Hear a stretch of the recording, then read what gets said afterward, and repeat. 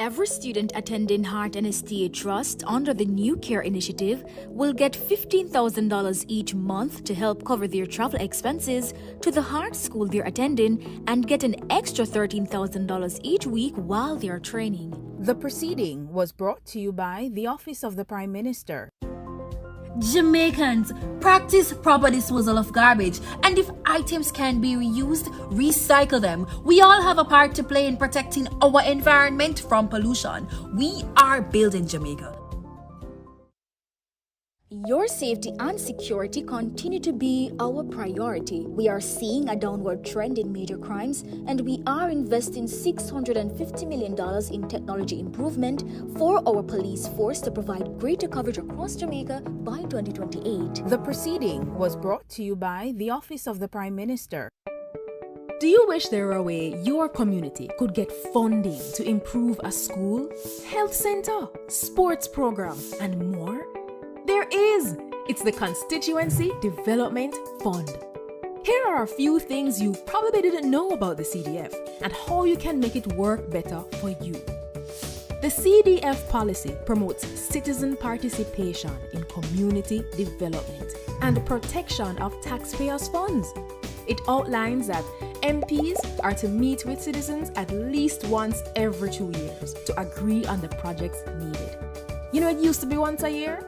We should really go back to that. Projects developed without community consultation are not to be approved by the bipartisan CDF Parliamentary Committee. There are 26 government agencies that implement projects, usually for a small fee. Funds are provided directly from the Office of the Prime Minister to the implementing agency, not through the Member of Parliament. The CDF unit monitors project costs and implementation, so if you have questions about how the CDF are run in your community, contact them. To ensure no one project or community gets all the funds, there are 6 project categories with spending limits for each. There must be no less than 5 and no more than 20 projects each year. To learn more, visit jampja.org to view your MP's CDF info and tell them how this fund has impacted you. If you don't see your MP's CDF reports, then put them under little pressure, man. Call, tweet, email. Ask them when they'll submit it and when is the next CDF meeting. Change is possible. It's already happening. What we need is you. A message from the Jamaica Accountability Meter Portal, funded by the European Union and the Inter-American Development Bank in partnership with the Private Sector Organization of Jamaica. Good things are happening in Jamaica. Our unemployment remains the lowest it has ever been, which means more Jamaicans are working and can provide for themselves and their families. Your government is building Jamaica. Jamaica's economy is in the best shape ever. Everybody abroad and abroad talk about it. Your government is investing in our hospitals, parks, community clinics, roads, and water infrastructure.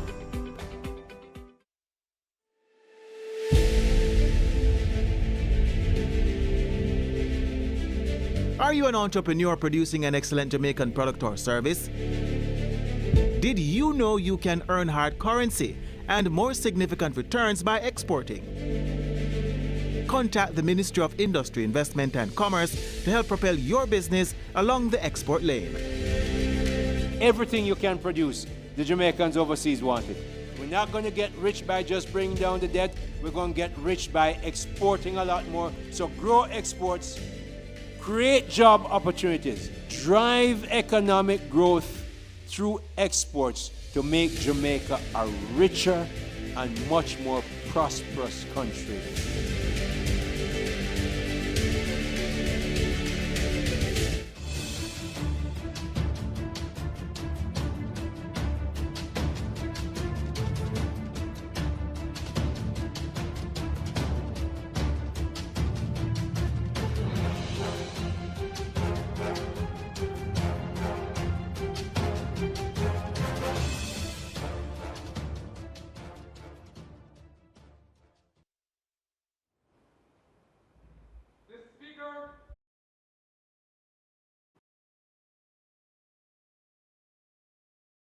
and the states within the same, and through Christian love and charity one towards another, through Jesus Christ our Lord.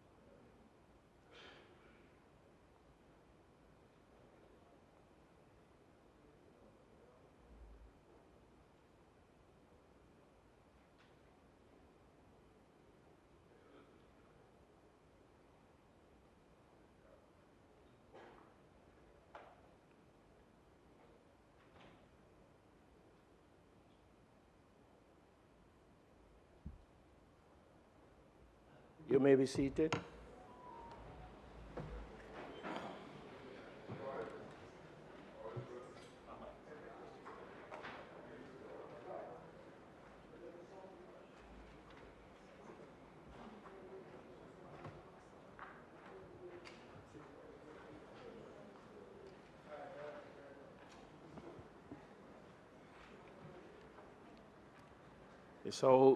This house is now in session. Call of the roll.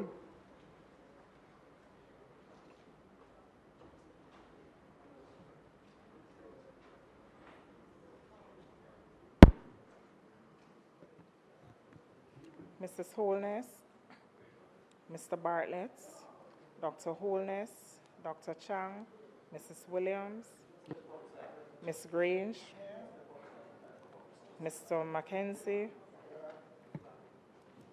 Mr. Chuck, Dr. Holness,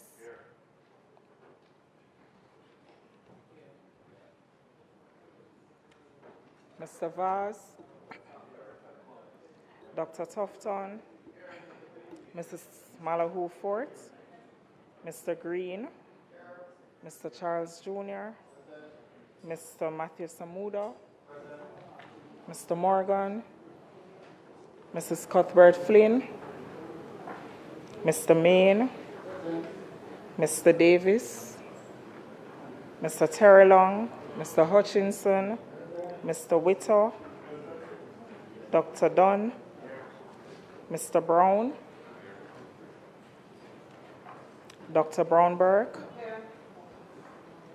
Dr. Charles, Mr. Chin,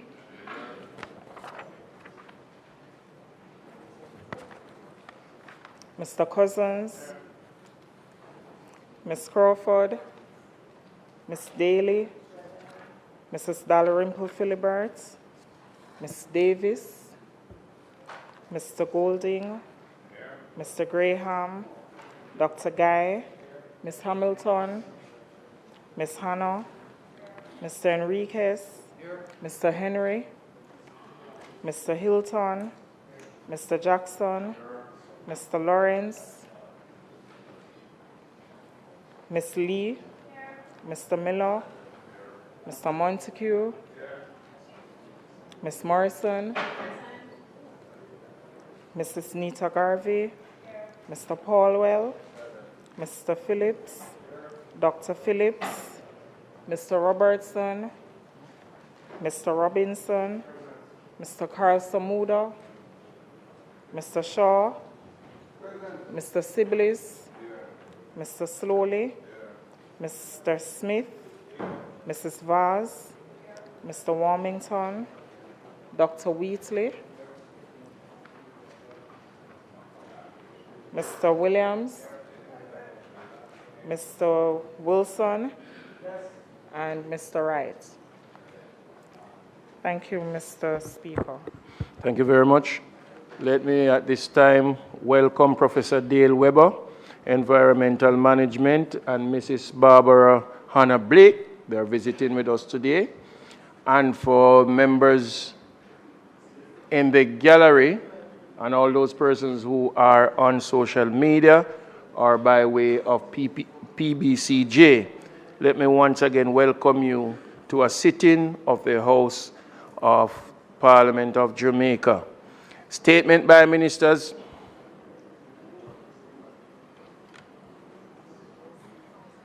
House Leader.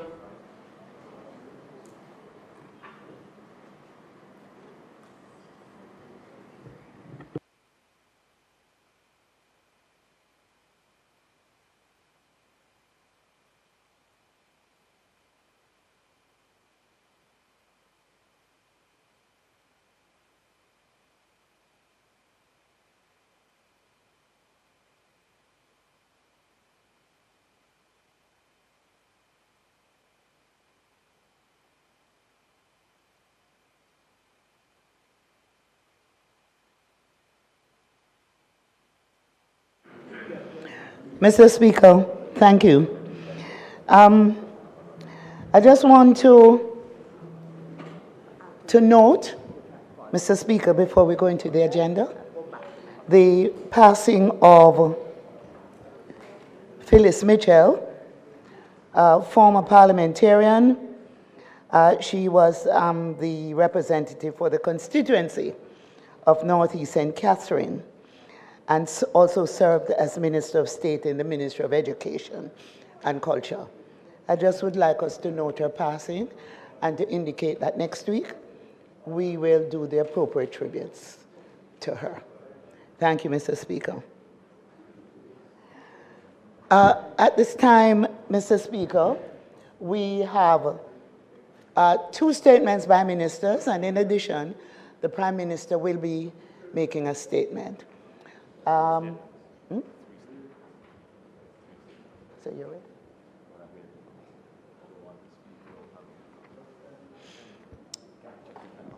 Minister Samuda, you're ready to make your statement? So, Mr. Speaker, I'd ask that Minister Samuda, Matthew Samuda, make his statement at this time.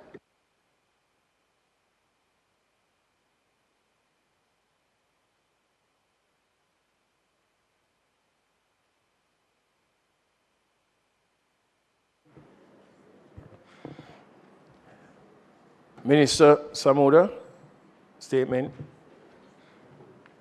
Statement by Minister.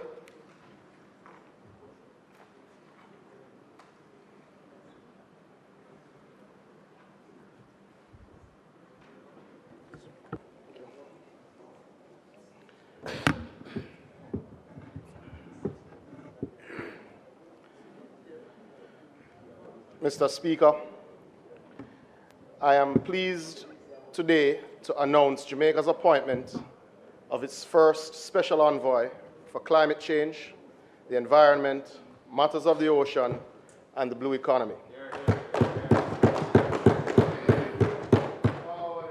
The Cabinet has approved the appointment of Professor Dale Finister St. George Webber as Jamaica's special envoy for these matters.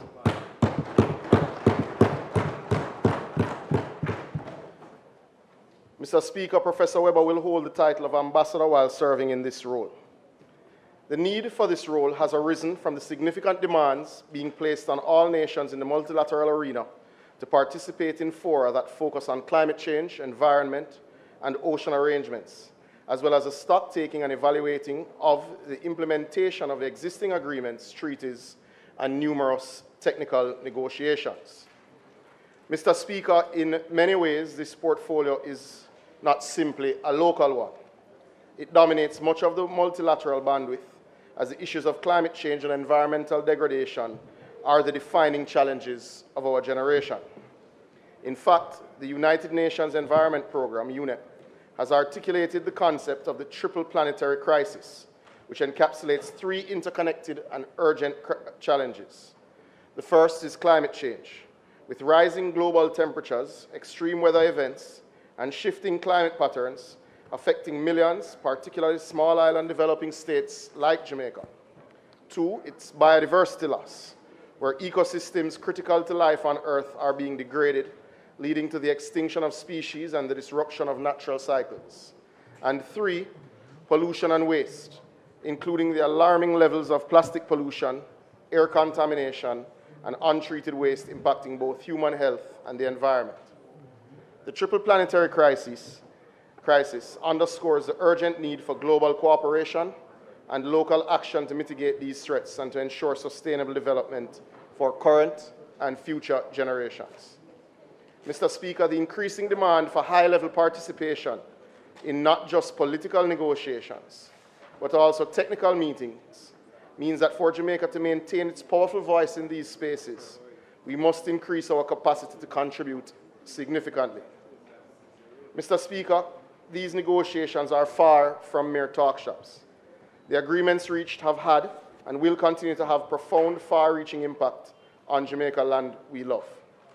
For these reasons, the government is committed to increasing the capacity of the Environment and Risk Management branch of the Ministry of Economic Growth and Job Creation, significantly enhancing the climate change division, all while providing the necessary support to agencies such as the Water Resources Authority, Meteorological Services, and the National Environment Planning Agency, along with the Forestry Department. These departments and agencies must be equipped to implement international treaties effectively. Mr. Speaker, this announcement today is both a signal and a first step towards this enhanced capacity. Ambassador Professor Dale Webber, well known to us as a former principal of the University of the West Indies, Mona campus, has an exemplary career as a marine biologist, conservationist, and climate change advocate.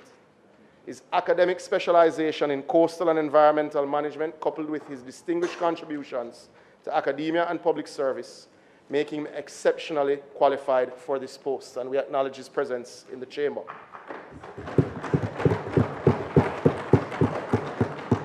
Mr. President, colleagues, I can assure you that I have never seen a CV as voluminous as Professor Webber's. I would have prepared copies for the members, but the volume of paper and toner would be counterproductive to environmental preservation.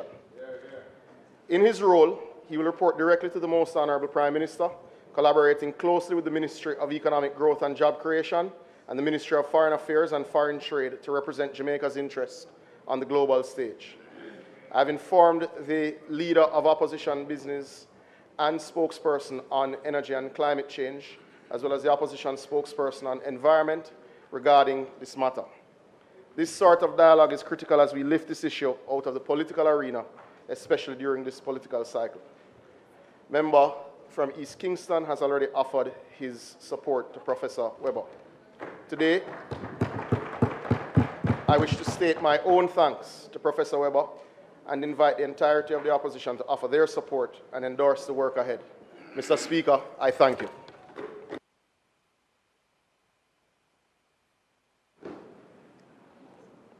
Mr. Speaker, I acknowledge being aware of the appointment of Professor Webber prior to today, having been advised by the Minister of his intention before and subsequent to the appointment. You have stolen my word, because when I saw his resume, I had the same word, voluminous. It is quite a treatise in the professional life of Professor Webber. We know him very well from the University of the West Indies, where he served as principal, and I have no doubt that he will acquit himself well. And I think it's important that we approach these matters in this way. You have said in your presentation just now that the issue of climate change is a defining challenge of our generation. And indeed it is. I want to, and I know that I'm the spokesman on climate change, but recently the Prime Minister of Barbados visited us, and she referred to it not as climate change, but as climate crisis. And that is precisely where we are now as a globe. And we have to speak in terms of the global nature of this, because Jamaica's impact is minuscule. We are suffering from what the industrialized world has bequeathed to us. And so issues of mitigation and adaptation are current and alive and well. But, Minister, as you would have seen, one of the major partners in this global effort yesterday reside from the Paris Agreement Accord, and that has tremendous implications for the rest of the world. And I know you're entering, Professor Webber, at this time when, well, just before now, there was consensus that the climate crisis is real and that there has to be ways of funding, especially developing countries, to mitigate and to do the adaptation. And I think we are going to be challenged now in relation to the position of one major partner in all of this. So I wish you well, as I wish the country well, and I'm looking forward, Minister, to the further dialogue that we have to engage in, as together as a country, we resolve to ensure that the impact on our country is not as severe as it seems to be. So thanks for the statement, and again, we welcome Professor Weber on board.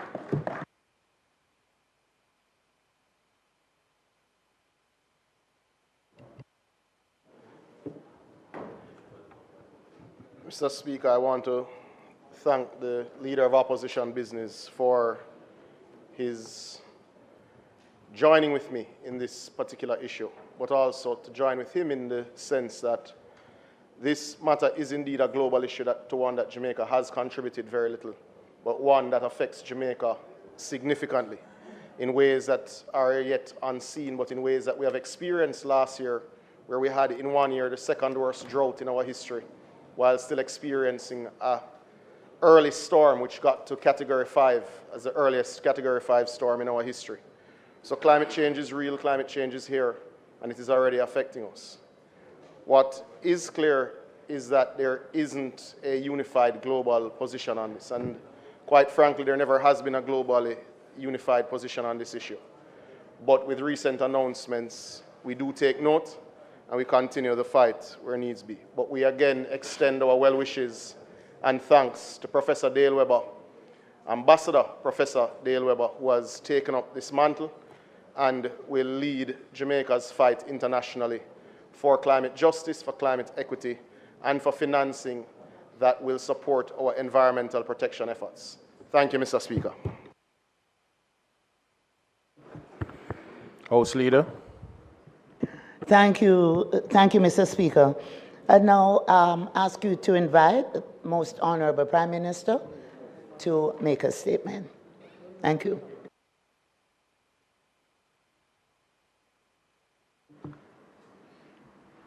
Prime Minister.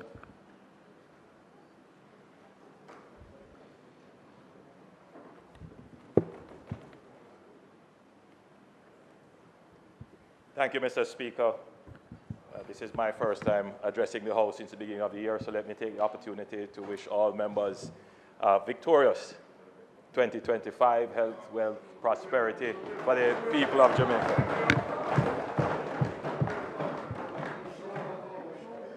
Jamaica will win. Jamaica will win, and we choose Jamaica all the time.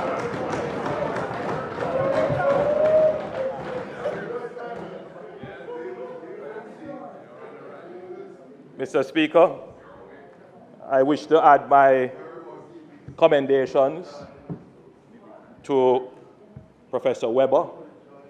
Professor Weber has done a great deal of work in the field of climate, and it was a very easy decision for me as the minister responsible for climate change to make the appointment. We are confident that he will represent Jamaica well in the many climate fora that are convened around the world, and particularly at this time. Mr. Speaker, my presentation, my statement is not on climate, but this statement is occasioned by the incredible variability in climate that has affected Jamaica. Madam Speaker,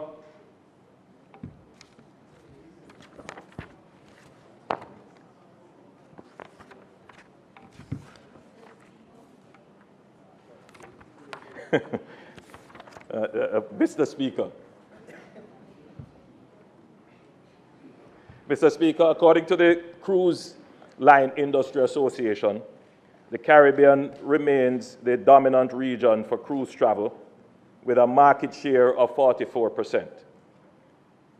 Jamaica, Mr. Speaker, has been privileged to be a leader in the region and remains an attractive cruise destination with 1.3 million passengers visiting our ports, which is an increase of over 11% compared to 2023.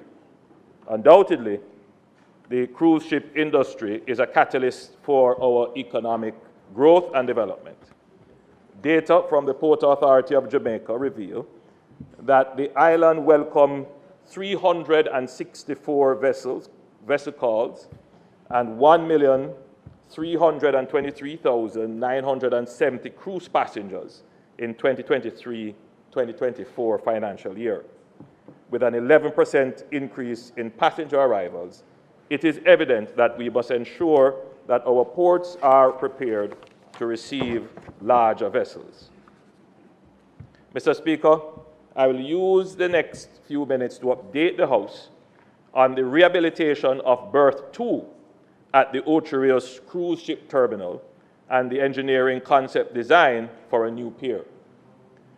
On February 6, 2024, a severe and unusual weather event at the Ocherios cruise ship terminal caused a cruise ship to repeatedly slam against berth 2, which is the main pier, resulting in significant damage to the pier infrastructure. This, Mr. Speaker, is the bridge to my opening comments highlighting the appointment of our climate ambassador. The event which caused the damage to this major infrastructure, Mr. Speaker, was unprecedented. It was caused by northeasterly and norwesterly winds coinciding and creating massive wave actions against our shores, stretching from as far as Negril all the way to Ocherios, Mr. Speaker, causing significant coastal damage. It was quite an unusual weather event. And Mr. Speaker, this is just one example of the intersection of climate and economy. And at that intersection is infrastructure.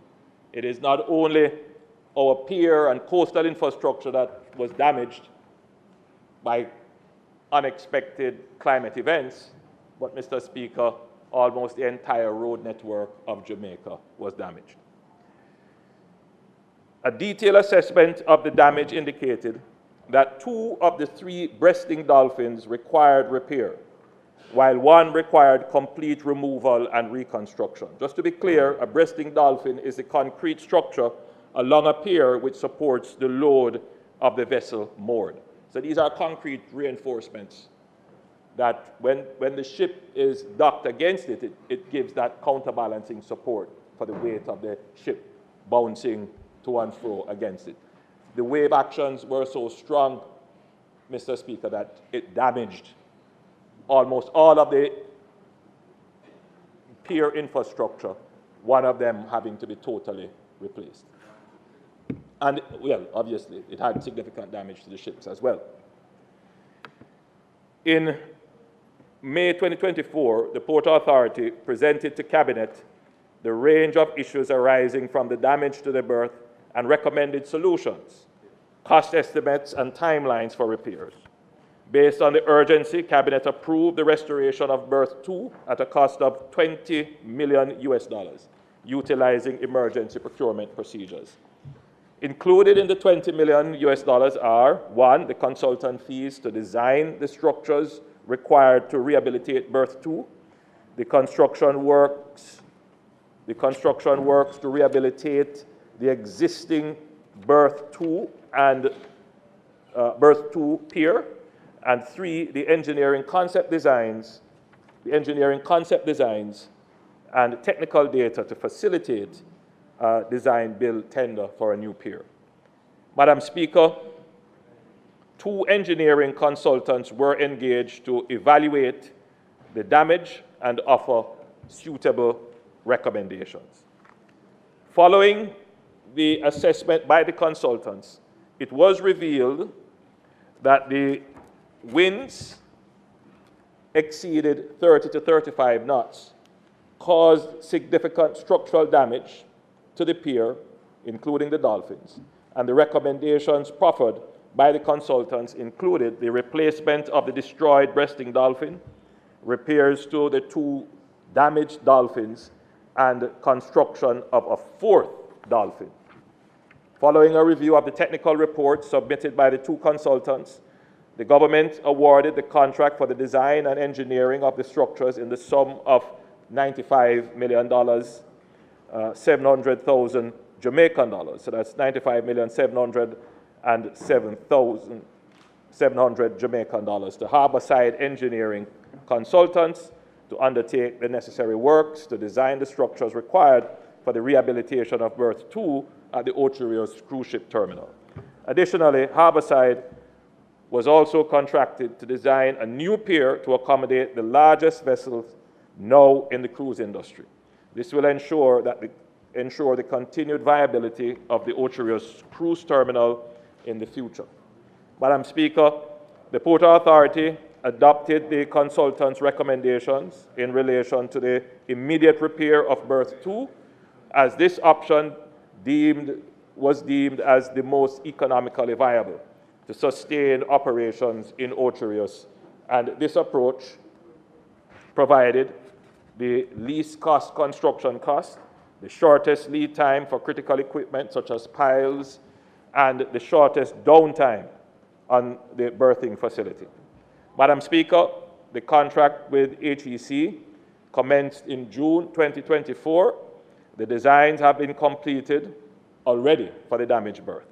Additionally, a second contract in the sum of US $909,130 was also awarded to Harborside Geotechnical Consultants, a sister company of HEC, to collect the technical data for the project. This was also completed. In an effort to expedite the works, the decision was taken by the Port Authority to implement the repairs in 2 distinct packages. This was to ensure that demolition and other less critical components could be executed while the longer lead time issues were being addressed. The packages are as follows. Contract 1, rehabilitation works between breasting dolphins, which were damaged in the incident, and allows for the reconstruction of those structures to be repaired.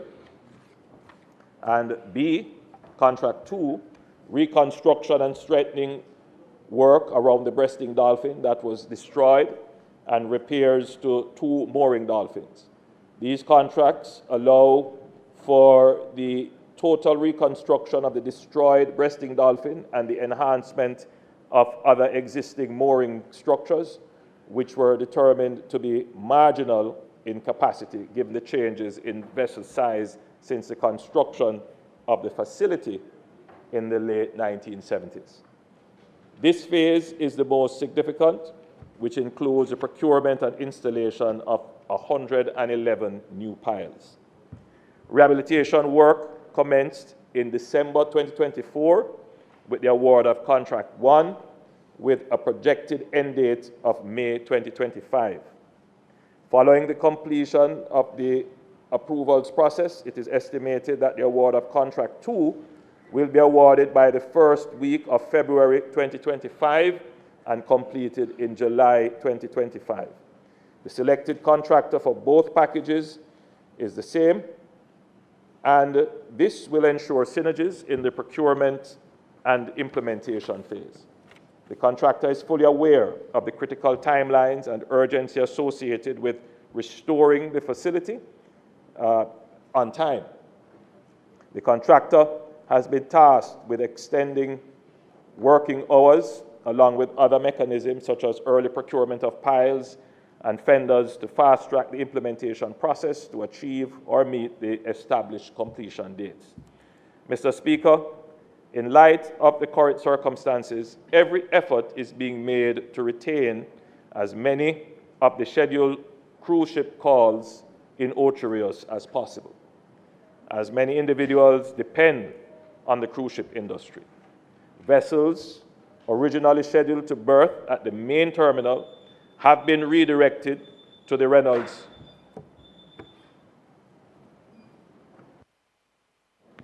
Mr. Speaker, I ask that the Most Honorable Prime Minister be allowed sufficient time to complete his presentation. The question is on the floor, that the Prime Minister be given enough time to complete his presentation. Those in favor, those against, the ayes have it. You may continue. Mike. Mr. Speaker, in light of the current circumstances, as I've said before, every effort is being made to retain as many of the scheduled cruise ship calls in Ocherius as possible, as many individuals depend on the cruise ship industry. Vessels originally scheduled to berth at the main terminal have been redirected to the Reynolds terminal where feasible. In instances where this is not possible, these vessels have been rescheduled to berth in Falmouth or Montego Bay. Mr. Speaker, while the damage to the main pier has undoubtedly had a significant impact on the livelihoods of craft vendors, taxi drivers, and other traders, it is noteworthy that the impact has been somewhat mitigated by the government's foresight in developing cruise berthing facilities at the Reynolds Pier in 2018. Mr. Speaker, Jamaica has not lost any vessel scheduled to dock at the island's berths, as they have been accommodated, as I've said, either at Reynolds or in Falmouth or Montego Bay. Nevertheless, every effort is being made to have the Ocherius main terminal reopened by the start of the next cruise ship season in September 2025 to prevent any possible rescheduling of vessel itineraries.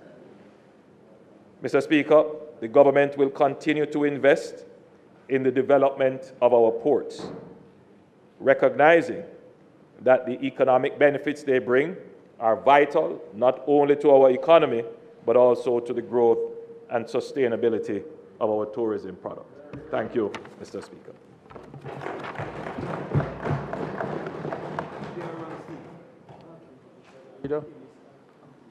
Thank you, Mr. Speaker. Thank you, Prime Minister, for your statement. The importance of ports to the economy cannot be understated or overstated, and investments in ports has been a feature of successive governments over decades. This particular situation, obviously very unfortunate, an unforeseen event caused by an extreme weather situation in February last year, has really had an impact, a negative impact on Ocherius, the economy of Ocherius. I've visited there fairly recently and spoke with a number of small commercial operators, craft vendors in particular, and others. And the fact that the main pier in Ocherius is not usable and hasn't been usable since February has really had an impact on the volume of visitors and the volume of commerce that they are experiencing. And it's a difficult time for them. And, you know, I just want to express my solidarity with their condition as they await the completion of these major repairs. Obviously, the availability of Reynolds has mitigated that somewhat, but as you have said, there are vessels that can't be accommodated at Reynolds and have to be redirected to other ports, and therefore Ocherius has lost the benefit of those vessels that have to be sent elsewhere. You didn't mention any insurance coverage, Prime Minister, to help defray the costs related to these repairs. I don't know if that's indicative of the fact that there is none. While I know central government doesn't insure, I don't know what the situation is in relation to a public body such as a port authority or whichever entity, legal entity, owns the pier. And if there is no insurance in place for this type of eventuality, why that would be. Because the result of that is that the full cost of repair has to be borne either by the government or, if there is a possible claim against anyone else, all right, from the accident that took place, maybe there's a possibility of some sharing of those costs, but your statement doesn't suggest that that's the case. One thing I would just mention, Prime Minister, is that you have indicated that there was an 11% increase in passengers visiting our ports in 2024 compared to 2023. And the Minister of Tourism has also said that the total visitors to the country has gone up. But the preliminary data that I have seen indicates that for stopover visitors coming through the airports, 2024 was actually a lower figure than 2023 by some 1.9%. So total passengers entering Jamaica through our airports in 2024 were 1.9% less than in 2023. And although that difference may have been made up in terms of headcount by the increase in cruise ship passengers, there's obviously a big difference between a cruise ship passenger who is a very short-term visitor who's staying on a ship and maybe taking a tour or something while they're berthed here versus a stopover visitor staying in a hotel. And with the expansion of rooms in the country and the investment in additional room capacity, the trend in 2024 was discouraging. And I would hope that we can hear what is being done to alleviate that, because supplementing the reduced arrivals and persons staying in hotels by relying on cruise ship passengers is not a satisfactory substitute. We want both to be growing, clearly. So I'm interested to hear your response on those 2 points, Prime Minister, whether or not there was any insurance, and if not, why not? And secondly, the issue to do with the arrivals in 2024 of passengers through airports, staying in hotels, the dip, 1.9% preliminary number, the dip relative to 2023. And, in the context of the overall announced expansion of available rooms in the country, what is that doing? Because that is going to effectively depress room rates and that sort of thing. So I know that isn't the subject of your speech, but you did mention in your opening the 11% increase in cruise ship passengers, and I thought it's important to give the broader context because it does have some potentially worrying implications for the economy and the tourism industry generally. Thank you, Mr. Speaker.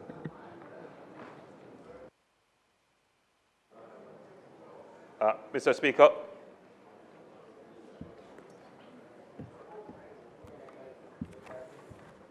let me quickly respond to the Leader of the Opposition.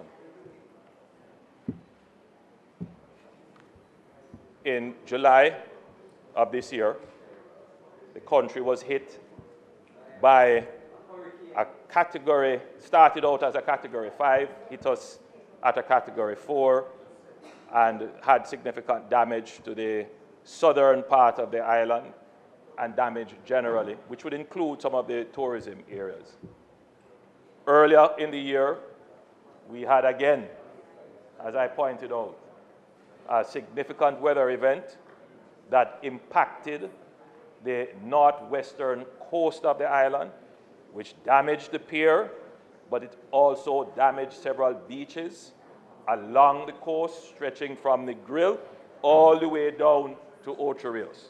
So, yes, there was a slight 1.9%, as you have pointed out, drop in tourist arrivals. Well, you got the overall figure. But the point of fact is, Mr. Speaker, the Leader of the Opposition says he would want to give the overall context. Well, the context is that our economy is affected by weather events. The same thing that the leader of opposition business stood up and said. This is the administration, Mr. Speaker, that has ensured that our economy is resilient. Not that side. They have no clue, Mr. Speaker, about what it means to be hit by an unexpected disaster, absorb and recover. we, Mr. Speaker, this administration is the administration that is responsible for building resilience in our economy. Mr. Speaker, it is not the only time that we have been hit by an unexpected event. Mr. Speaker, we were hit by the worst. Mr. Prime Minister, hello. The Prime Minister is on the floor. I'm going to ask that the loud humming noise that we are getting desist so that the Prime Minister can continue. All right? Continue, Mr. Prime Minister. We know when there's a lot of noise, it means, Mr. Speaker, that the points have connected.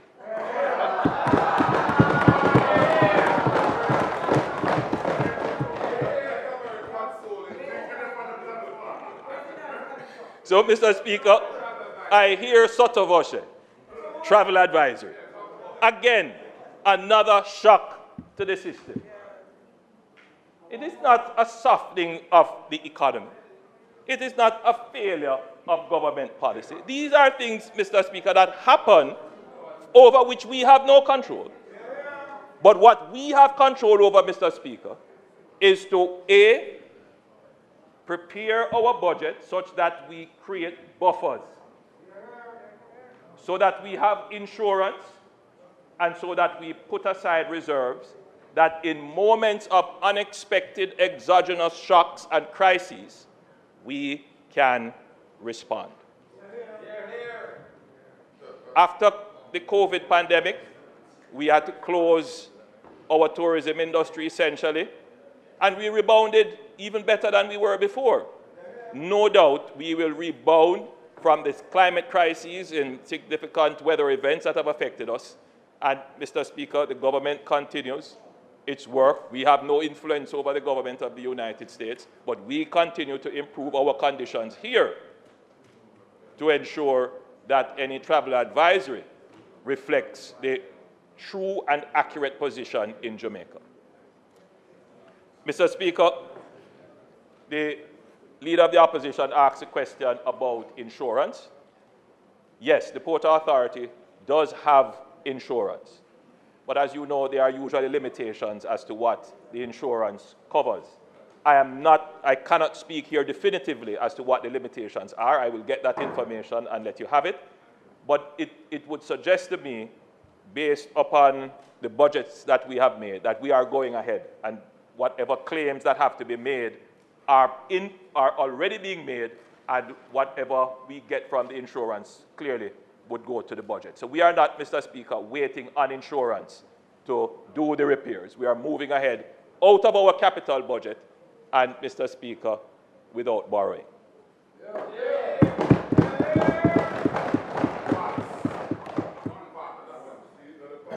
Now, Mr. Speaker, we are taking the opportunity to improve the facilities at the pier. And that is, we are building a new pier facility, a new berth, that will be able to take the largest ships that come into port. So out of every disaster, we convert that disaster into an opportunity. So the Jamaican people, and particularly the people in Ocho Rios who have been affected terribly by this fallout, can rest assured that they have a government that cares, but not only speaks the lovely words that care, but we also, Mr. Speaker, manage the economy to create the cash so that we can show effectively how we care. And you will recognize, Mr. Speaker, that for those persons who were dislocated by the fallout in cruise ship arrivals in Ocho Rios, particularly the craft market vendors, this government announced that we would not apply any charge for rentals for their craft market facilities, Minister, just remind me how many months was that? That's 6 months. For 6 months. And we also wrote off balances that existed. So we have done quite a bit in ensuring that those persons who depend on the industry are supported. But I ask you to reflect, Mr. Speaker, and Jamaicans listening, that during COVID, the government of Jamaica announced a care package, a care program, where persons who were affected, as again in the cruise ship industry, were supported with grants.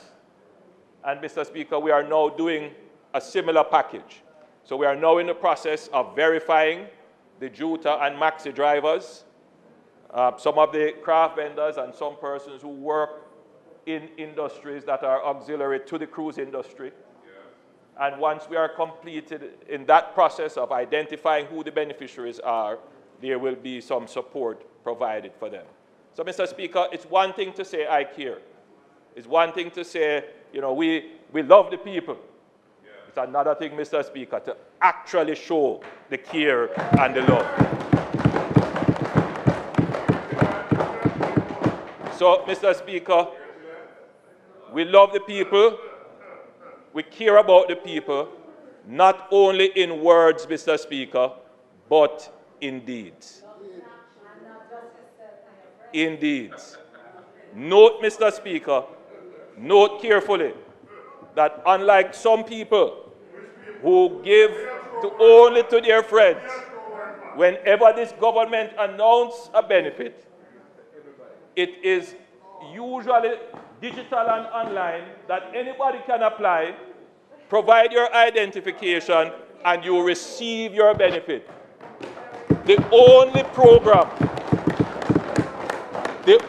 program that has been, without question, without criticism, that, and I do best without one.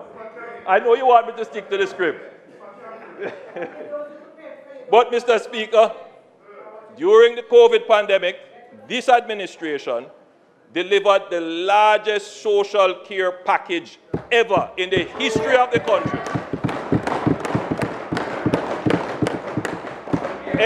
All they needed to do was to go online and apply. There was no favoritism. There was no partisanship. We didn't ask where you live and which constituency you live. There was no manipulation of setting people into position to make sure that their people get. No, it was transparently done, and everyone who is a Jamaican or who was affected got the benefit. So I just want to be clear that for the persons in Ocho Rios, and I know they are badly affected by this, the takeaway is that the administration, this government, has already started the repairs in quick order. We are doing it in a strategic way where we are repairing some of the berths so that we can get in more ships so we don't lose any itinerary that is scheduled for the piers. Secondly, we're going to take this opportunity to expand the capacity of the pier by building a larger berth that can take the largest ships that are now, the largest class of ships that are now being built. And thirdly, in the interim, while you are suffering a loss of income, the government is going to do, or has started to do, all that it can to support. We have done the support in terms of the write-off of rentals and the forgiving of any debt, and we are now completing the process of delivering the cruise care program. That's probably what we will call it when it is finished, its process, right? The cruise workers care package, so that our cruise ship, our workers in the cruise industry can have some form of support to cushion the blow of the loss of income from cruise ship. So, Mr. Speaker, I thank you for the indulgence. I thank the members for their questions.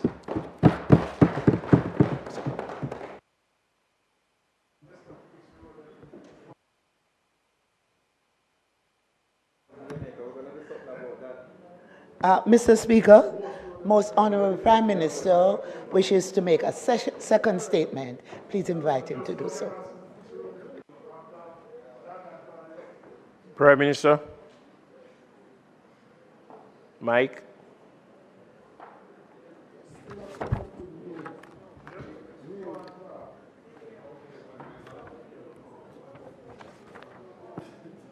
Mr. Speaker, I rise today to provide an update to this Honourable House and nation on the Government of Jamaica's ongoing effort to address the severe challenges faced by our road network due to heavy rains and adverse weather conditions of 2024. These weather events caused widespread damage to our infrastructure, disrupting critical roadways that are vital for the daily activities and economic well-being of our citizens. Mr. Speaker,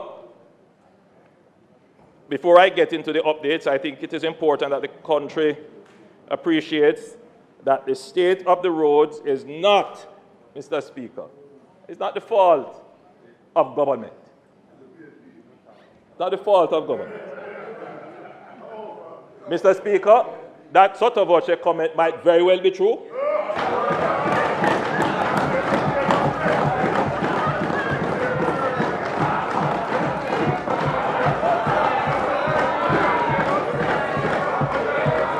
Pothole free by 2003.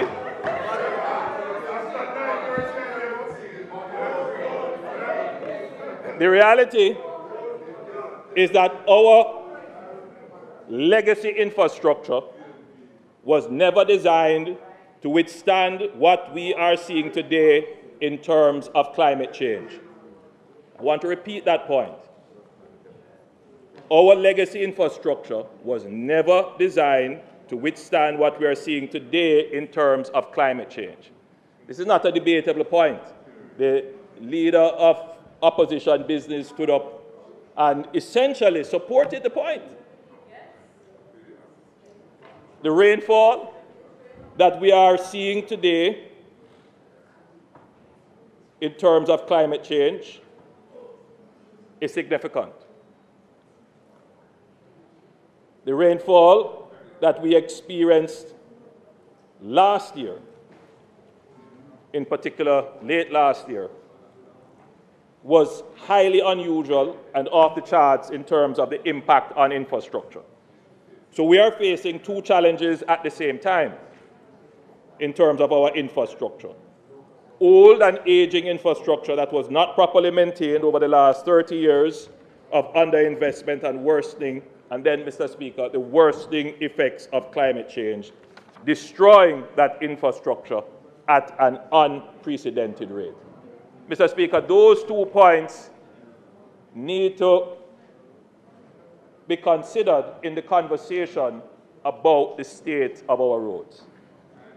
When we were building roads at a high pace, Mr. Speaker, in the 50s and 60s and late 70s, when our economy collapsed in the 70s, faced great difficulty in the 80s, these roads were not maintained to the state where they could withstand the current climate crises that we now have. So, Mr. Speaker, we have roads that were built 30, 40 years ago, not properly maintained. The surface has deteriorated. The commuting public, number of persons using our roadways has increased. The number of motor vehicles would have increased. The weight of the vehicles that are on our roads would have increased. And now, Mr. Speaker, we have unusual and intense weather events damaging our aged infrastructure. That is a problem, Mr. Speaker, that is not only facing Jamaica, but almost all countries in the region. And I wanted to just point out, so that the country can see that when we say weather and climate is impacting infrastructure, we get a better understanding of it. The graph being displayed here is what is called a heat map. It shows the intensity. Mr. Speaker,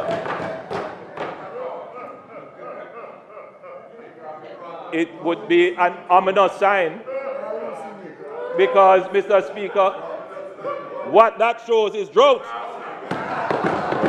Drought. Drought.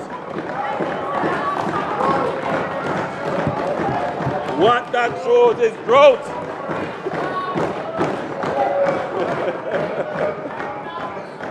What that shows, Mr. Speaker, is drought. So in 2021, it shows you the intensity of the rainfall in November 2021 rain. If you go to November 2022, slide 2022, it would show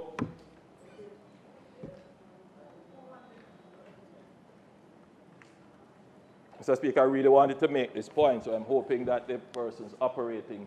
Okay, there you go. So it shows you the weather changing in 2022. Look at the weather again in 2023. You notice the heat map, not so much drought.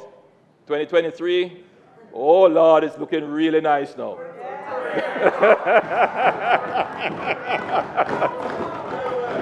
Looking really good now. And look at 2024. Oh my.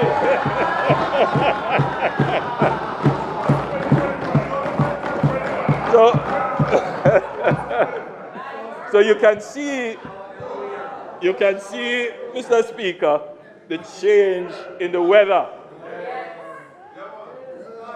So it's very important that the public appreciates the impact of weather on infrastructure. And this is the average rainfall using November for the last 4 years. And you can see how that average has changed. So November rainfall 2024 was quite unusual right across the island. It gave us a good shower of rain.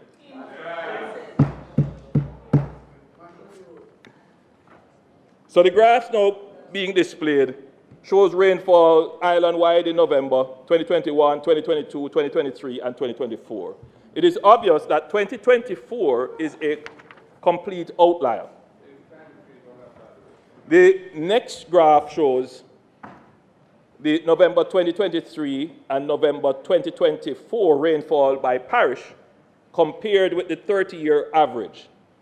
The 30-year average. Again, it is clear that what we experienced in November 2024 was off the charts. Jamaica is not the only country experiencing these challenges. Mr. Speaker, I would like to read into the record of Parliament the experience of Costa Rica from a news report dated the 22nd of November 2024. The recent heavy rains in Costa Rica have caused significant damage to the country's already deteriorating road network. According to the National Roads Council, many national roads have been affected by issues including landslides, flooding, and severe infrastructure damage. Key problems reported including washed out soil, cracked asphalt, and collapsed slopes. This is exactly what has happened in Jamaica. Authorities warn that the number of affected roads could increase as assessment continues. Engineering experts caution that even with the recent break in rainfall, saturated soil may lead to further landslides and flooding, exacerbating the crisis. This is exactly what happened, particularly in Portland and East Rural and West Rural St. Andrew, and parts of St. Mary as well. The heavy rains have underscored Costa Rica's ongoing challenges with outdated infrastructure and inadequate maintenance. Successive governments have failed to prioritize infrastructure investment, leaving the country's roads vulnerable to extreme weather events. The current damage highlights the long-standing neglect of road networks, which is crucial for Costa Rica's economy and public safety. I just thought I would read this out aloud so that the conversation that is happening about roads, that Jamaicans understand and place themselves in the global context. In fact, I listened to Prime Minister Keir Starmer making almost the parallel points that I have been making about the impact of climate on their roads, appealing to these councils to fix these roads, and seeing reports of protests in the UK, in the United Kingdom. So I make the point here not to excuse ourselves as government. That's not what this is about. No. Because we take responsibility by our actions. We don't only say we are going to fix it, we make the budgetary allocation to fix it. We manage the economy in such a way that we are able to execute the responsibilities. That's what it means to take responsibility, not to make an empty promise that Jamaica will be pothole free by 2003. No, that's not how we do it. No. So, Mr. Speaker, the reality is that the effects of climate change are creating havoc with infrastructure in several countries. This is not a unique problem to Jamaica. What makes matters worse in Jamaica is that our situation is compounded by 30 years of neglect and underinvestment in our infrastructure, including our roads. And if you were to look at when this neglect was most intense, when was this neglect of our roads most intense? I don't need to answer that question. I think every Jamaican knows that when that side is in power, when that side is running the economy, there is no revenues to maintain the roads. So the destruction of the roads, Mr. Speaker, is very well the PNP fault.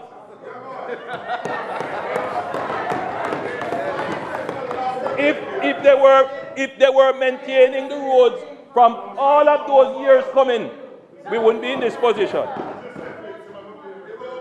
So, Mr. Speaker, I will now provide an update on various road programs, which shows, Mr. Speaker, that unlike that side, House Leader. And I'm going to show you what we have done for the 9 years that we have been here. Mr. Speaker, I ask that the Prime Minister be given enough time to complete his presentation. The question is that the Prime Minister be given enough time to complete his presentation. Those in favor? Those against? Ayes have it. Mr. Prime Minister, you may continue, sir. Thank you, Mr. Speaker. Mike. Thank you, Mr. Speaker. It is important that the point be made that if roads are not maintained routinely, their surfaces will deteriorate, and that will cause potholes. So there is a nexus between the ability of a government to generate the revenues to fix the roads. So the state of the roads, Mr. Speaker, is inextricably linked to the state of the economy. There is somehow a thinking that we can fix roads without fixing the economy, without the revenues from the economy. The history has shown, and anyone who wants to go and study it, it will show that the only government that has been able to raise the revenues to fix the roads without borrowing is this government. I throw the challenge. Rebut it. Rebut it. So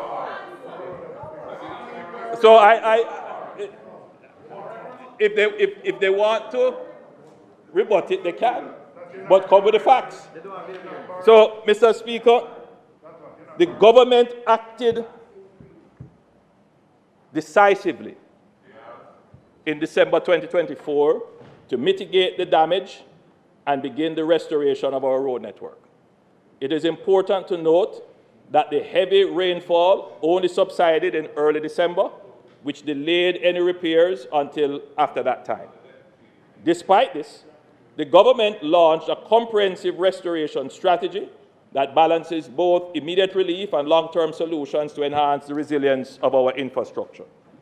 To address the urgent needs, the government allocated $6.5 billion, which includes $5 billion for road surface repairs and $1.5 billion for a constituency-based mitigation program launched in late 2024. The first phase of the mitigation program, which coincided with the Christmas season, focused on essential tasks such as cleaning drains, removing debris, and maintaining road verges. As we moved into 2025, the second phase began focusing on patching work across all 63 constituencies. And I'm certain, Mr. Speaker, that in all constituencies there is a flurry of work being done to patch damaged roads, both local roads, community roads, and main roads. And we are going to continue this program right throughout the budget season and after, so that we restore all our roads to a reasonable driving surface. Now, this phase is expected to continue until the end of March 2025. Currently, the mitigation program is 55% complete, and I am confident that we will meet our targets within the planned time frame, providing much-needed relief to our citizens. The $5 billion road surface repair program aims to address surface damage on the most severely affected roads and involves two components under the broader REACH program, as we have described it, and these components are as follows. We have a $3 billion program, and that is split between the NWA being the entity directing that expenditure, and another $1.5 billion, which is directed at constituencies. The thinking is that the MPs should be able to identify those roads that are causing pain points within communities. And the NWA will focus on the roads that are causing pain points, particularly on major roads, roads connecting towns and communities. Then, Mr. Speaker, we announced a $2 billion emergency repair program, and that is entirely driven by the NWA, and that is focused on critical road corridors. And that program has just started.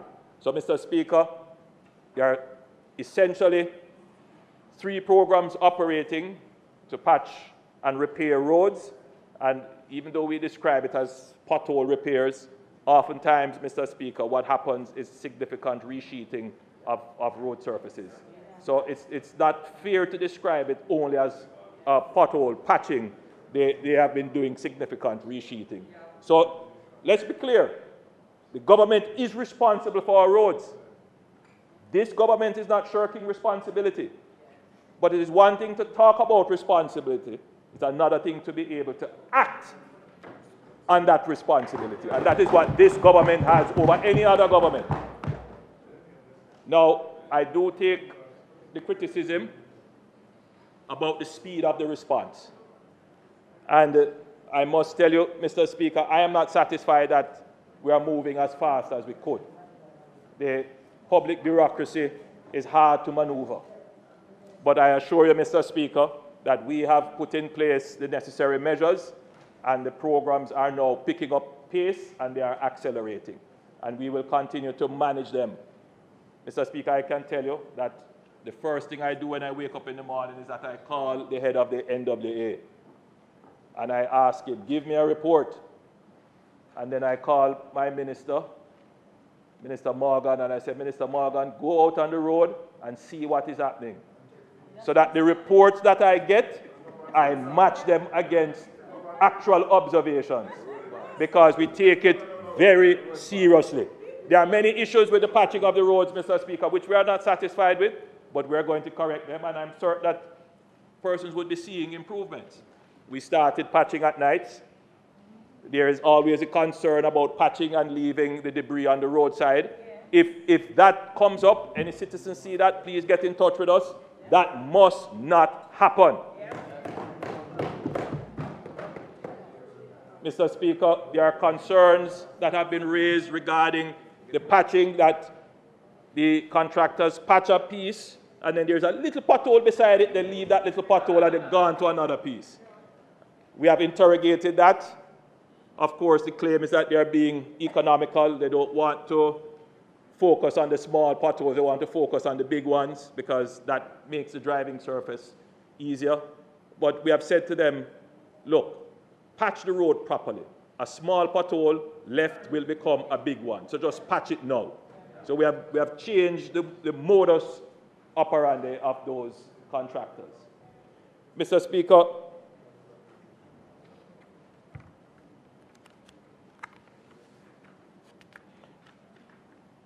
recognizing the additional strain on our roads, as I said, the emergency $2 billion was allocated to deal with road corridors. 14 grade 1 contractors have been mobilized for this effort under the emergency procurement rules, and progress has been made in such areas as Kingston and St. Andrew, St. Anne, St. Thomas, St. Anne, and Mr. Speaker, the work continues apace. Mr. Speaker, with these immediate measures, we are focused on addressing the most pressing needs. The government remains committed to a long-term vision for sustainable infrastructure development. We fully understand the importance of creating a road network that is durable and resilient, capable of withstanding future challenges, protecting our communities, and supporting economic growth while improving the quality of life for all Jamaicans. To achieve this vision, we commenced construction under the Spark project in December 2024 as promised. This ambitious initiative aims to modernize and strengthen our roadways, ensuring that they are less susceptible to weather events and resilient to future shocks. The main contractor has already been mobilized to undertake works island-wide with the objective of upgrading, not just repairing, but upgrading our road network to meet the demands currently and in the future. I fully acknowledge, Mr. Speaker, the frustration many Jamaicans are experiencing due to the difficult road conditions. To those affected, I assure you that your concerns have been heard. We are committed to addressing these challenges with urgency and determination through both immediate actions and comprehensive long-term planning. Initiatives like Spark reflect our shared commitment to not only repairing the damage, but also building a stronger, more resilient road network for future generations. I would like to express my sincere gratitude to the civil servants and contractors who have worked tirelessly, even during the festive season, to ensure the success of these efforts. Their dedication has been instrumental to the progress thus far. And I look forward to their continued hard and efficient working to ensure that these programs are completed on time and on budget. Mr. Speaker, one of the things that we pick up when we go around dealing with the roads is that the public sees the patching program as the immediate response. And there are some persons who would say, well, you know, the patching is of no value. What we want to see is the total upgrading and rehabilitation of the road. And I would just say to the public that the government is doing both things. And I want to again repeat it, put it into context. We are patching the roads, we are making the road surface drivable, and that is our $6.5 billion allocation in the budget. We have another program called the Spark program, and that program is designed to rehabilitate, upgrade, and improve the entirety of the road, which sometimes includes putting water pipes, drainage, and some amount of intersection improvement, road furniture where necessary, and support civil infrastructure, retaining walls, etc. So the concern of the public is well noted, and it is being addressed. So there are two streams of effort. The first stream of effort is to get the road surfaces back to driving condition after this extreme weather event. And the second stream of effort is to improve roads to a very high standard and extend their useful life. In fact, Mr. Speaker, the target is that we will probably have between 600 and 660 roads that will be improved island-wide under the SPARK program. That, Mr. Speaker, will have a massive impact. Mr. Speaker, I want to turn now to another stream of effort in terms of the government's road improvement strategy. I wish to take this opportunity to update the House on the special CAPEX program. A few years ago, in 2022, the government introduced a comprehensive urban transportation initiative aimed at alleviating traffic congestion in urban centers by addressing road capacity and enhancing access. 6 key projects were identified for development, including Grange Lane, Brayton Helshaw Main Road, East King's House Lady Musgrave Road, Arthur Wint Drive, the new Portmore access from Mandela Highway, and the widening of the Sandy Gully Bridge. This initiative is designed to improve urban infrastructure in Kingston, St. Andrew, and St. Catherine, benefiting approximately 1.2 million Jamaicans. The program covers extensive upgrades to roads, drainage, water, sewage system, traffic management, and safety measures, while at the same time making provisions for broadband connectivity. And I want to spend a little bit of time on the broadband connectivity. There's a lot of discussion about Jamaica Eye and the rapid deployment of cameras. The rapid deployment of cameras depends on having broadband internet access easily available. And so, Mr. Speaker, it's not that the government doesn't want to spend on the cameras, but we first have to spend on putting in this backbone. And so every road that we're doing now, we are putting in the backbone so that we can rapidly expand the coverage of the cameras that we have.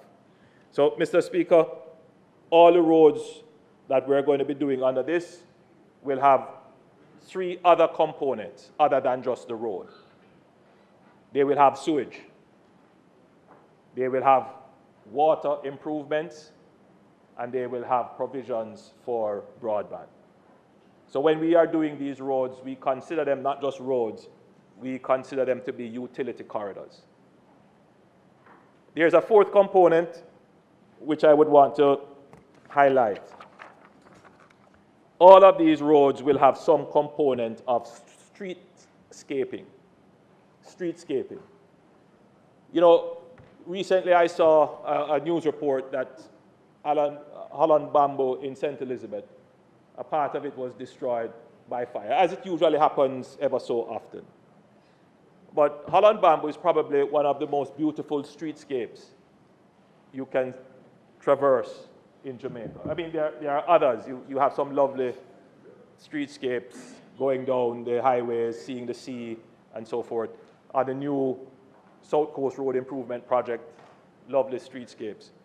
But when we build our new roads, Mr. Speaker, we don't take enough time to look at the soft infrastructure, putting in the trees to control the heat, putting in flowers for beautification, proper sidewalk, along with access, places for murals and paintings, just things that break the concrete and make the drive more appealing. So for these roads, particularly the ones that we're going to be doing in Kingston, the East King's House Road, Lady Musgrave, and Arthur Wint, I have insisted, Mr. Speaker, that there is significant streetscaping, to the point where we have already started to grow the trees that are going to be planted there.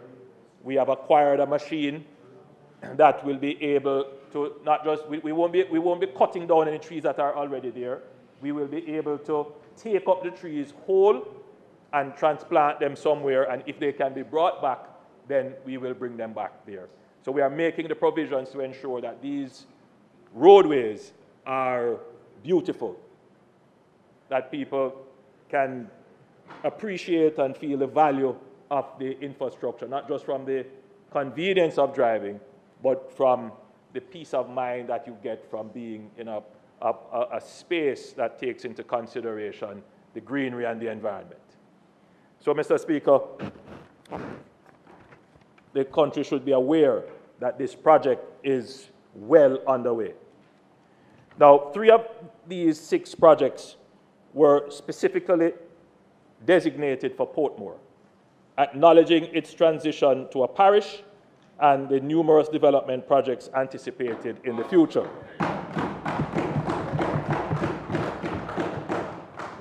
The first of these, the Grange Lane Dualization Project. The Grange Lane Dualization Project. You notice how everybody quiet now? Because, you know why they're quiet, Mr. Speaker? Because this government is building roads. This government is fixing roads, something that they could not do. So let's be clear. Grange Lane is 60% complete. 60% complete. This is not talk. Not just talking. 60% complete. Work started, 60% complete. Upon its completion, work will shift to the Brayton Road and sections of the Helsha Main Road Dualization Project, which is slated to begin in the 4th quarter of the 2024-2025 fiscal year. So work will begin this year on another road, major road, to alleviate traffic and congestion in Portmore. Moreover, Mr. Speaker, the Arthur Wint Drive Dualization Project has been expanded to include the stretch from Arthur Wint Drive through Tom Redcombe to Camp Road, alongside the installation of sewage systems and additional water lines. This expansion will greatly benefit residents, businesses, and developers in that area. The Arthur Wint Drive project is set to commence in the upcoming fiscal year, along with the remaining CapEx projects such as the Sandy Gully Bridge upgrades and the new Portmore entrance development, both of which are currently undergoing investment appraisal. Mr. Speaker, I recognize that the simultaneous commencement of several large-scale projects may raise concerns. However, I assure you and the people of Jamaica that every effort will be made to carry out these projects with minimal disruption to daily life. The Special CapEx program is a testament to the government of Jamaica's commitment to modernizing our infrastructure, fostering future development, and enhancing the quality of life for all Jamaicans. Mr. Speaker, I also wanted to provide an update on our highway projects. You see how much roads we're doing? You asked what we did in 9 years? Oh, Lord. But, Mr. Speaker, let them stand up and say what they did in their 18 and a half years and their 4 years. They can't compare. I know you don't like it when I speak. I know it's a frustration to you when we speak and show the facts.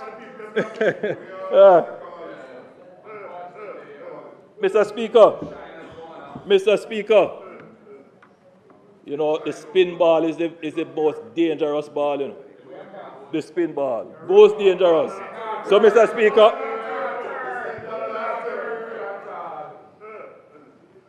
as a reminder, the Montego Bay Perimeter Road project is a US $274 million design, build, construct contract with China Harbour Engineering Company.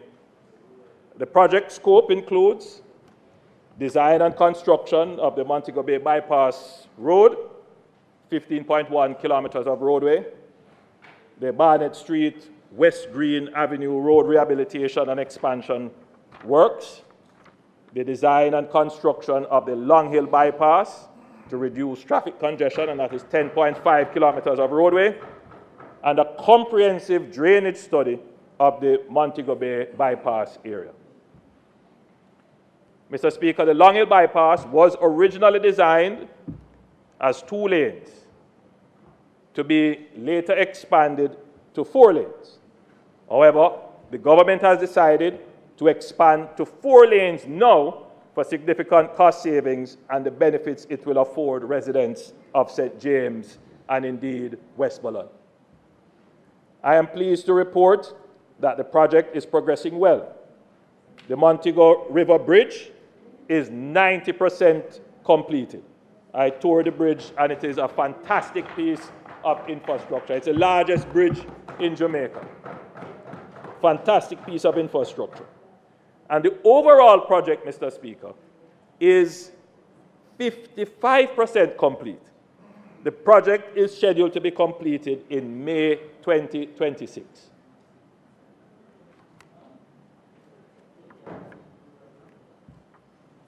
Mr. Speaker, the South St. Elizabeth Extension Project intends to expand the Southern Coastal Highway from Williamsfield in Manchester along the south coast towards Hodges in St. Elizabeth, which is in the vicinity of the border of Westmoreland.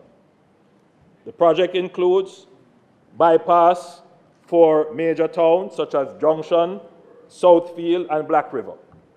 The project has gone through the PIAB process, that's the Public Investment Appraisal process, and the source of funding is being identified. We expect to tender this project during the 2025-2026 financial year. That's a major project, Mr. Speaker, that is going to extend the Williamsfield Highway all the way around to the border of St. Elizabeth and Westmoreland. Mr. Speaker, the North Coast Highway PPP project will see the expansion of the North Coast Highway from 2 to 4 lanes from Miami Bay to St. James. The government engaged the International Financial Corporation, the IFC, for transaction advisory services. During that process, legal and technical due diligence and social assessments were conducted. The concept design has been developed and the project is being prepared for tender in 2025-2026 financial year. This project aims to enhance transportation infrastructure, stimulate economic growth, and promote sustainable development along the North Coast. And I want to spend a little bit of time on this, Mr. Speaker. Recently, we saw several concerts and entertainment events held in that general region of Miami Bay, and it created significant congestion, real problems with traffic and congestion. We have this project here, Mr. Speaker, which will expand that roadway to the border of St. James to 4 lanes. It will improve traffic flow, but we bear in mind, Mr. Speaker, that along that roadway is an emerging urban center. And so the road is being designed with that in mind. So it will not necessarily be a highway, but it will be a main boulevard.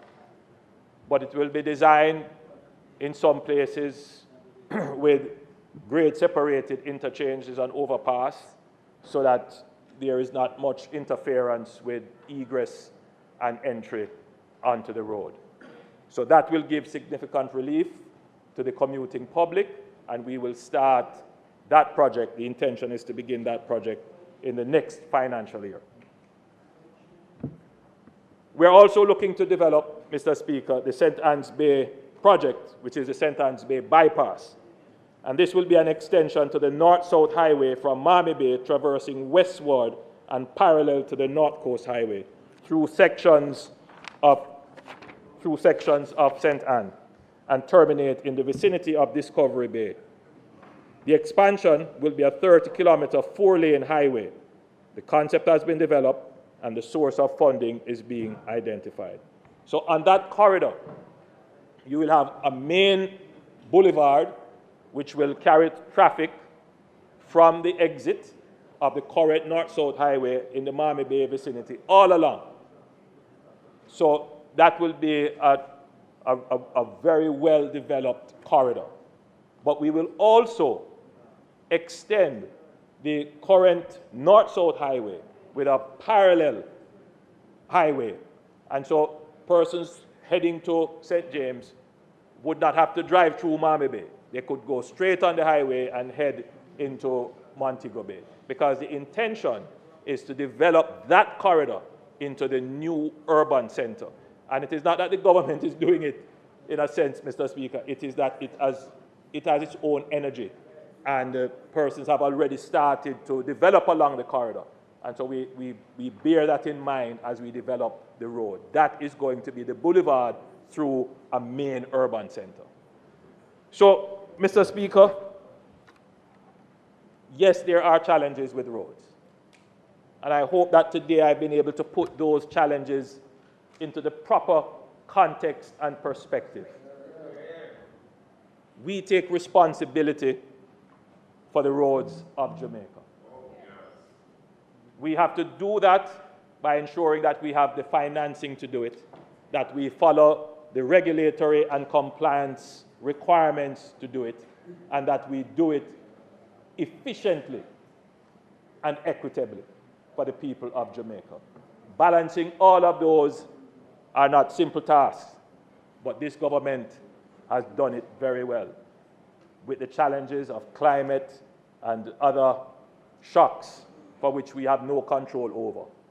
But by building resilience in our government, by ensuring that we manage the economy well, that we can set aside buffers in our budget, that for the first time we have a disaster fund, that we have for the first time a catastrophe bond. Jamaica is the first to do that in this region.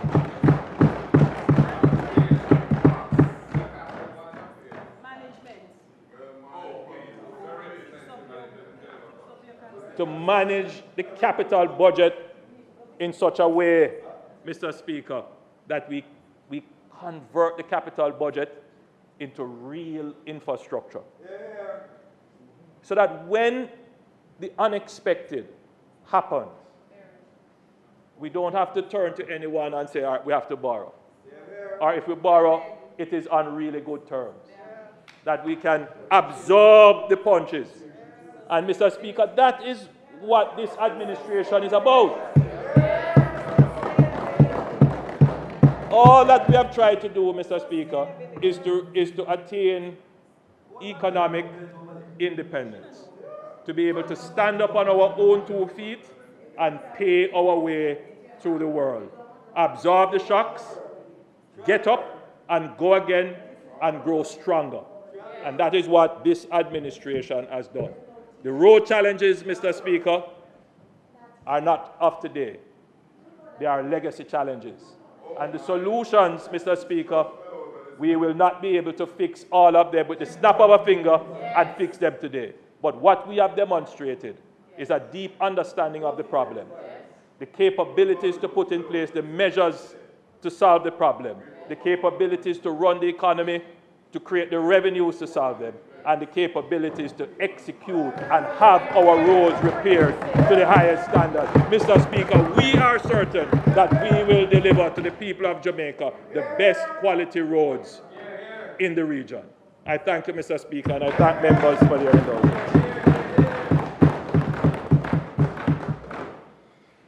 Opposition Leader. Thank you, Mr. Speaker. Turn the mic on. Yeah. Thank you, Mr. Speaker.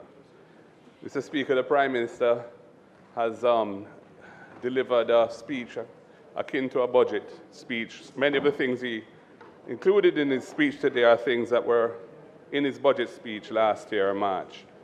And we've heard it several times since. But you know, what that speech that the Prime Minister just made reflects is really a pretense at accepting responsibility, but in reality seeking to dodge responsibility. Climate change. To blame the poor, the appalling state of the road network in Jamaica today on climate change is just totally disingenuous. The reality is that there has been an absence of any proper road maintenance policy for years. And you have been in office for 9 years, so you have superintended 9 years of neglect over the maintenance of Jamaica's road network, for which the people are holding you accountable now. And that's just the reality of it.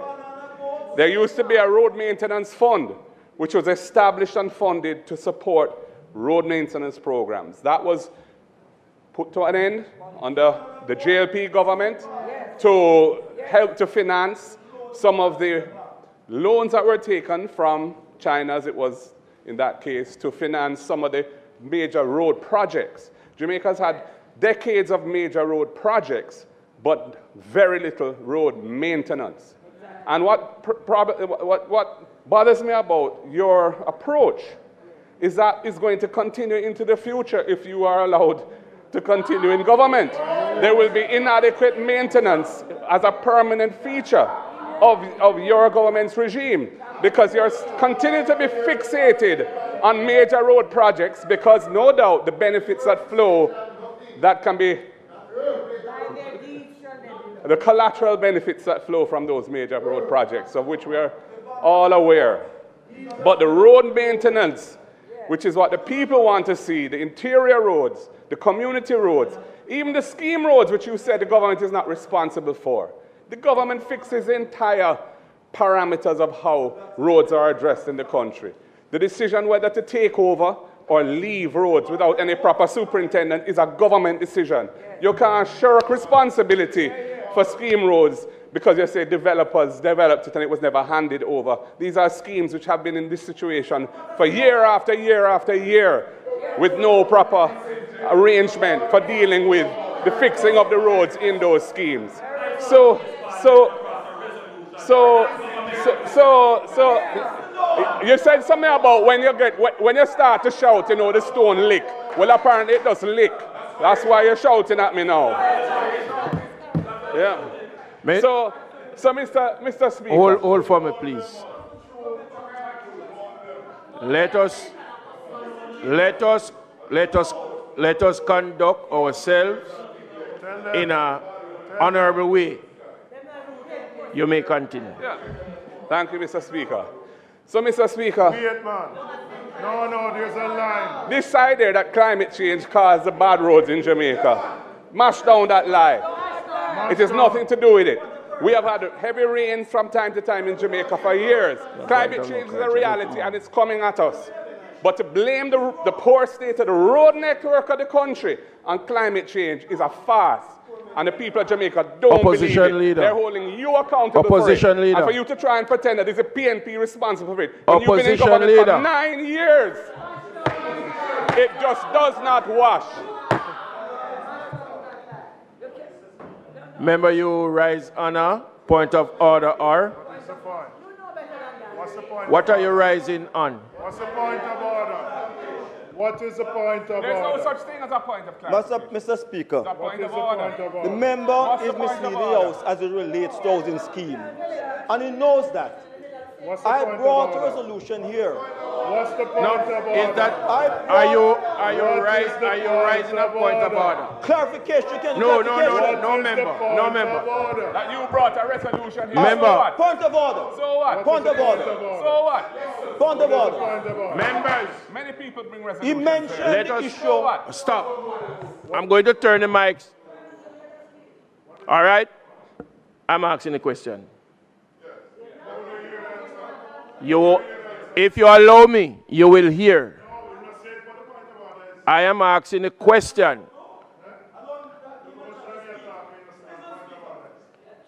Remember, you know. All right, I will overrule because he's having a side chat. You may continue. No. He said you abandoned it. No. Don't join him. Finish the speech, man. Yeah. Mr. Speaker, I would ask that you allow me to finish. No. Are you now ready to take the point of order? Yes, I am. All right. You may. Mr. Speaker, because you're speaking, not abandon this issue. He mentioned housing scheme that this government abandoned those housing schemes, not fixing them. Under the last government, I brought a private member's motion to state that the moment the first title is issued, they did not. Mr. Speaker, it's on the other paper now that once it's on the other paper now that government takes over housing scheme that they abandoned when I brought it here, and it's back on the other paper.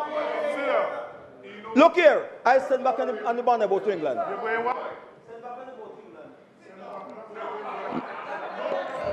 You may continue your presentation. Talk about the people them over there. If you want to start the argument, talk about the people them over there. Mr. Speaker, I don't. Discussions about resolutions brought here are neither here nor there. The reality is that Jamaica has a proliferation of schemes that were developed by private developers where the roads are in limbo. And you can't shirk responsibility as a government by saying, oh, that's the way it is. It's the duty of the government to fix the system if the system is flawed. The fact that you're very bad at fixing systems is no excuse. And that failure is replicated in many different areas in terms of how the state interfaces with the population, where there are all sorts of inefficiencies which people suffer from daily and need to be corrected, and you're very poor at correcting it. But the point about this is climate change is not the excuse.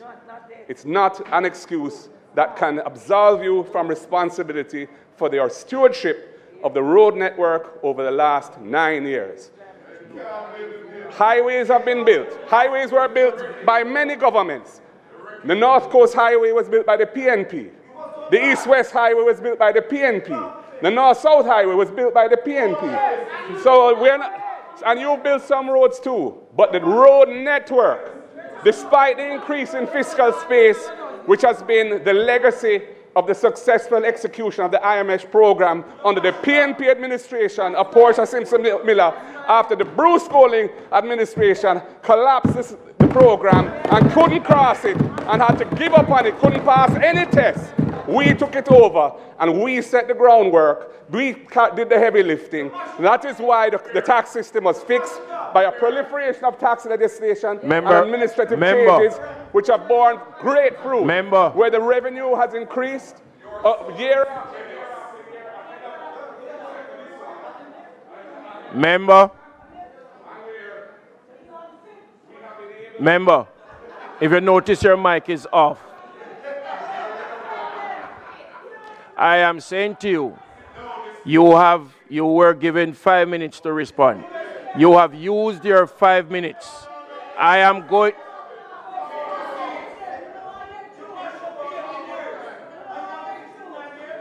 You were, by the bylaws, you have 5 minutes to respond.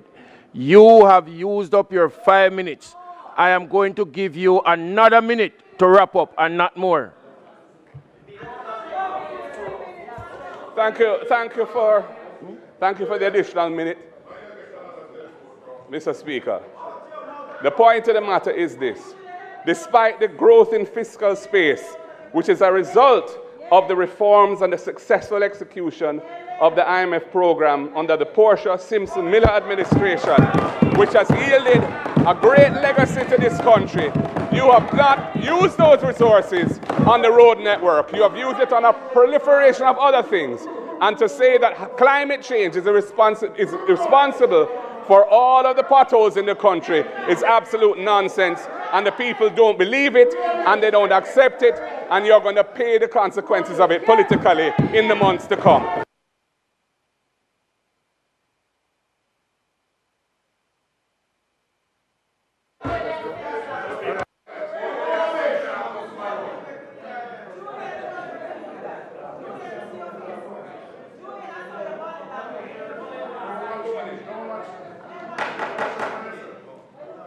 Mr. Speaker, the member from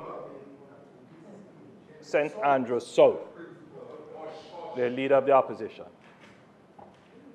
suggested that there was a fiscal arrangement in place that was sufficient to maintain the roads. He suggested that there was a road maintenance fund. Mr. Speaker. Members, the Prime Minister is on his feet and he would like to relay some information. Please. Thank you, Mr. Speaker. The member accurately pointed out that there was established a road maintenance fund. The idea behind the road maintenance fund is that there would be a dedicated tax that would go into this fund, and that this fund would be used to maintain roads. Mr. Speaker, I believe that the source of the taxation for this fund was a special consumption tax on petrol. On petrol, my recollection. The road maintenance fund. Mr. Speaker, whoa. Mr. Speaker, the maintenance fund existed for a few years, and undoubtedly there were some roads that were repaired. In fact, there was an administration set up where requests had to be made to that administration for which roads would be repaired.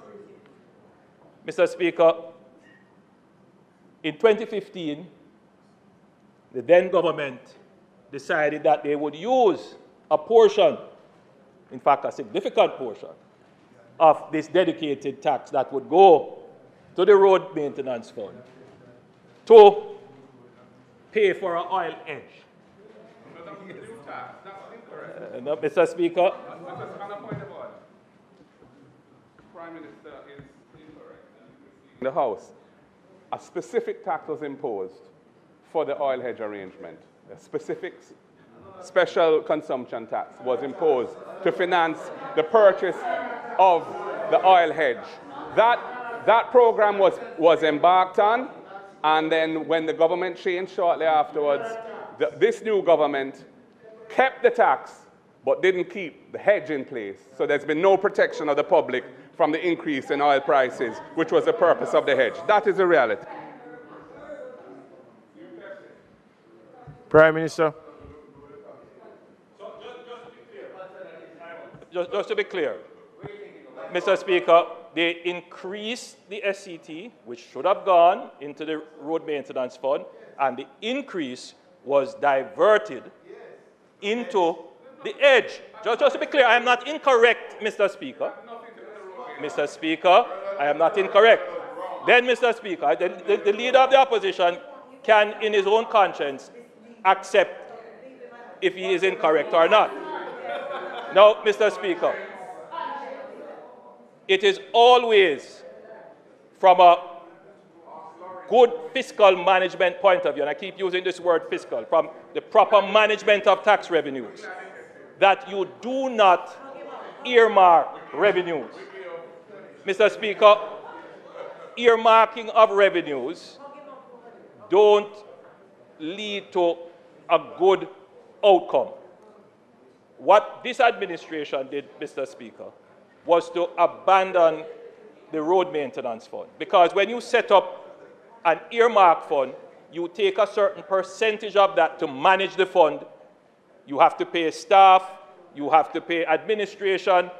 A large part of that fund gets eaten out in terms of just management and administration.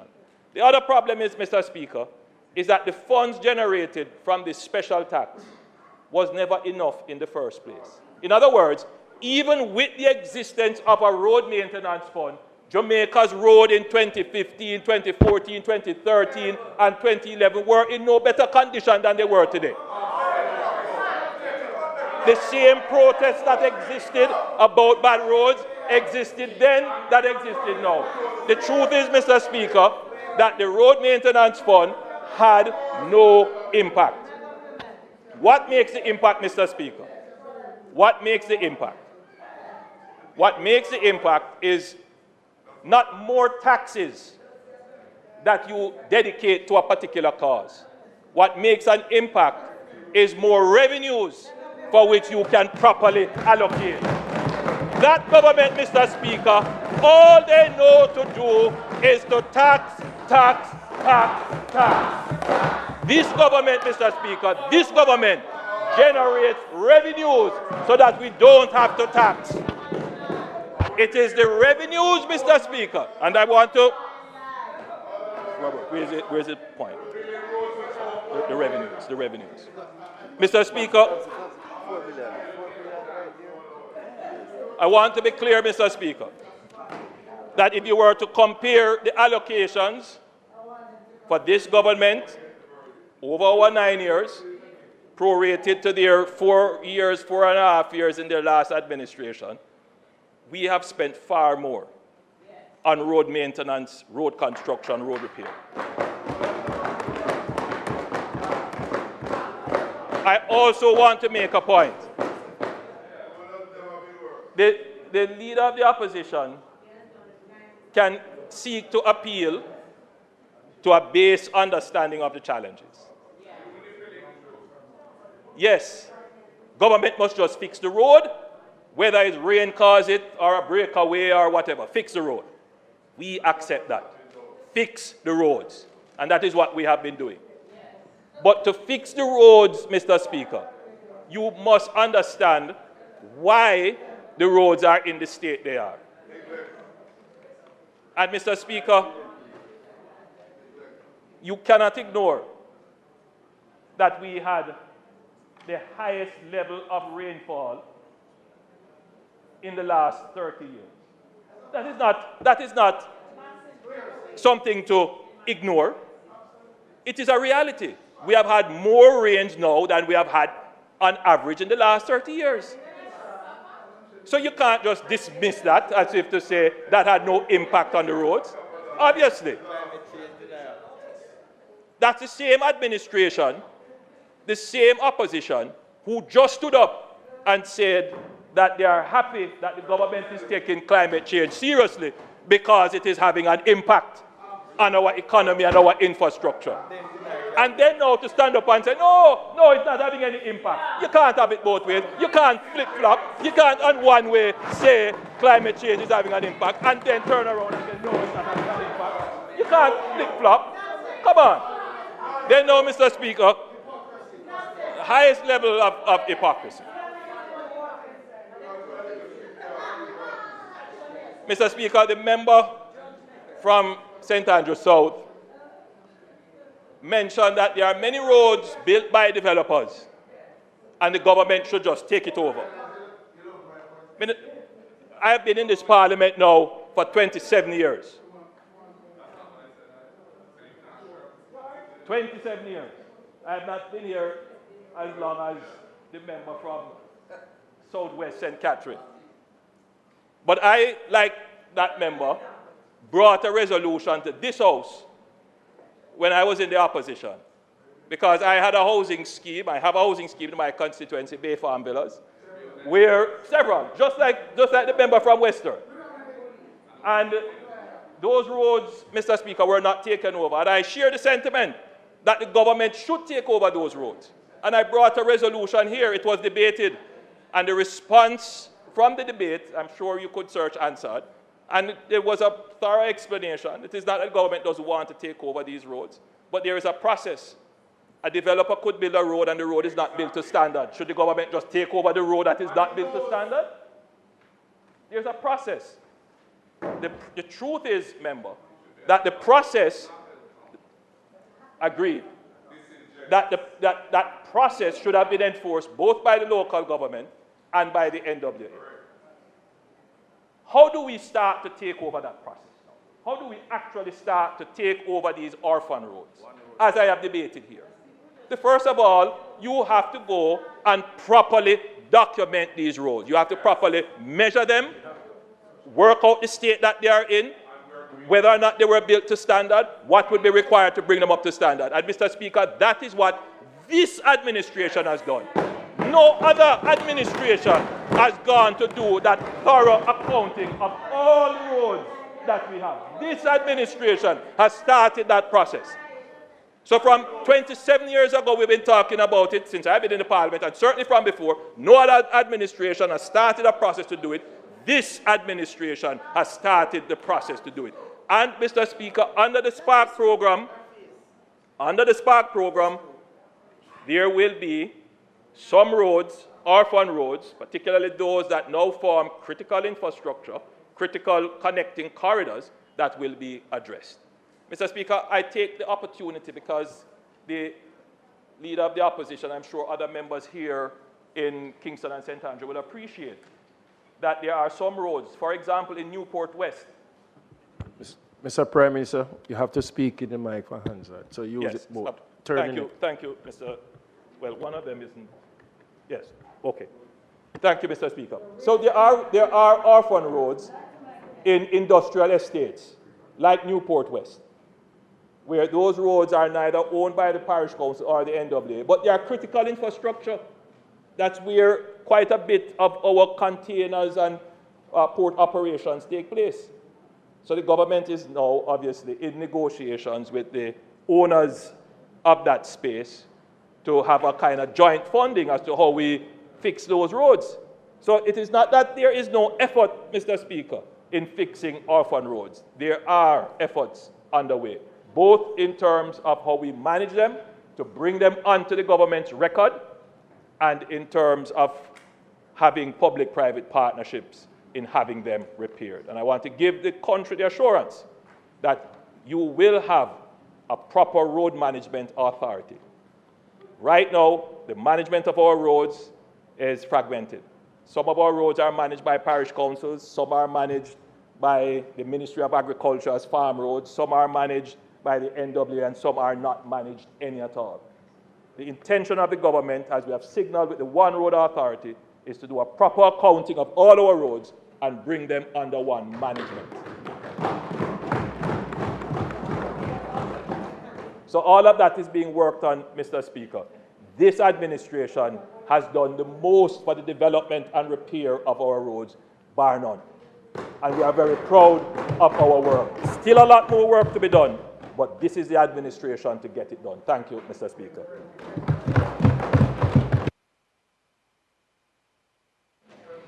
Member.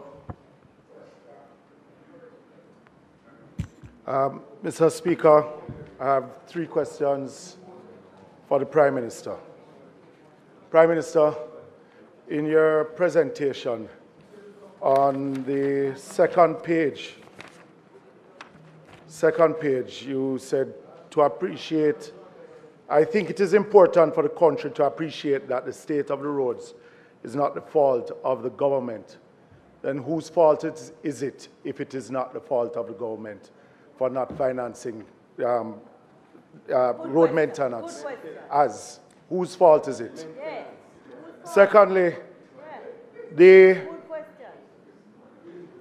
is it that the revenue from the securitization or parts of the revenue of the securitization from the Norman Manley International Airport through King Air is being used to finance Spark? And thirdly, of the 27,000 kilometers of road network that we have across the island, how many kilometers of roads do you expect to be rehabilitated through Spark?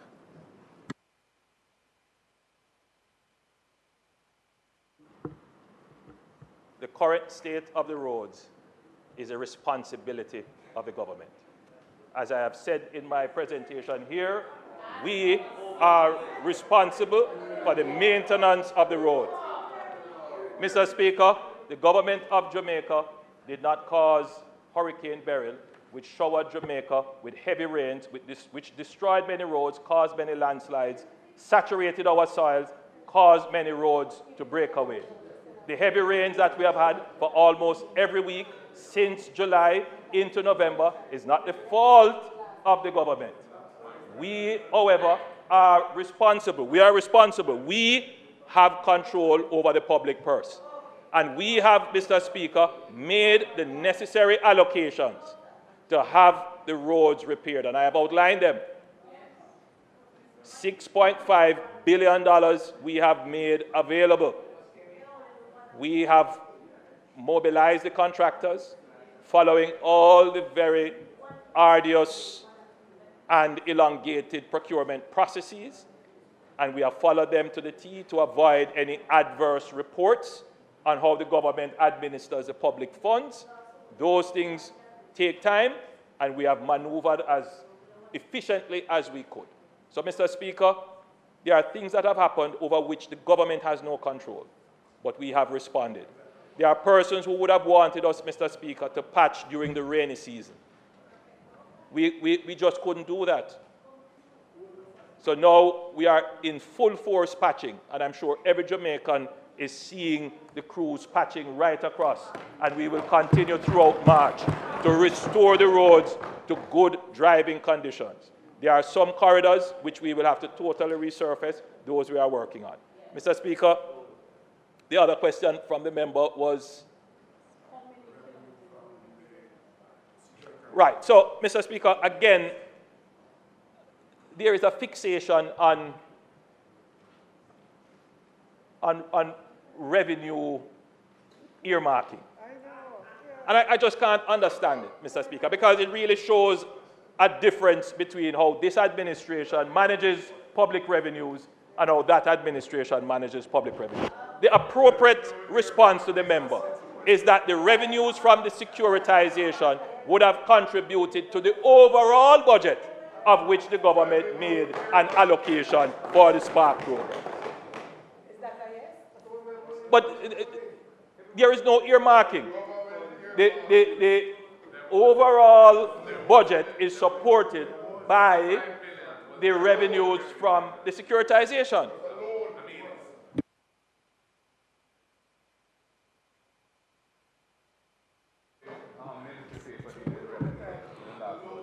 And the reason why I asked the question, Prime Minister, and I mean, we don't have to get hot under the collar, read the whole thing of roads, because back to my first question, wouldn't the Prime Minister say that because of the lack of proper planning and funding, which has caused part of why the road network is the way that it is over the last 8 years, why it is that the roads are the way that they are now? Oh, you have been in power for that, and the Prime Minister is blaming others. And the reason why I'm asking about the securitization... For your tenure, he's speaking to your tenure. Your tenure. My memory serves me well. My memory serves me well, Prime Minister, because you keep on repeating that the financing of Spark is coming from the revenue of the government, that there's no debt in helping to finance Spark. And and my memory serves me well, in the budget, there was a $20 billion from the securitization that would have gone to Spark. So you can look back at it. So I just want to clarify, no, because you keep on misleading the country, that that you're doing it from the revenue of the government, and there is no debt. No, you need to be honest. The final question, which you have not. The final question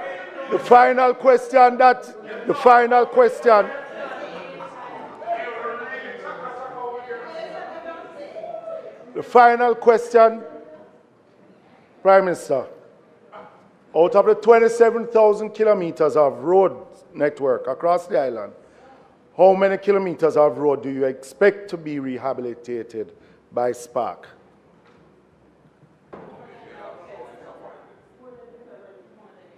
Good question. Excellent. Minister, the question you asked regarding is the number.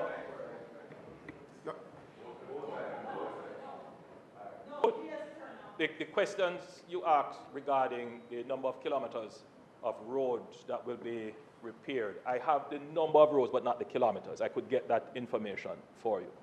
And I would want to hazard a guess as to how much that would be. But I could get that information for you. Mr. You have to turn off your mic. Member Jackson, turn off your mic, please.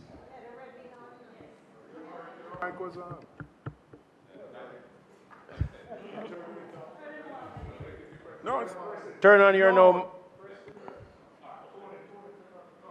Turn off yours. Yes. Prime Minister, you may turn on yours now. Right. Both are. Yeah, both of them. I can turn both of them yes. on. Good? Yeah.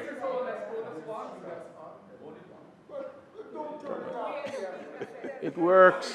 It works.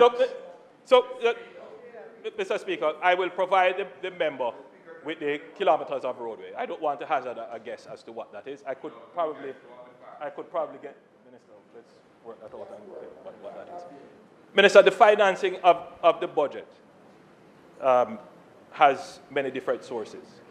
You have tax revenues, you have revenues that come, non-tax revenues that come from the sale of public assets, and revenues that come from various transactions that the government may get involved in. In fact, the government, by virtue of its good management, could securitize future revenues, and that is not treated as debt.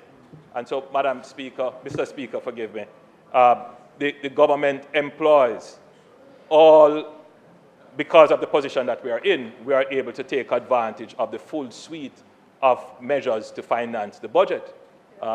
These options weren't available to some governments before. They are available to this government because of our frugality, from our good management, and so which is what we mean when we say this administration manages the fiscal affairs of the country in such a way as to expand and take advantage of all the opportunities for the benefit of the people. Hence, the Spark program is being funded.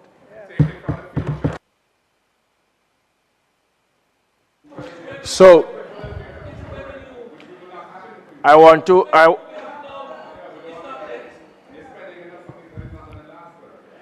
just to enlighten us that when we turn on our mics, when I press the button here, it is a mic that was turned on first that is going to speak.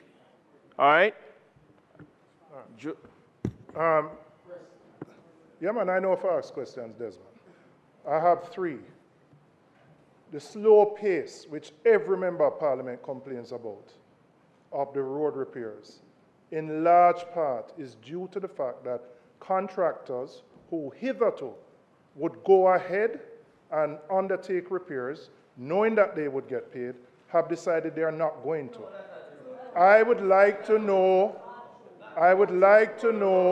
what the total arrears are that are owed by the National Works Agency to contractors.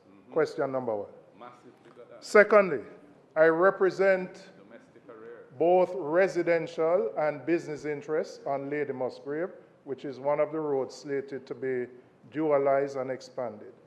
The residents have spent, and the business interests, have spent a lot of time and resources in developing what I would consider an alternative to what the government is proposing.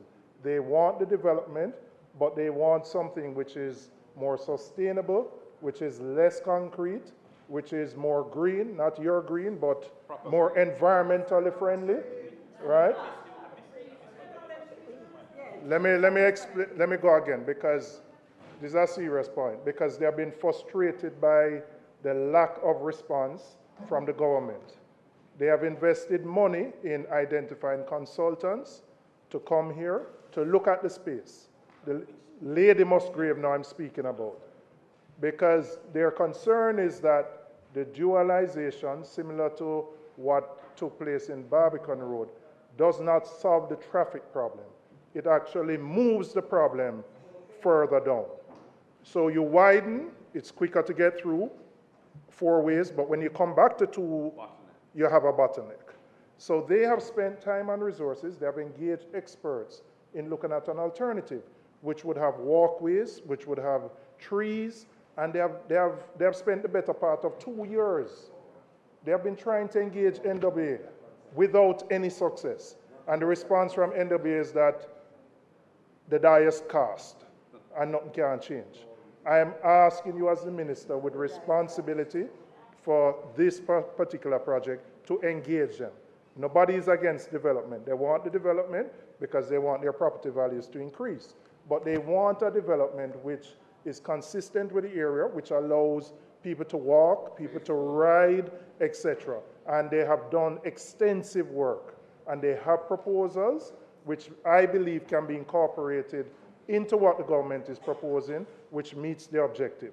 So my ask is for there to be engagement with the group, both residential and business interests.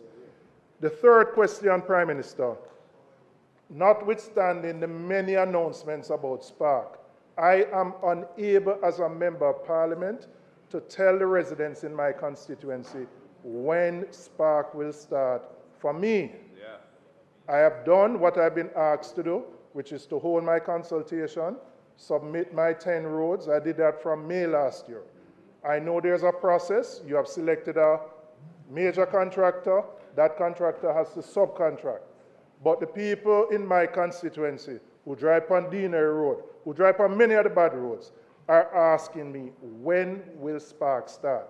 I cannot get an answer from NWA. I can't get an answer from anybody. I would like to know whether it is in this financial year, whether it is in the next one, I don't know. But we must be able to say, of the 10 roads, I don't know which one you're going to start with. I understand you don't want to start with one that require water and sewage, etc., etc. But again, I've been asking, and I cannot get an answer as to when Spark will start. All of us. And I speak, hold on, and I speak on behalf, I think, of everybody here, because even on your side, your MPs complain. And then my final question relates specifically to Arthur Wint Drive. I know that there's a project to expand National Stadium, and I believe there's been a consultancy awarded out of the UK to look at that. Now, what I want to know is, in the expansion of Arthur Wint, I also know the minister had plans for a museum, etc. What I want to know is, are all those things being coordinated? The expansion of the National Stadium, the incorporation of a museum, and the dualization of that to 4 ways, and the impact that it will have on the space that is available. Because frankly, when you think you'd either have to take some of the National Stadium space and reduce the car park, or if you go on the other side, you're going into where the police is and the gully, etc. So I want to know what level of coordination is taking place with those disparate plans to ensure that once you start, there's consistency.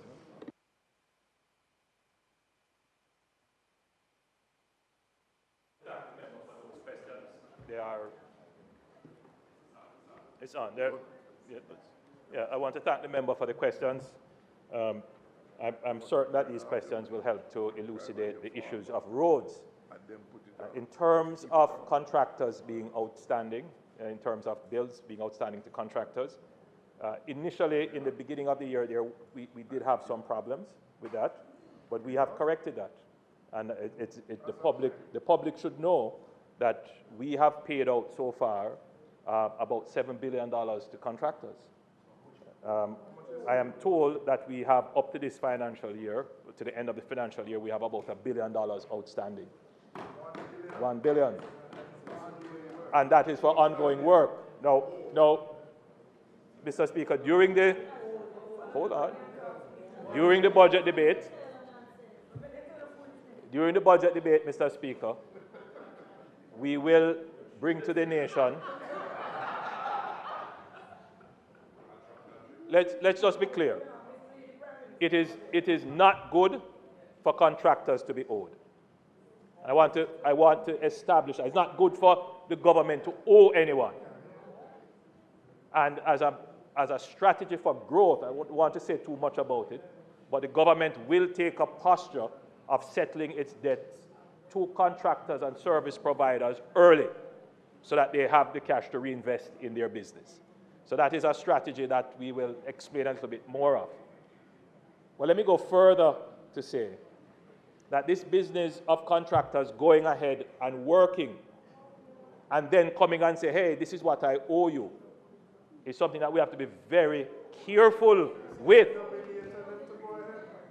Sometimes there are situations where contractors have gone ahead, and we have to be very careful of that, Mr. Speaker, because that is outside of our fiscal rules and the fiscal framework in which we operate. Mr. Speaker, the member from Southeast St. Andrew is making me aware of an effort by residents in certain areas, Lady Musgrave Road and environs, businesses, residents and businesses, which I think, Mr. Speaker, is something that should be applauded, that residents have taken it upon themselves to develop an alternative, and I wish to commend them on that. I was unaware of it. I will certainly ask the NWA to meet with the residents who have these proposals, and I certainly will take the opportunity to hear what the suggestions are. It sounds to me, though, member, that much of their objectives would be taken into account for the plans that we have, certainly as it relates to streetscaping and the provision of walkways and the softening of the corridor. As I had said earlier, a part of the budget for the roadworks along Lady Musgrave and Arthur Wint and East Kings House Road has a significant component for streetscaping and for pedestrian access. So I will certainly give them an opportunity to make a presentation to myself and the NWA. In terms of Arthur Wint Drive and the stadium, all of these developments are done with the NWA, the NWC, and all the other municipal authorities brought together in one forum. So the development of the stadium contemplates the proposed development for Arthur Wint. The issues you raise about parking and what would have to happen, I don't want to say too much about what is being planned, but we may have to have parking levels. We may have to have elevated parkings. So you may want to bring the Member of Parliament in to give him it's in the concept stage, and that's the issue. But we could still bring the Member of Parliament in. Certainly. So the Minister is explaining. Yeah, the Minister is explaining that she will invite you to sit on the Oversight Committee. So I wish to assure the residents in these areas that one of the things we would not want to happen is the dislocation that we have seen on other road projects that occurred in the corporate area. So in the planning up front will be the provisions for residents to be able to access their businesses and their residents without any form of dislocation or discomfort. So I want to assure them that that is well planned out and thought out. I also want to assure them that streetscaping is an integral part of the development. As it relates to the traffic and whether or not it will have an impact on traffic, the information that I have suggests that it would. But since they have raised this issue that it may not have an impact, I will take a second look to see whether or not the positions that they have raised have merit. Thank you, Mr. Speaker. Oh, Spark. Oh, member, Spark has started, and it has started in the constituency of East Kingston and Port Royal.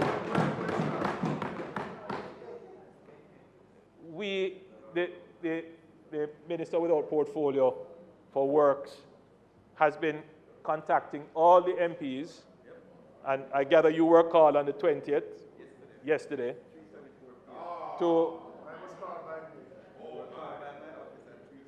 but we're not here to dispute that. What I'm here to say is that members have been contacted to provide their top 2 priorities, and what we will do for the top 2 that you have provided, those are the ones that we will start right away.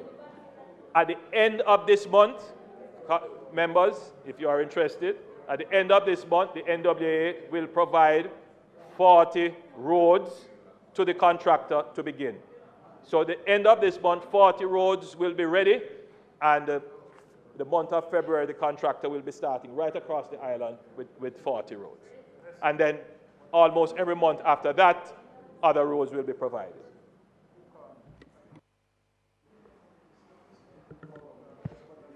Prime Minister. Prime Minister, there's a member from St. Andrew, Western. Thank you, Mr. Speaker. Prime Minister, there's one aspect of SPARK that I'd like you to address, and that is where the roads that are given need to have piping done.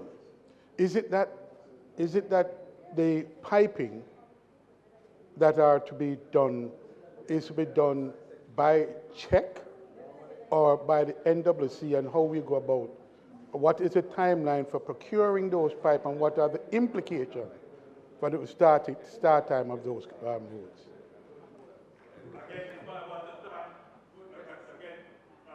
Speaker, I want to thank the member for a very important question which will further elucidate the SPARK program. The NWC is always responsible. Prime Minister, each time that you rise to respond, the mics that are on comes on with yours, and so Ansar is not getting the record. So turn on your mic. No, it's on. It's on now. Thank you, Mr. Speaker. Again, for the record, let me thank the member from Western St. Andrew for the question. It will further elucidate the SPARK program. The NWC is always responsible for the laying of pipes on public roads. They have to certify them and test them and make sure that they pass. The actual contracting, however, may be done, the actual works may be done by a contractor. In this case, the contractor is China Harbour. The procurement of the pipes can either be done by NWC or by the contractor. There are arrangements in place for the contractor to do some amount of procurement of pipes, and for the NWC, if they have pipes in stock, to provide some of the pipes that they have. In the case of your constituency, which we had originally said we would start with your constituency, but your roads require piping. The laying of the pipes, Mr. Speaker, is not a simple undertaking of just digging a trench and dropping the pipes. The pipes have to be engineered, and that takes a little time, which elongates the design process, which is why your road was not started, because the design process for pipes takes some time. So I want to assure all our members here that we will have some amount of pipes to start, but we won't have all the pipes. So we will have pipes to begin, and we will continue the procurement as the project continues. So though we do not have sufficient pipes, at the moment, it is not an obstacle to the start of the project. So your road, which requires piping, is likely to start. Thank you, Mr. Speaker. Prime Minister, I have 3 questions. But before I go to these 3, I have a further clarification I want to ask about the SPARK program. Yes, I got a call last week about those priority 2, but I've asked from 2 weeks ago of your minister and the NWA to just provide me with a schedule of when you plan to do them. So the roads that we have submitted on the list, so I can communicate that to the communities because of their expectation. And up until now, I've been promised and no response. So I can't tell my constituents when those respective. One of the constituents is sitting over here too, who wants to know when a road will be repaired. But for my other questions, Prime Minister, the roads you mentioned about in Portmore to be not repaired, but the new roads. Prime Minister, for over 3 years now, I've been told about those roads to start 3 years ago. I met with the NWA and went over the proposed designs on those roads over 3 years ago. Made some comment suggestion. We haven't gotten those feedback yet. That said, one of them has started. You reference, I think, at 60%, the Grange lane, which ironically is the smallest portion of them. You have the overpass from Mandela over the Rio Cobre Bridge onto what is known as I-95 Municipal Boulevard, going up to Greater Portmore towards Elsha. And then you have the upgrading from Nagozed through Marine Park onto the Elsha Main Road. But I said the Grange Lane one is the shortest piece to be done. 60% completed. We'd like to know what is the schedule for the full completion of that. And what is the schedule for the other two portions of that project, which is the overpass from Mandela through to Brayton Parkway, and the second one from Nagozed on to Greater Portmore. When is it? Because I've been told about it 3 years ago. And I've been going to the residents and telling them, this is going to happen, this is going to happen. Because there's a major traffic jam in Portmore in peak hours, in the mornings and in the evenings. Now, all of us represent communities and people. But the fact of the matter, Prime Minister, a large number of those residents in that corridor, they come into Kingston for work. So it's not just traffic in an abstract way. It's productivity. I get a number of residents call me about how long they wait in a small portion for like an hour and a half. The mental frustration that the people suffer. We're not touching about the bad road yet, you know, just the delay from the capacity of the roads. And we've been promised that for 3 years. I just want to know when, so that I can tell the residents when that will be done. The repairs you mention of, you talk about those debris or the scrape up and pile up, that's one part of it. There are some roads, and I see them particularly in the corporate area. They scrape the road. There's one of them I know very well. Almost 2 weeks now, they scrape the road. And there's more traffic jam over the past 2 weeks because the vehicles have to slow down. And it causes a major traffic jam. When they do that, I thought, I'm wrong, that is ahead of immediate pavement. That they come and do it probably a day or even 2 days. And then they come and surface the road. If you don't ready to resurface it, don't make it worse than it was for driving purposes in the interim. Mr. Prime Minister, you don't have to be a rocket scientist for them to see those. Supervision. And the question is, who is responsible? Somebody must be responsible. The third question. Can you keep him quiet, Prime Minister? The third question. Mr. Prime Minister, during the month of November, I had the opportunity to visit St. Thomas very frequently.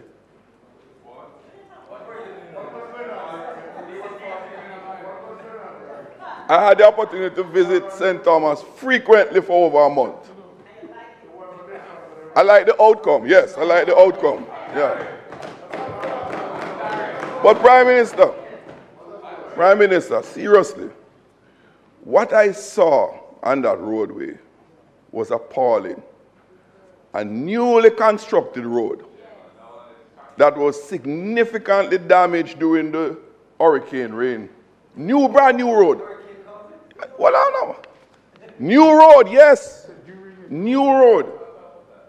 And we welcome the road, Prime Minister. There's no issue about that. For a newly constructed road, the level of devastation of that road is unbelievable.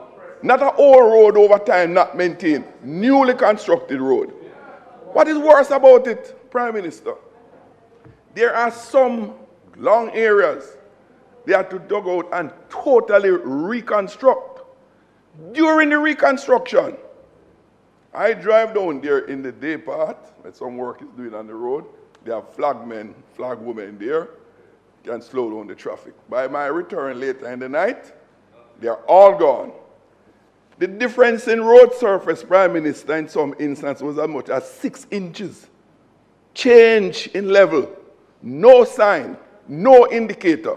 Yes, I drive an SUV, so the impact was minimized. For those taximen and those persons driving sedan, in the night with no light, no nothing, that's what the people traversing that corridor was subjected to. That can be made better, Prime Minister. Again, it's not a rocket science needed to do that right. And every day for as long as it lasts, the motorists from Jamaica traversing that corridor were subjected to that. We have to treat our people better. We can treat them better. But we just think about them. You imagine a pregnant woman driving along that roadway in a vehicle and get slammed into that, what they are subjected to. Mr. Prime Minister, it might seem simple. But if it seems simple, it's because of our insensitivity. It's a great question. Please. We're at this point. Yes, I'm wrapping up. No, you're not supposed to be wrapping up. You're supposed to be asking questions. No, you have not asked a question even now. Please. Turn your mic on now.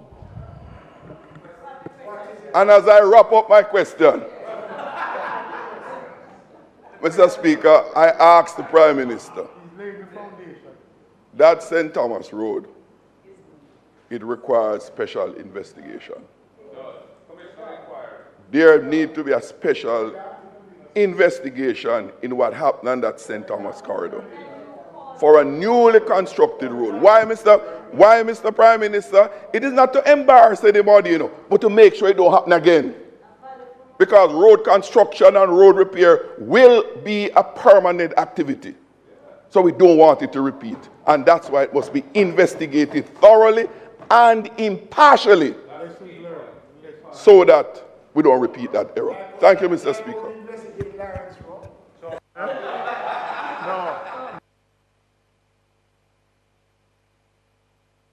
Prime Minister, turn the mic on.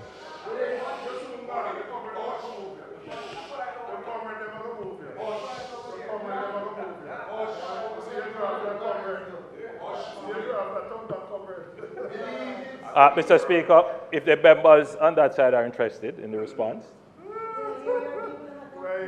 and the members over here most certainly would be interested in the response.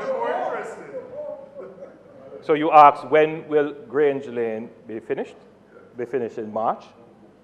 Helshaw will begin in March, and the Portmore entry will begin in September. Those are the projected. I don't have the duration here. I don't want to speculate, but that's the projected schedule to start. You raise an issue which I will identify with, the length of time that it has taken. In Sotovosh's comments, the leader of the opposition mentioned something which sometimes it escapes the general conversation, which is if you're spending on capital works expenditure requires a higher standard of both the life of the infrastructure you're spending on, but in terms of the approval process of the expenditure. So you couldn't consider something that is only going to last a year as capital. I think we all understand that. Capital expenditure is something that is going to last for a long time. Yes, you should be able to depreciate it over time.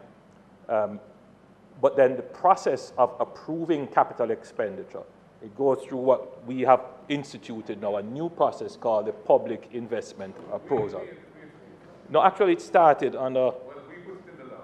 Yeah, but it started before. Yeah. So we don't have to... Come on. But so it was a committee. You know, we put it in place. So the point is, Mr. Speaker. Forgive me, I should be speaking to you. The point is, Mr. Speaker.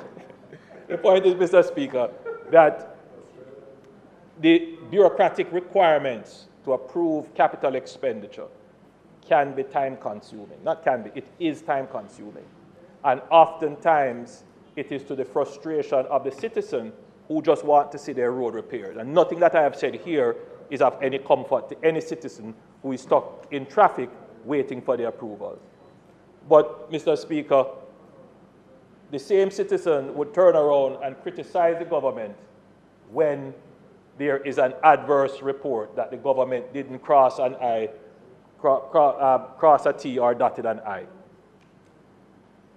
And we can't trade off one for the other. Governments have to learn to do both. Government has to learn to comply with the rules, but get them done quickly. In the case of, for example, Grange Lane, we went to contracting, and there was an issue with the contractor being able to provide some documentation. For example, a few of the other roads under this CAPEX program, we went through the PIAB process and it had to go back because of some shortcoming or some consideration or some appeal by someone. All of these things elongate the process. And I think that the citizens need to appreciate that the government is trying to balance two things. We're trying to do it quickly, but we're also trying to comply with the rules. So as is mentioned by the member from Southeast St. Andrew, we are well along the pathway to develop both Arthur Wind and Lady Musgrave. But if we stop, which we will, to accommodate and listen to citizens, it adds to the time it takes the actual implementation to happen. And these are just the realities of government. And each citizen should appreciate that this is how it is. This is not that we are sitting down not doing anything, but the process that we, the Parliament, would have put in place that is not supervised only by the government, it is supervised by the PAAC, which is chaired by a member of the opposition. It is supervised by the Contractor General, the Procurement Commission, forgive me. It is supervised by the Auditor General and all other kinds of bodies that investigate. We have to comply, and so compliance is important. That leads us to the next step. Government has to be more efficient. And that is where we are now in terms of discussing productivity. As we move on, however, your other question, member, was the South Coast Road Improvement Project. As I pointed out, I get reports from the technical persons, but I don't just read the report and say that is it. During the Christmas period, I personally drove the road. Personally. And I was not satisfied with what I saw. And you can be assured that I raised those concerns in very strong ways with the entity responsible for the management of that road. The issues that have affected the road, however, member, are, firstly, you mentioned the hurricane. The damage to the road from the hurricane was about 2%. Only 2 areas were impacted by wave action, and those were repaired. The other parts of the road were impacted by leaks to water mains that were established. Originally, when we were doing the project, water mains were not a part of it, but the government took a decision that if we're going to improve that road, we should build a utility corridor. So we added water mains, we added the conduits for broadband, and in some areas, sewage. In addition to massive infrastructure work, civil works, retaining walls, drainage, and so forth. The piping works have been a challenge. And the reason why they have been a challenge is that we are fixing the road while we are using it. And that road carries heavy mining aggregate loads. And so it does have an impact. So when you lay the pipe, heavy loads immediately have an impact. So we have had to do quite a bit of correction going along. But bear in mind that all of these are within what is called the defects liability period. So it's not necessarily a cost to the government of Jamaica. And it's 130 kilometers of roadway. I just want to be clear on that. It's not a short roadway, it's 130 kilometers. It's probably the longest roadway that we have repaired. And so you will find at points that you have materials issue. For example, I visited one spot where the road started to break up, and that's because the subbase, when it was checked, it was not the right aggregate that was used as the subbase. And the contractor has a liability. They dug it back up and put in the proper aggregate and repaved it. At the end of it, remember, the entire surface will be even and it will be a long-lasting surface before the full road is handed over.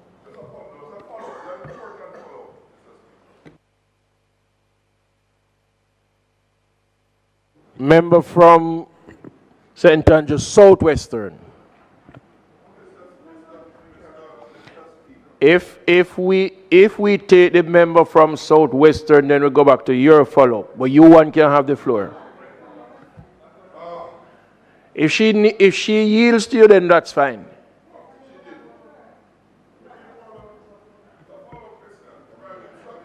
Member, turn your mic off so I can. Okay. Prime Minister, you made the point that with those damages that were covered under liability insurance, there's no additional financial cost to the government. But there's another major cost, not just to the government, but the people, is the inconvenience, increased inconvenience and frustration. And the question arises, if they should not become liable in some pecuniary way when those things happen, separate and apart from the repair costs, because the people suffer. So there must be some cost for deficiency in quality of work. Sorry, I identify with what you're saying.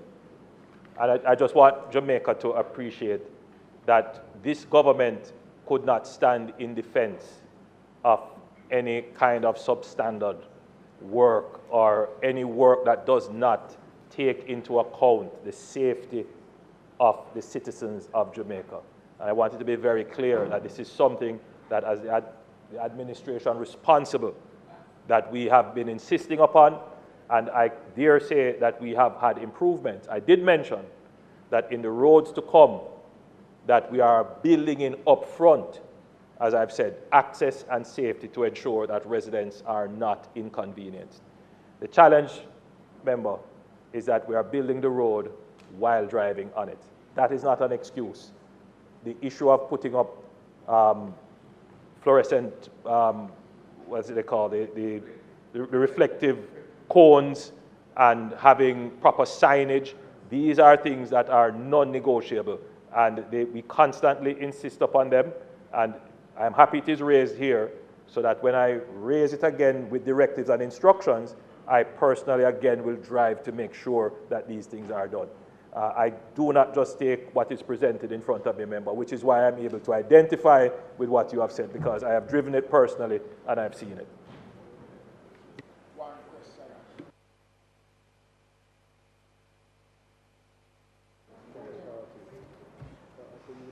Thank you, Mr. Speaker. My question is really a very simple one, Mr. Prime Minister, and it has to do with Spanish Town Road. You are aware that in Jamaica there is a feeling that there's this great divide between uptown and downtown. So that's one question. It's all around Spanish Town Road. The second is, I am sure you'll agree with me that Spanish Town Road is part of the critical road network. If those two things are true, Mr. Prime Minister, the question I ask you is, if you have driven it recently, and if you haven't, take a ride, because there is no way you could compare what has taken place there in terms of the pitchy-patchy way in which it has been handled when you compare to some other equally critical roads.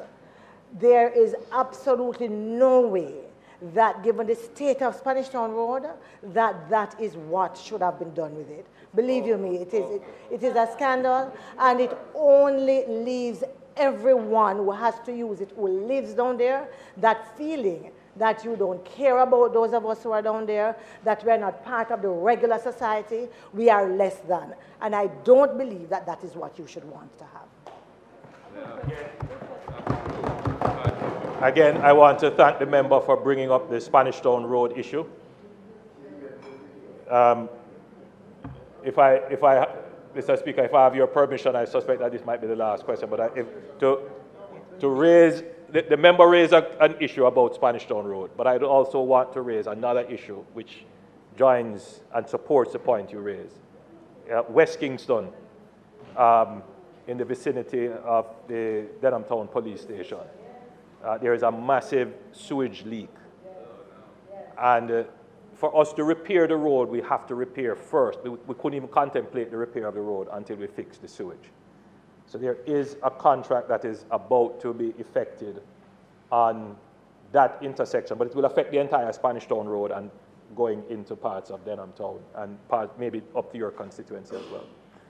And once that is complete, once we have solved that sewage problem, then the plan is, we have already scoped it, it is going to cost us $60 million to repair Spanish Town Road, to bring it up. It's a big project. To bring it up to the standard that it was when it was Spanish Town Road. In other words, we would create the corridor. So the corridor would be from Mandela Highway off, coming all the way down into West Kingston. And so that is there. So as soon as we have solved that sewage problem, Minister Samuda has assured me that they will start the works by Thursday. It will take a few months to solve, but as soon as that is done, then we'll move on to the actual repair of Spanish Town Road. We will take the last question. For clarity, Mr. Prime Minister. Mr. Prime Minister, you're saying that the work that has been done is temporary. Just to be clear. No, I have to be clear. You know, Mr. Speaker,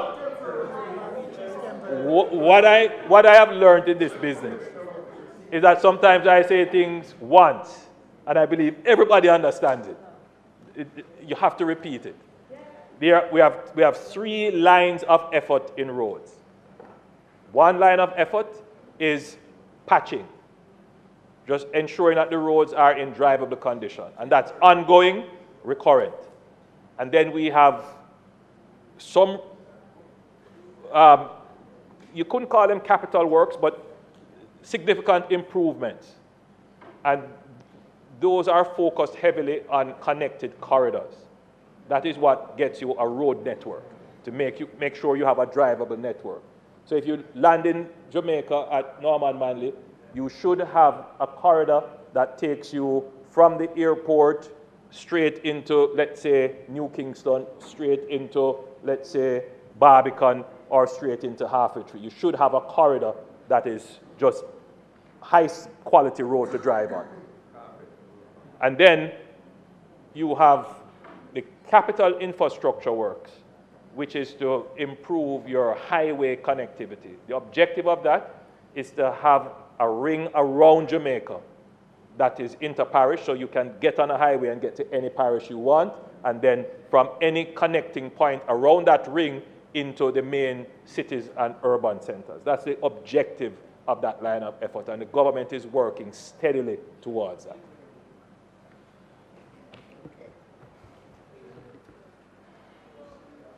House Leader.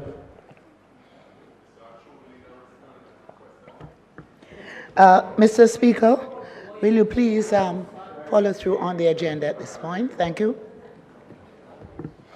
Announcement. Laid on the table of the House are the following: annual reports and audited financial statements of the National Housing Trust for the financial year 2023-2024. Annual reports of the Montego Bay Convention Center for the financial year 2022-2023. Jamaica Public Bodies Second Supplementary Estimates of Revenue and Expenditure for the year ending March 2025.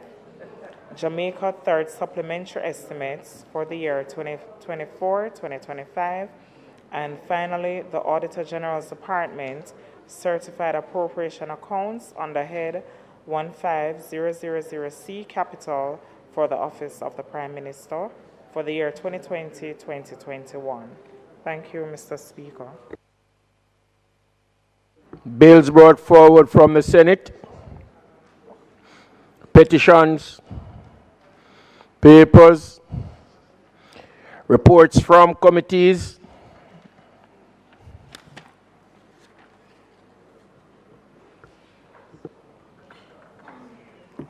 Thank you, Mr. Speaker. Sorry. Mr. Speaker, I beg to give notice that at the next meeting of the House, I will move the following. Madam Minister, just a minute. Notice of motion given orally. You may continue. Thank you, Mr. Speaker. Mr. Speaker, I beg to give notice that at the next meeting of the House, I will move the following motion.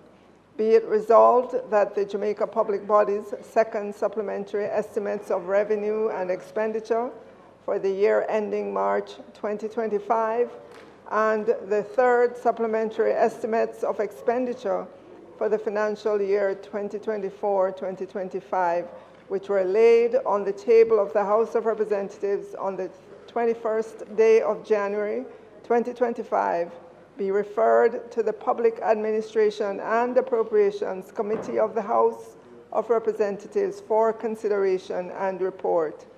Mr. Speaker, I further beg to give notice that at a later stage today, I will move for the suspension of the standing orders to enable me to take this motion. House Leader. Mr. Speaker, I beg to give notice that at the next meeting of the House, I will move. Be it resolved that the Jamaica Public Bodies Second Supplementary Estimates of Revenue and Expenditure for the year ending March 2025 and the Third Supplementary Estimates 2024-2025 be referred to the Public Administration and Appropriations Committee for consideration and report. Mr. Speaker, I further beg to give notice that at a later stage today, I will move for the suspension of the standing orders to enable me to take the motion. Questions and answers to questions.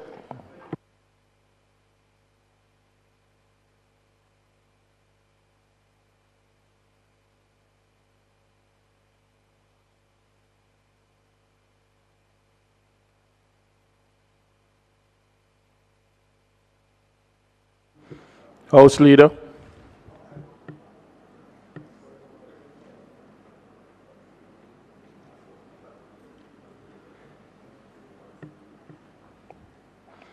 Question and answers to questions. Motion that may be made at the commencement of public business requiring notice. Motion relating to the sitting of the House. Motion for leave to introduce bills. Presentation of bills without leave of the House first obtained. Public business. Minister.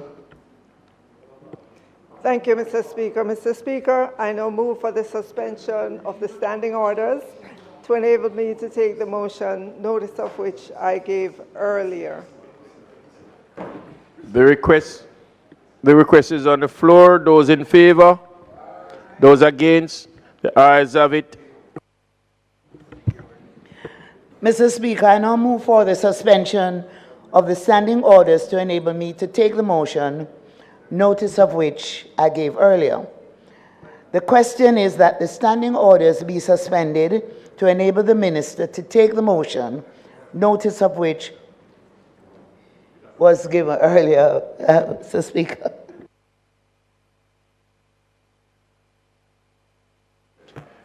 The request is on the floor. Those in favor? Those against? Mr. Speaker, I now move that, notwithstanding Standing Order 77, subsection 9, the Public Administration and Appropriations Committee of the House of Representatives be empowered to hold a meeting on the aforementioned estimates this afternoon while the House proceeds with the day's remaining agenda items.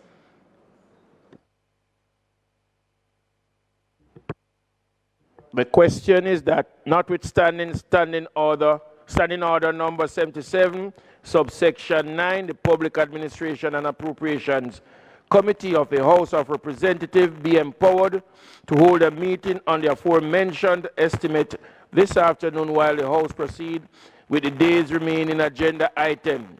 Those in favor? Those against? The ayes have it.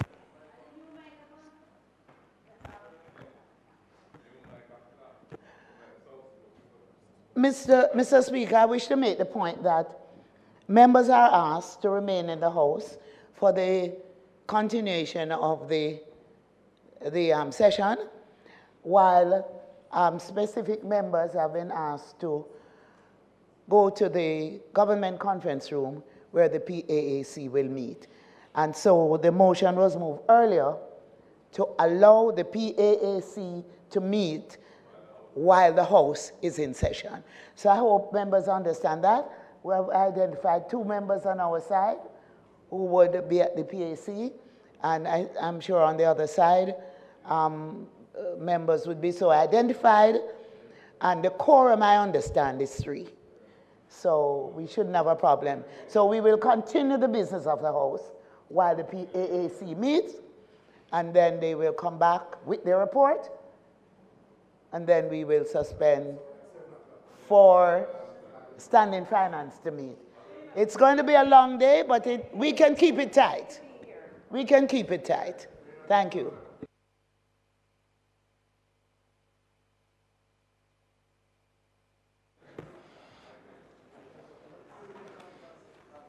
Minister.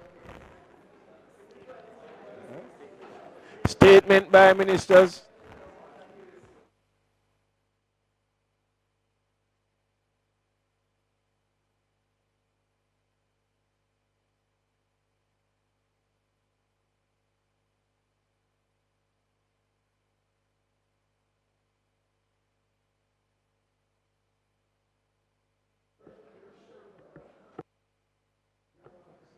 House is still in session. Member Phillips, House is still in session.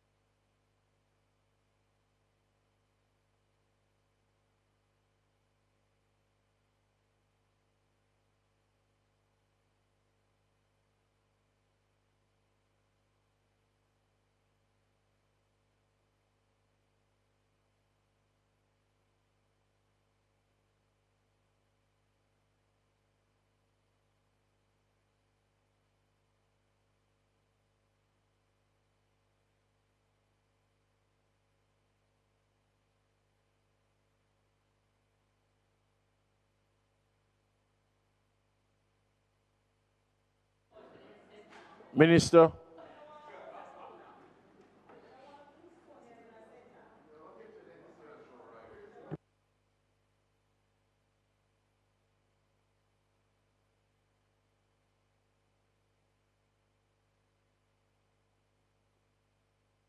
Minister. Thank you, Mr. Speaker.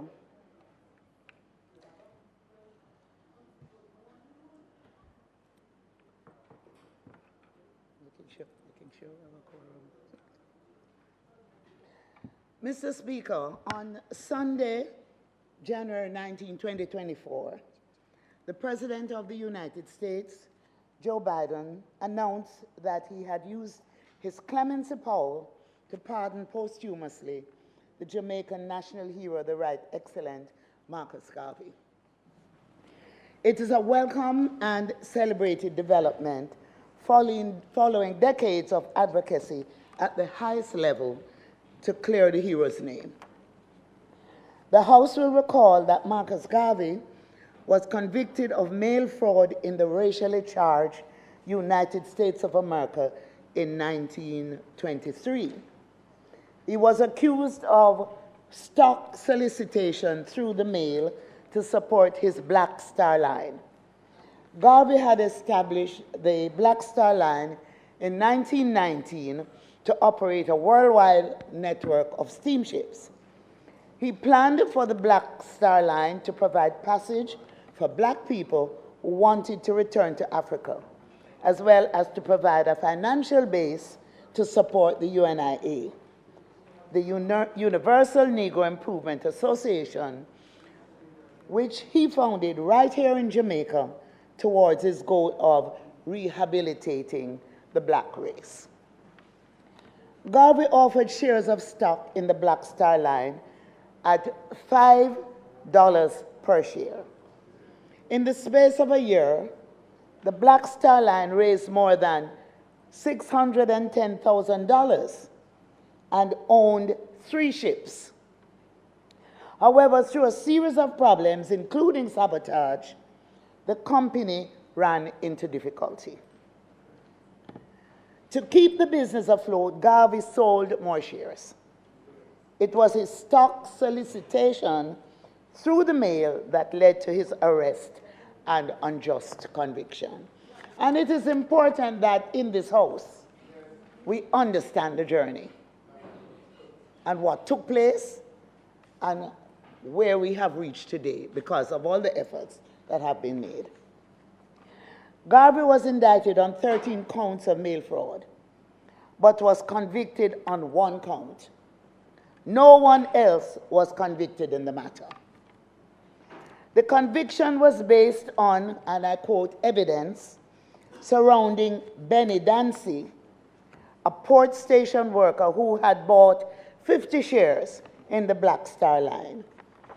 Dancy had given an empty post-paid envelope addressed to himself to government agents who visited his home, though he said at the trial that he could not remember what was sent in the envelope or even if he had read the material. The court concluded that, quote, men regularly sending out circulars in envelopes do not send out empty envelopes.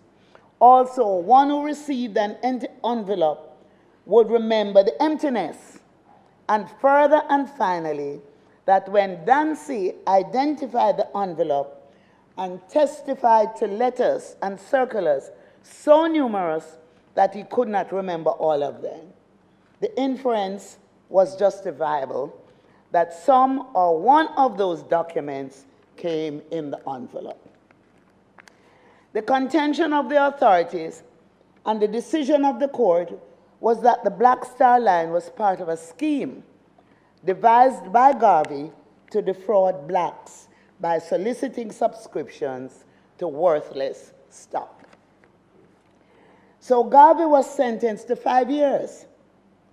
And after President Calvin Coolidge commuted his sentence, he was deported in 1927. So we know, as President Biden referred to in his statement, the injustice underlying Garvey's criminal conviction. The trial of Garvey took place at a time of the Garvey Must Go campaign, led by several prominent black leaders in the United States who were vehemently opposed to Garvey's program, as well as many in white America who saw him as too powerful, as dangerous, and needed to be put in his place. By that time, Garvey had founded the UNIA, and the Negro World newspaper, and was winning the hearts. He was a great orator, and the minds of people who had heard him speak or read his messages. The contemporary reggae artist Chronic sings, "They never told us that black is beautiful."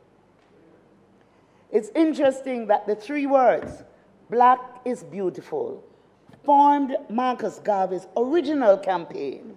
Love your race, love your features, love yourself. In his mission to uplift and empower the black race, Garvey was inspired by Booker T. Washington. As he put it, I quote, "I read up from Slavery by Booker T. Washington, and then my doom, if I may so call it, of being a race leader dawned upon me. I ask, where is the black man's government? Where is his king and his kingdom?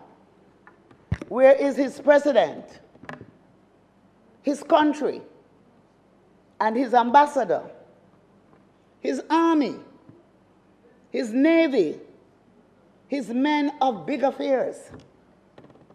I could not find them," said Garvey, "and then I declared, I will help to make them." In 1920, Garvey convened the first ever Congress of Black Peoples of the World in Madison Square Gardens, New York. His was the self-professed destiny of promoting the dignity and integrity of the black race, for which he was willing to die. Well, first, he was arrested by those who feared his growing influence and overwhelming charisma and personality. In a society determined to restrict the progress of African descendant people, Garvey became a threat to stability and the perpetuation of white supremacy. With the trial and persecution anchored in white privilege and a desire to restrict the progress of black people, Marcus Garvey became the slaughtered lamb, as it was felt that if he was controlled and neutralized, the threat to white supremacy would be destroyed. Yet, our national hero was not deterred by these schemes to destroy him. He became even more vocal in his assertions of black dignity and integrity.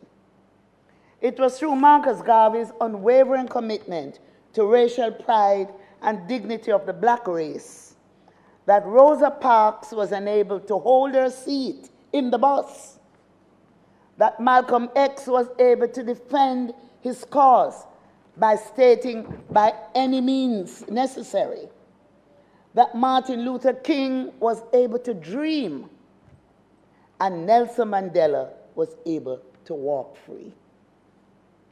Yes, all this and more was made possible by the Right Excellent Marcus Mosiah Garvey, of whom Martin Luther King declared, and I quote, "He was the first man on a mass scale and level to give millions of black people a sense of dignity and destiny." The trial of Garvey in 1922, at which he represented himself in court without the help of a lawyer, heard that Garvey considered himself to be leader of the colored race of the world and referred to himself at times as the provisional president of Africa, with the purpose of promoting solidarity among the black people of the world. We know that the case against Garvey was marked by acknowledged questionable investigative practices, records of perjury, and official misconduct. We also know that the conviction, imprisonment, and deportation had the intended consequence of discrediting Garvey and to sink the UNIA. But Marcus Garvey celebratedly asserted, "Look for me in the whirlwind or a storm. Look for me all around you, for with God's grace, I shall come back with countless millions of black men and women who have died in America, those who have died in the West Indies, and those who have died in Africa, to aid you in the fight for liberty, freedom, and life." On January 19, on the eve of Martin Luther King Day, the whirlwind has come, and Marcus Garvey's philosophy and dream have been once more ignited in the very heart of America, in the hearts of Jamaicans across the world.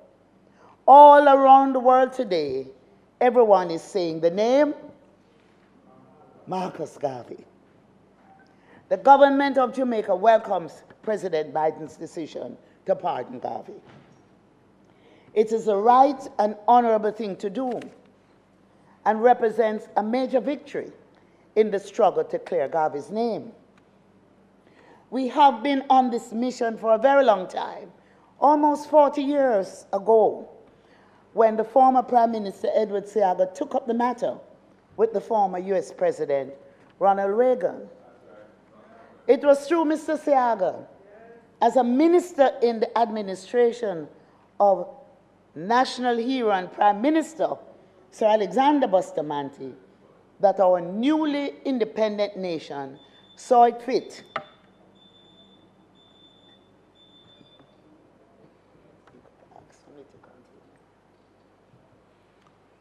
The minister's time has expired. House Leader.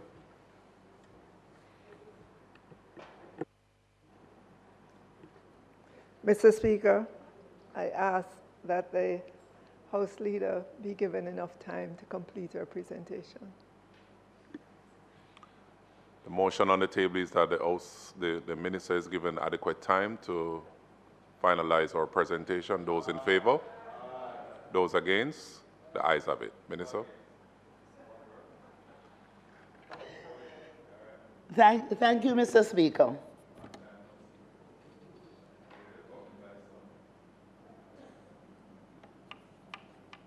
So it was through Mr. Seaga, as a minister in the administration of national hero and Prime Minister Sir Alexander Bustamante, that our newly independent nation saw it fit to, in 1964, exhume Garvey's body and ensure that he was finally and fittingly laid to rest in the National Heroes Park and named our first national hero.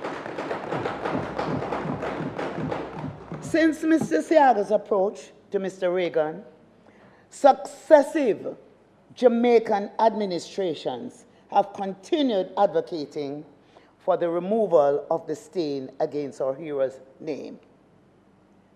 There's been no divide. We have had one aim.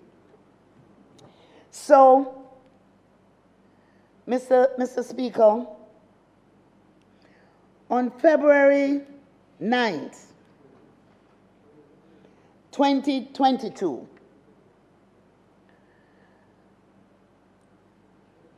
Prime Minister Andrew Holness again made the case for Garvey's exoneration in a letter to President Biden.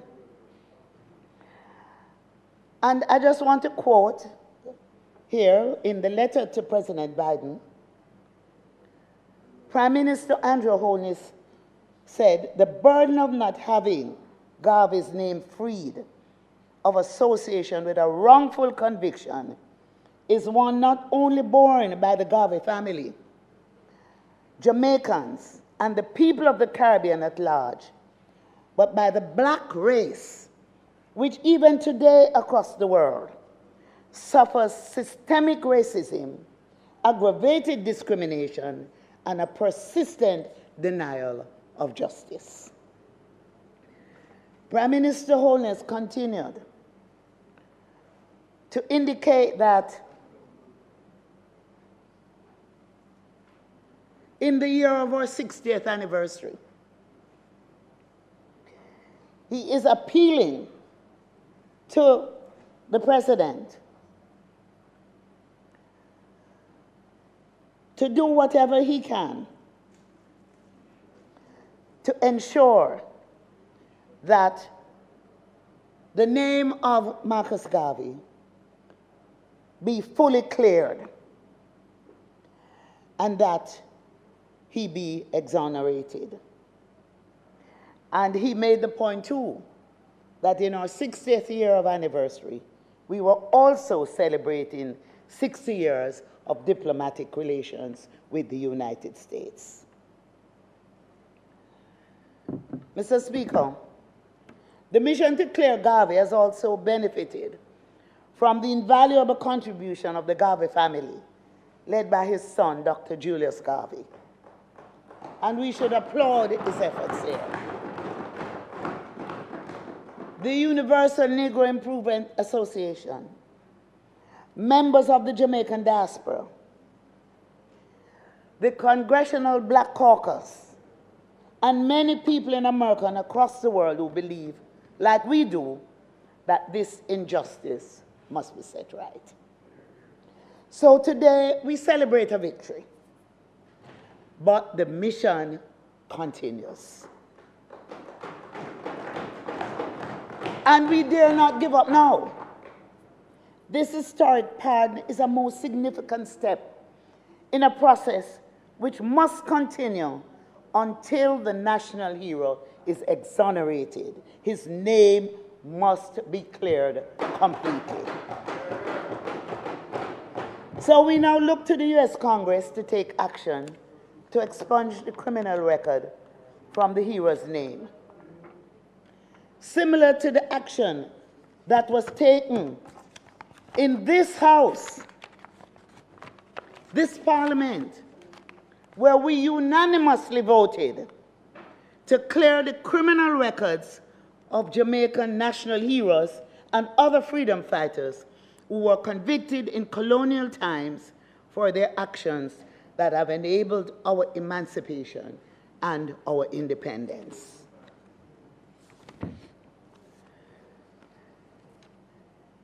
Now, for this reason, in 2009, the Jamaica National Heritage Trust, as an agency of the Ministry of Culture, Gender, Entertainment and Sport, secured the transcript of Garvey's trial in the United States of America. So today, I proudly display all 4 volumes as a reminder for posterity and as our tool with which we are now equipped to go forward for his exoneration. It's all here, the details of the trial in the United States. We did limited copies, and copies were presented to the leaders of both sides of the House. I don't know if the leader of the opposition will be able to locate the set that was given. But I've indicated to the JNHT that they should order additional volumes so we can make a presentation to you and a presentation to Prime Minister Holness and to others to whom we think it's necessary for them. But we are very proud that we did the work. And it's all here.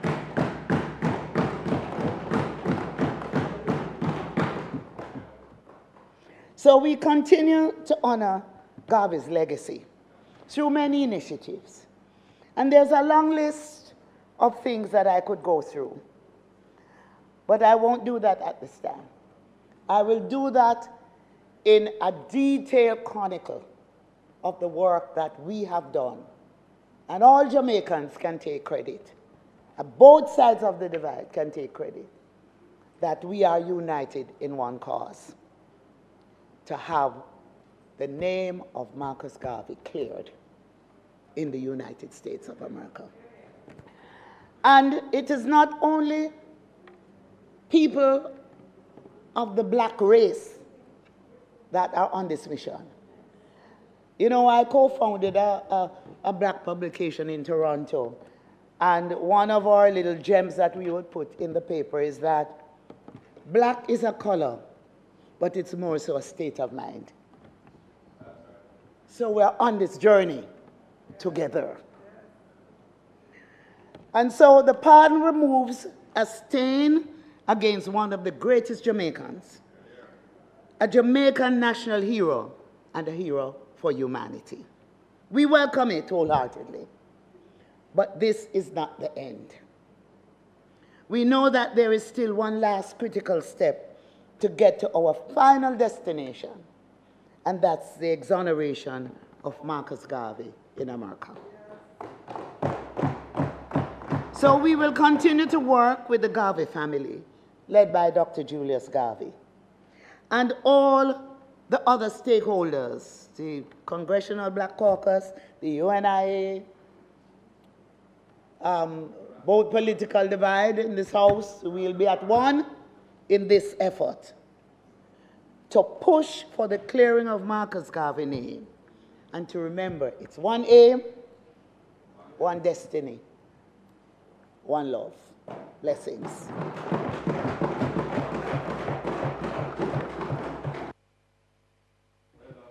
Member from Southwestern St. Andrew. Thank you, Mr. Speaker. Let me thank the Minister for the statement that she has laid on the table, and to recognize, as she did, that the work that has been done and led in Jamaica, along with others across the world and in the U.S., is one of the very few things, I believe, that this Parliament can speak about bipartisanship. And it is good that it is around such a matter, because indeed, the work and the legacy of Marcus Mosiah Garvey is one that is extremely important to all of us, and especially to us here in Jamaica.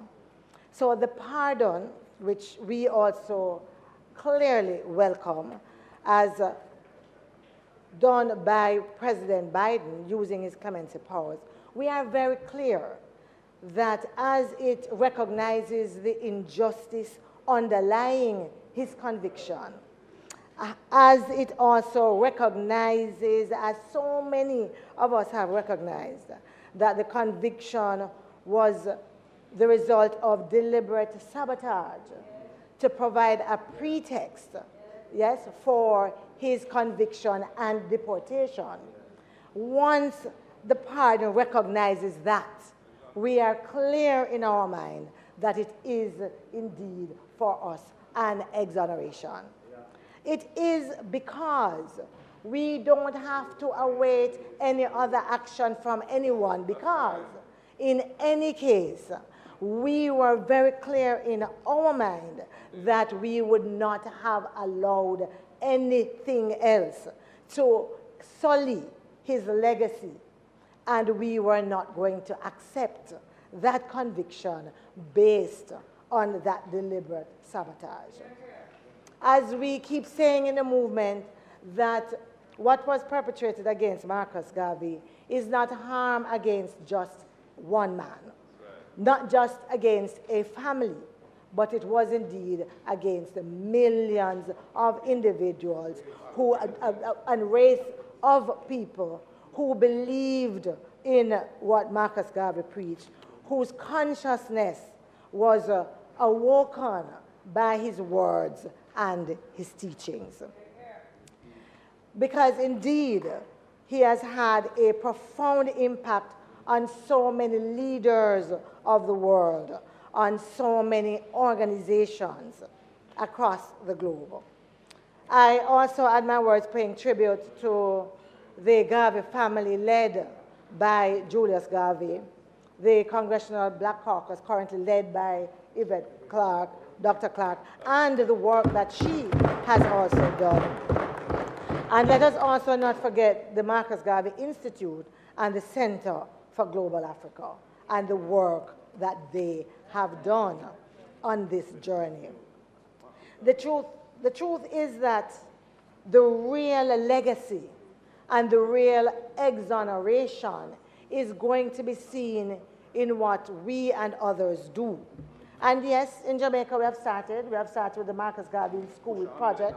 What we need to do is to go further, because it is the teachings of Marcus Garvey that is going to liberate us as a people, that is going to make the difference in how our young boys and girls see themselves, so that they no longer see the black skin as a badge of shame. And that is what is going to make his legacy long-lasting. When our people stand up, adopt, internalize, yes, and manifest his teachings. Absolutely. The UN had actually ensured that International Day for People of African Descent, August 31, was established and named in his honor. I believe the greatest honor that we can show here in Jamaica is to broaden the Marcus Garvey teachings, not just in schools, in our youth clubs, in our communities, in our centers for teacher training or teacher training institutions, so that it becomes a part of who we are, of our young people, recognizing their greatness, yes, and not just accepting that we have to bleach to reach, yeah, or that we have to do something to our hair for it to be accepted. That same peppercorn, negroid hair is part of who we are and part of what we welcome.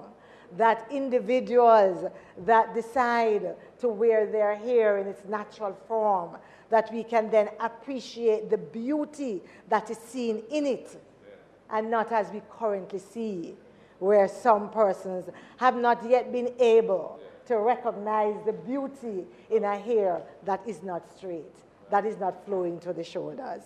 I yearn for that day when we can all stand as proud Jamaicans on that legacy and teachings of Marcus Garvey, as a proud race, a proud people, and as proud individuals.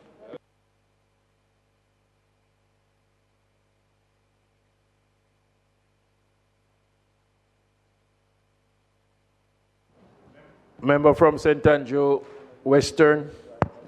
Mr. Speaker,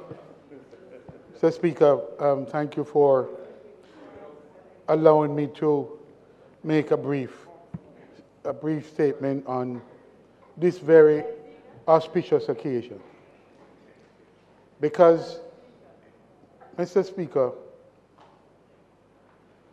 this has been a long time coming. And in fact, some of us thought we'd never see the day. Some of us were of the view that it was necessary that we kept at it and we kept pushing for it, but never really believing that it would happen anytime soon, if at all. But it has happened.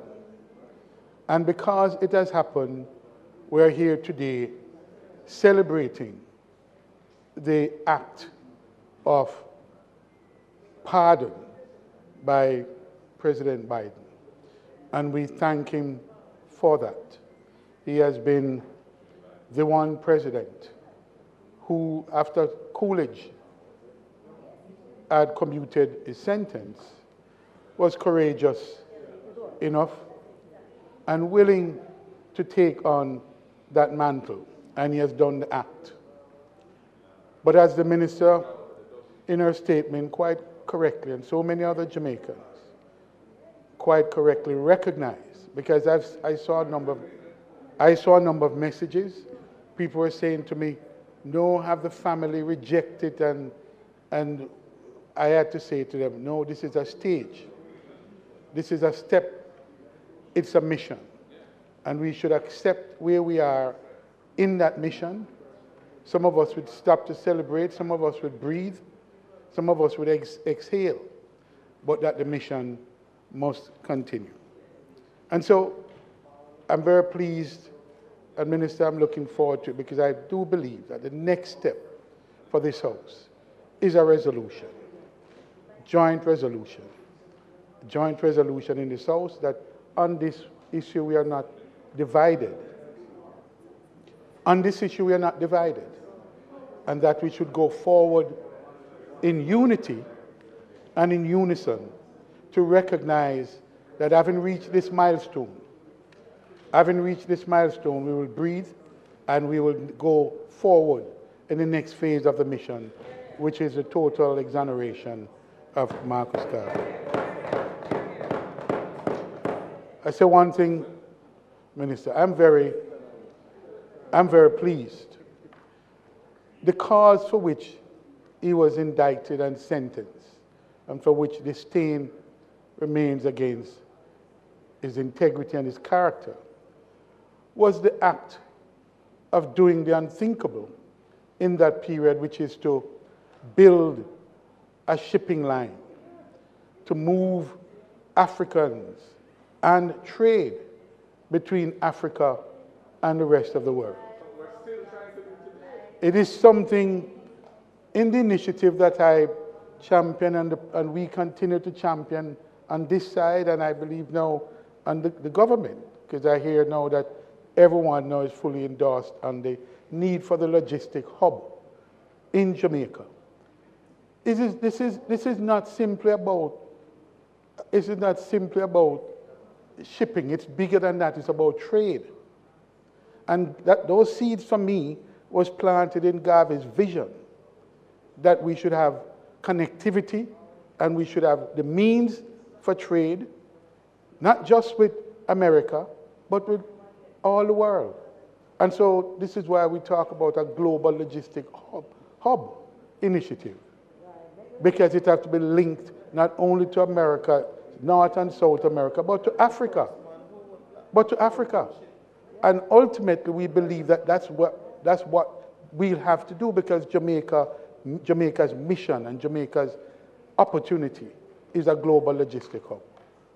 Marcus Garvey envisioned that years ago. And the trade with Africa is a must. It will happen. It may start slowly, but it will happen. And I believe Marcus Garvey's vision is a clarion call for all of us. So, Minister, I look forward to the resolution. I think it should be a joint resolution in this House to say that we are resolved to move in one aim and in one purpose, which is to move now to the full exoneration of Marcus Mosiah Garvey. Look forward to it. House Leader. Yeah, Mr. Speaker, as we await the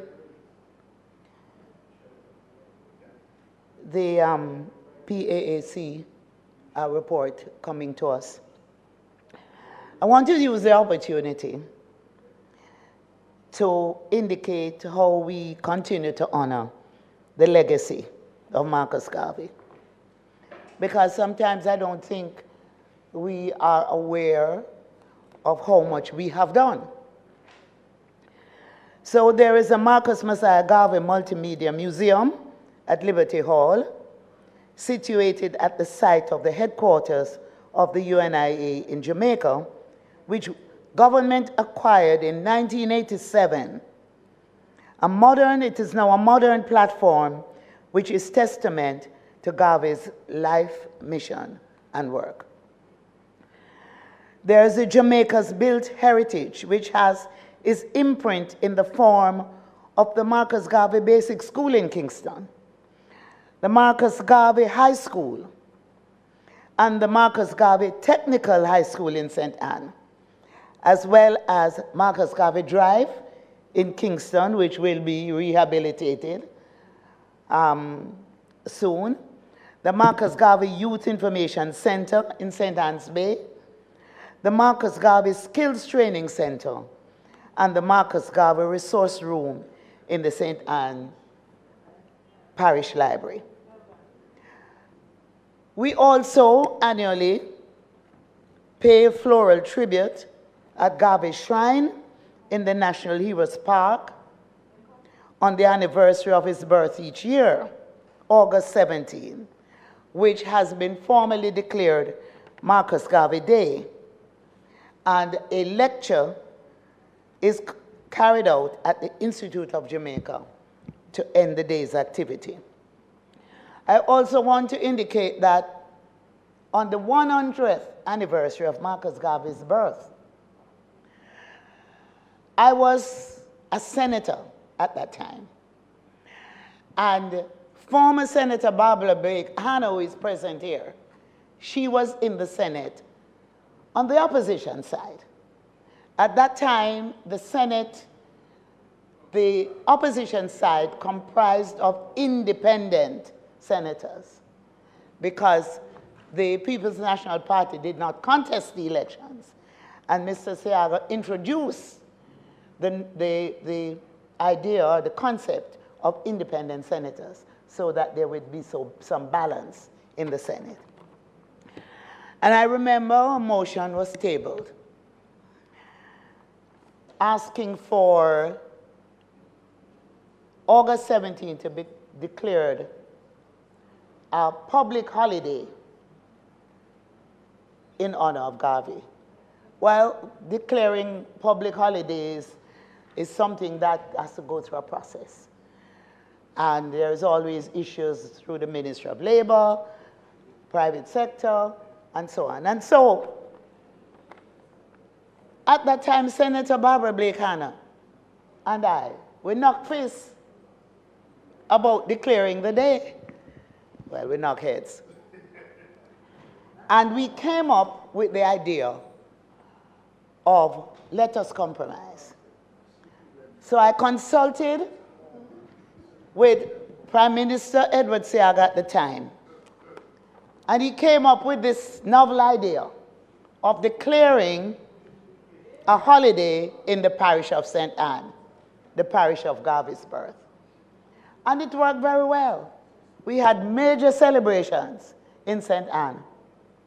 And it was a day when the citizens of St. Anne did not have to go to work, did not have to do the normal things of a work day, but to celebrate Marcus Garvey. So we now also have this staging of the Marcus Garvey Awards annually in partnership with the UNIA to mark the day, as well as the Marcus Garvey Awards for the arts through the Jamaica Cultural Development Commission. In August 2018, my ministry acquired the Marcus Garvey Boyhood Home, that property. And it has been a bit controversial in that there were 3 sisters on the property who are distant relatives of Garvey. Eventually, 2 of the sisters signed an agreement to relocate. So they were both given 2 beautiful homes on the civil property, built through the social housing program. They were given their portion of the value of the property, which was through the National Land Agency and the Jamaica National Heritage Trust. The balance, which is the 3rd sister, those funds are being held, and we are still awaiting for the 3rd sister to sign the agreement to accept the social housing unit so that she can be relocated.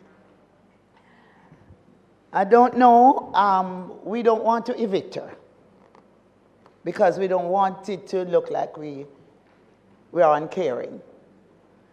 But we get to a point where if we have to do that, we will gently remove her. But I understand that recently she had a discussion with the mayor of St. Anne's Bay, and she has agreed that she will sign and agree to accepting the social housing unit and to be now relocated on the civil lands. Now, the teaching of the philosophies of Garvey was introduced at the early childhood level in the Jamaican school curriculum in July 2022. Civics is now a part of the curriculum of the Ministry of Education at all levels. And so now Garvey is being taught at all levels in all the schools across Jamaica.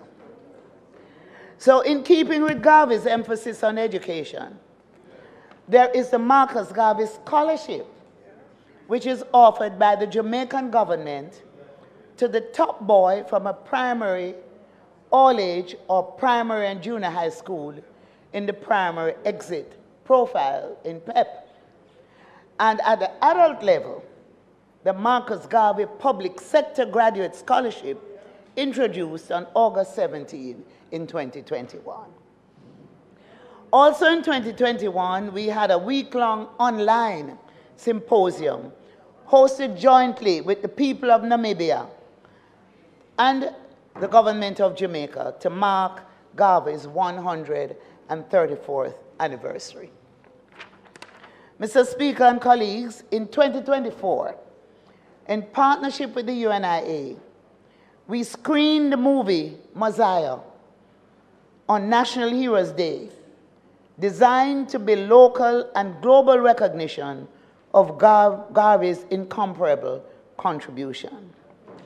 The UNIA's most recent screening of the film in Jamaica on Saturday, January 18, 2025, preceded the news of Garvey's pardon on January 19, 2025. So, Mr. Speaker and colleague members of Parliament, it was my honor and privilege to stand here as the Minister of Culture, Gender, Entertainment and Sport at a time like this to lead the charge in our continued fight to have Garvey exonerated. So with those words, Mr. Speaker, I now ask for a brief suspension of the House to await the report from the PAAC. Thank you, Mr. Speaker. The request is that we have a brief suspension to accept the PAC report in a short while. 5-10 minutes, madam. Those in favor? Those against? The ayes have it. The House is now on suspension.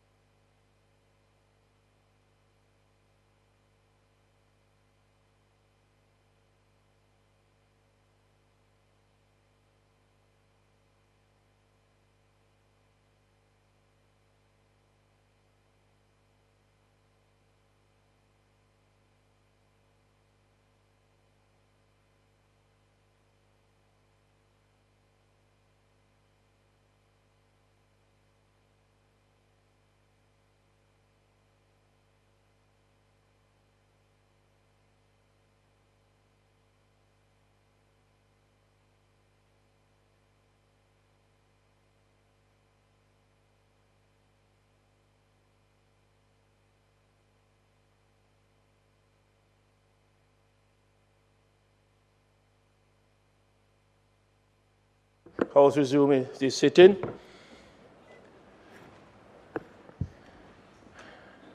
House Leader.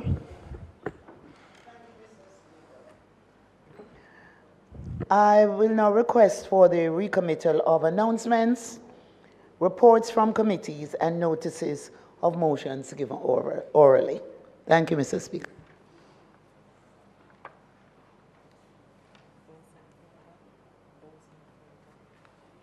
The request is on the floor. Those in favor? Those against? The ayes have it. Announcement. Laid on the table of the House of Representatives is the report of the Public Administration and Appropriations Committee on its deliberations on the Jamaica Public Body's second supplementary estimates of revenue and expenditure for the year ending March 2025, and the third supplementary estimates of expenditure for the financial year 2024-2025.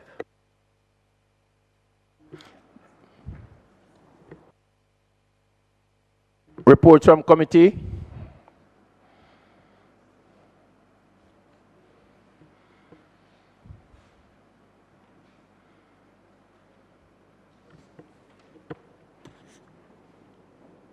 So, Speaker, I beg to lay on the table of the House of Representatives a copy of the report of the Public Administration Appropriations Committee on its deliberations on the Jamaica Public Body's second supplementary estimates of revenue and expenditure for the year ending March 2025, and the third supplementary estimates of expenditure for the financial year 2024-25.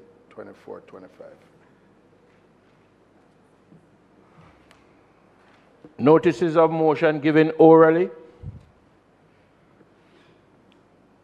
So, Speaker, I beg to give notice that at the next meeting of the House, I will move the following motion.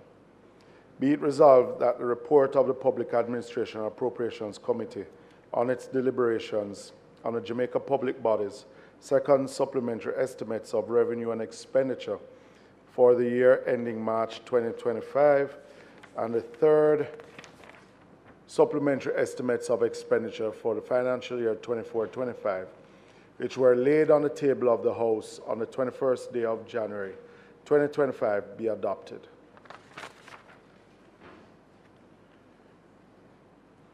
So, Speaker, I further beg to give notice that at a later stage today, I will move for the suspension of the standing orders to enable me to take this motion. Public business.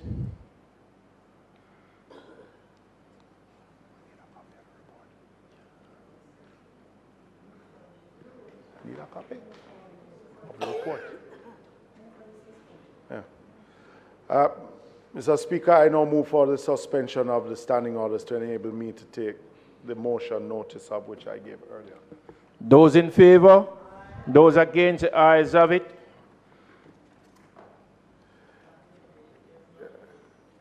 Chairman. Yeah.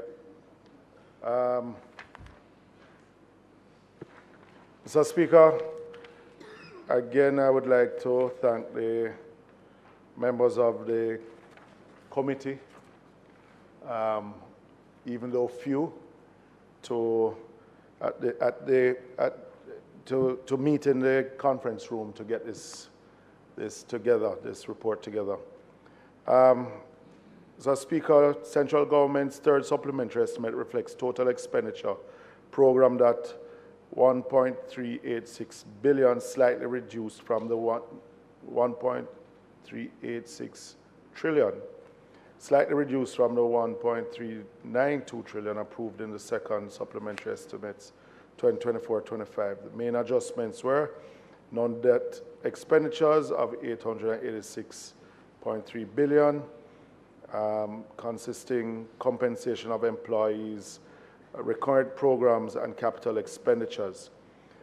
B, public debt service of 499.7 billion is down by 1.4 billion, reflecting interest payments and amortization.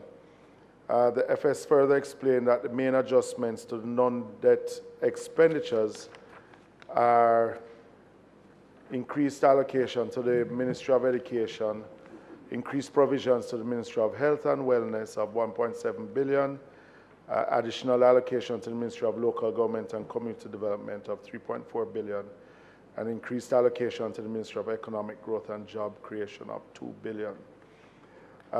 The slower than program execution of several projects, several public investment projects has resulted in the underspending of $19 billion at the end of the third quarter of the fiscal year. This includes $11.2 billion under the Ministry of Finance and Public Service contingency for public investment projects.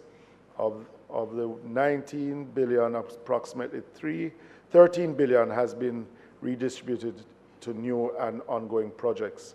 Projects to which resources have been reallocated: Montego Bay Perimeter Road, $7 billion, Spark, $2.2 billion, acquisition of 100 JUTC buses, $893 million, Portmore Resilience Park, $425 million, and dualization of Hillshire Brayton Roads, $206 million. Public debt expenditure is estimated to decrease by $1.4 billion. This is comprised of a reduction of $1 billion on interest payments and a reduction of $320 on amortization payments. The public body's second supplementary estimates indicated an overall balance surplus of $33 billion. This outlook takes into consideration the performance of groups of SFPBs to the end of November 2024. So, Speaker, a number of public bodies, however, are performing below program levels and have requested support from central government. Allocations to support the following public bodies are indicated as central government supplementary estimates. These are the Transport Authority, $570 million, Universal Service Fund, $500 million, National Water Commission, $250 million, Jamaica Racing Commission, $165 million, and Jamaica Agriculture Commodities Regulator Authority, $50 million, and Jamaica Railway Corporation, $40 million. Members queried a number of specific provisions, but recommended that the Jamaica Public Body's second supplementary estimates of revenues and expenditures for the year ending March 2025, and the third supplementary estimates of expenditure for the financial year 24-25 be adopted. Thank you, Mr. Speaker. That's the end of the report.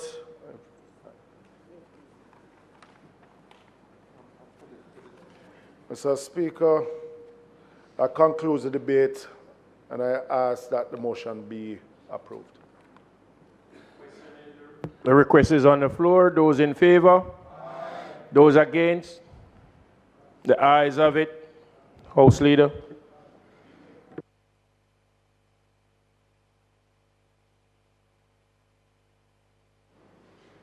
Thank you, Mr. Speaker. I now ask for the recommittal of notices of motions given orally. Notices of motion given orally.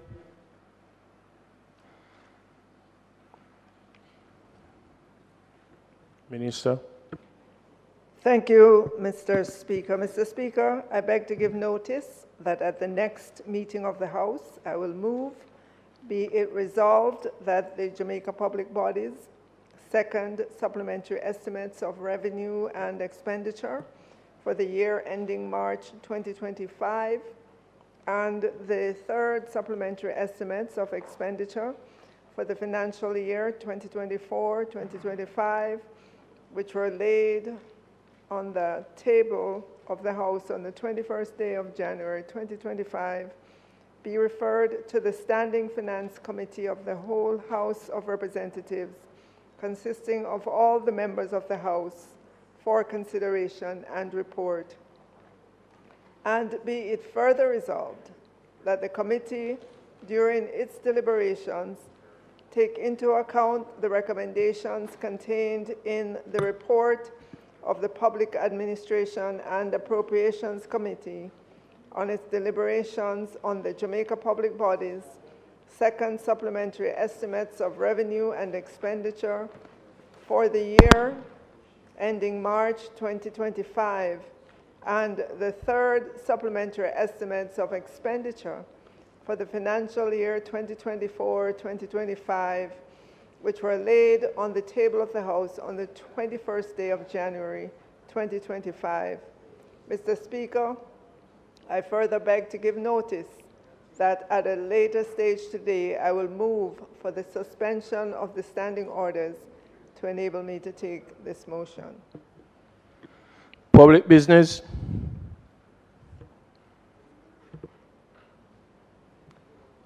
Mr. Speaker, I now move for the suspension of the standing orders to enable me to take the motion, notice of which I gave earlier.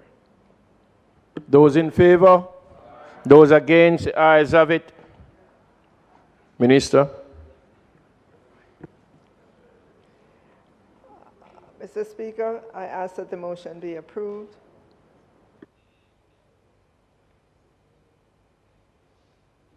Those in favor? Those against? The ayes have it. House Leader. Thank you, Mr. Speaker. I ask that the meeting of the House be suspended for the Standing Finance Committee to meet to consider the Jamaica Public Bodies' second supplementary estimates of revenue and expenditure for the year ending March 2025, and the third supplementary estimates of expenditure for the financial year 2024-2025. Those in favor? Those against? The ayes have it. The meeting of the House.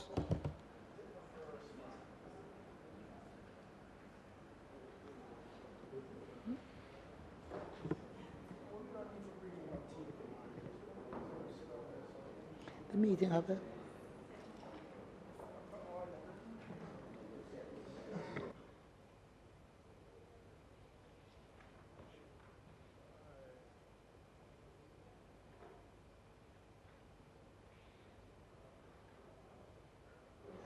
I'm waiting on the gavel. Mr. Speaker, the time being 7:18, almost 7:20, I ask that the House be allowed to sit beyond 7:30 p.m. to complete the business of the day. I just want to repeat that, Mr. Speaker. The time being 7:19, almost 7:20 p.m., I ask that the House be allowed to sit beyond 7:30 p.m. to complete the business of the day. Thank you. The request is on the floor. Those in favor? Aye. Those against? The ayes have it.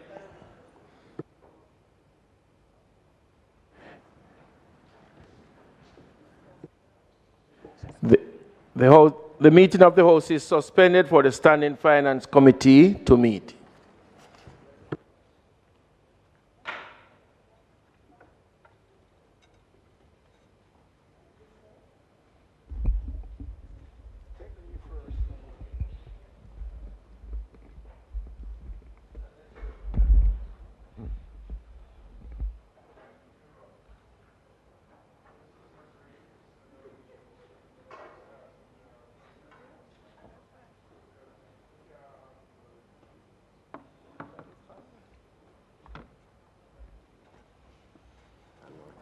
So we start here.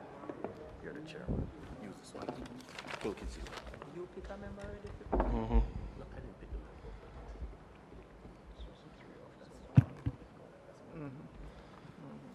The Standing Finance Committee of the House of Representatives, consisting of all members of the House, is now convened.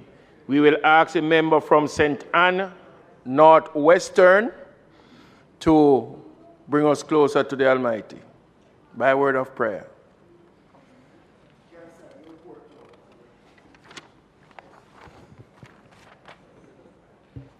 Let us pray. Almighty God, we thank you for this another day that you have made. Father, we ask that as we go into our Standing Finance Committee meeting, mighty God, you will provide us with the wisdom, the knowledge, the understanding, Father God, as we go about our nation's business. Father, we ask for your divine coverage over each and every one of us as we go home. Remember our family members. Remember the people of our nation. Father, we ask that, Lord Jesus, this meeting will be speedy but fruitful and productive. In Jesus' mighty name, amen. Thank you. Members, you would have remembered that on the 21st day of January 2025, the House of Representatives, by resolution, referred the Jamaica Public Bodies Second Supplementary Estimate of Revenue and Expenditure for the year ending March 2025 and the third Supplementary Estimate of the Expenditure for the financial year 2024-25 to the Public Administration and Appropriations Committee of the House of Representatives for consideration and report. The committee's report, along with the Jamaica Public Bodies' second supplementary estimates of revenue and expenditure for the year ending March 2025 and the third supplementary estimate of expenditure for the financial year 2024-2025 are now before us for our consideration and report. This committee is now ready to start its deliberation, and I ask the leader of the House to inform us how we will proceed.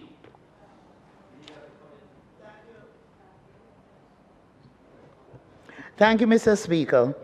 Now, usually, opening remarks are made by the Minister of Finance, and so I would ask the Minister of Finance to proceed with her opening remarks and thank you so much. Comments. All right, let me begin by saying thank you to the team from the Ministry of Finance and the Public Service for all the effort that goes into producing the supplementary reports.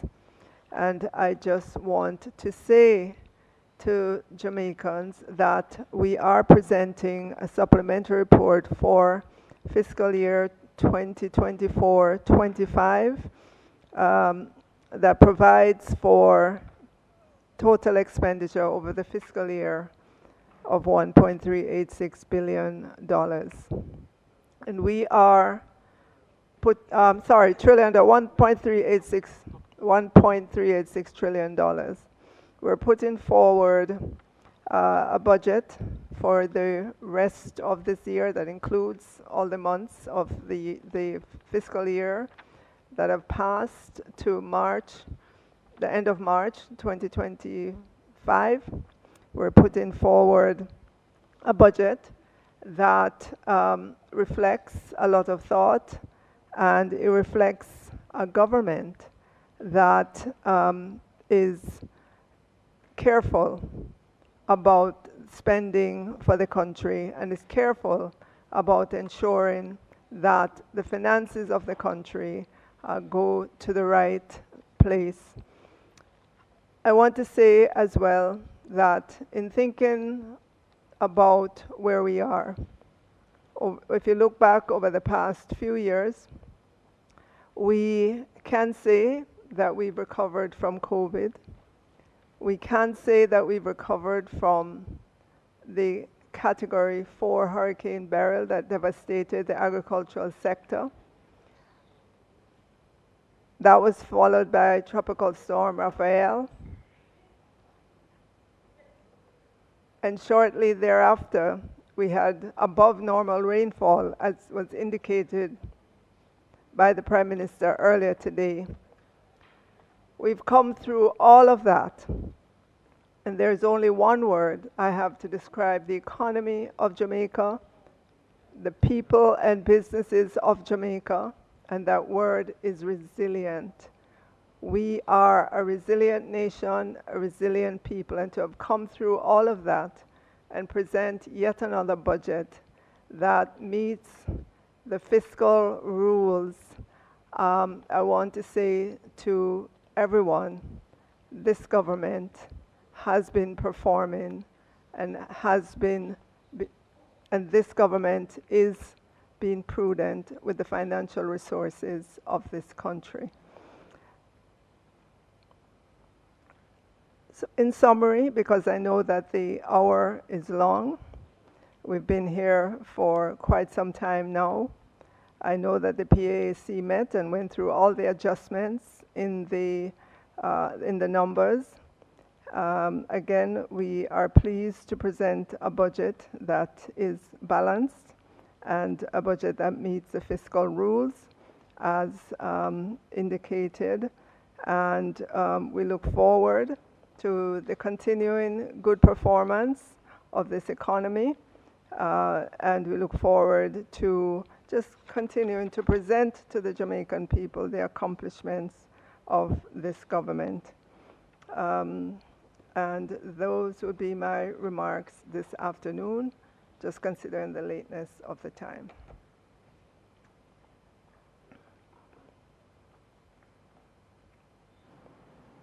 Chairman, I'm just going to indicate how I plan to proceed, and I'll forego any remarks. I think there'll be other opportunities for me to comment on the economy. I'm going to go through a list of questions. I ask you to note them. They cover the entire thing, not a specific ministry, and I'm doing that in the interest of time. All right, and then you can determine who answers. The first relates to the $6.6 billion to the Ministry of Education for outstanding statutory arrears. Can you indicate how far back this goes? How many years are covered by these outstanding arrears? And is this a result of schools who would have deducted the money but not paid it over? So that's my first question. In relation to the increased provision to the Ministry of Health, the $1.7 billion, does that represent the conclusion of the public sector compensation review and negotiations with those medical consultants around their compensation package? And the additional 1.3, would that represent the conclusion of the outstanding matters with the Jamaica Medical Doctors Association? The $3.4 billion to the Ministry of Local Government, I want to find out what quantum of this represents outstanding arrears to contractors, and what would the other money be used for? In relation to I am concerned about the underspend of $19 billion. When you look at the capital budget, my recollection, I could be wrong, but you can confirm, my recollection, it was about $75 billion central government and about $75 billion from the public bodies. $19 billion is a large chunk, and we have been consistent in the last couple of financial years in underspending the capital budget. So I want to find out what the reasons are for the underspend. I noticed that there are a number of public investment projects which have not materialized at the pace that we would want it. The government has made a commitment to address procurement. You can give us an update as to where we are in the rationalization and the simplification of the procurement process, and whether the main reasons for the delay are related to procurement.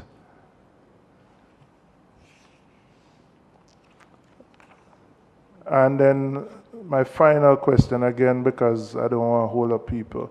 The Universal Service Fund is something I flagged probably 5 years ago. I think we know that this is funded by a tax on incoming calls. With the advent of WhatsApp and everything, it's the revenue inflows to the USF have continued to decline. What is the plan, therefore, for the sustainability of the USF? Will it just become another agency under a ministry which would be fully funded by the government, or does the government have other plans to deal with the funding of it?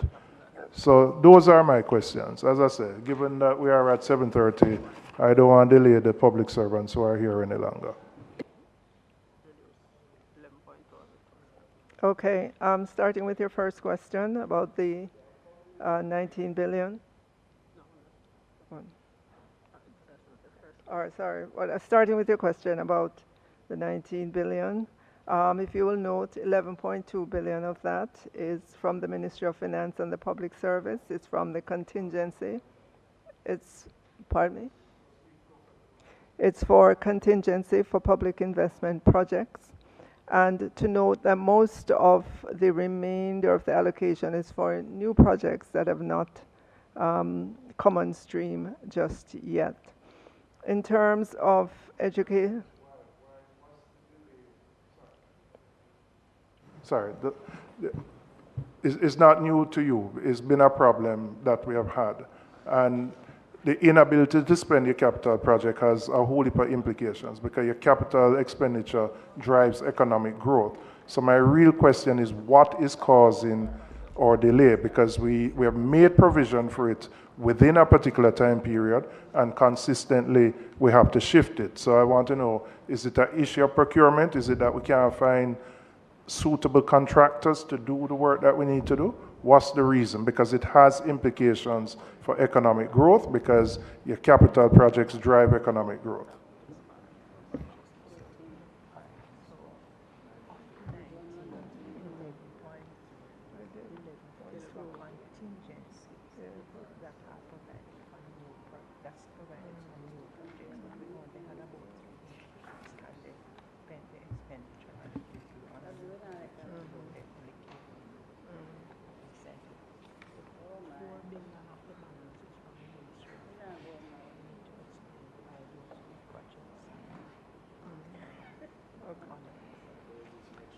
All right, again, member, 11.2 billion of the 19 came from the Ministry of Finance and the Public Service out of the contingency for new projects.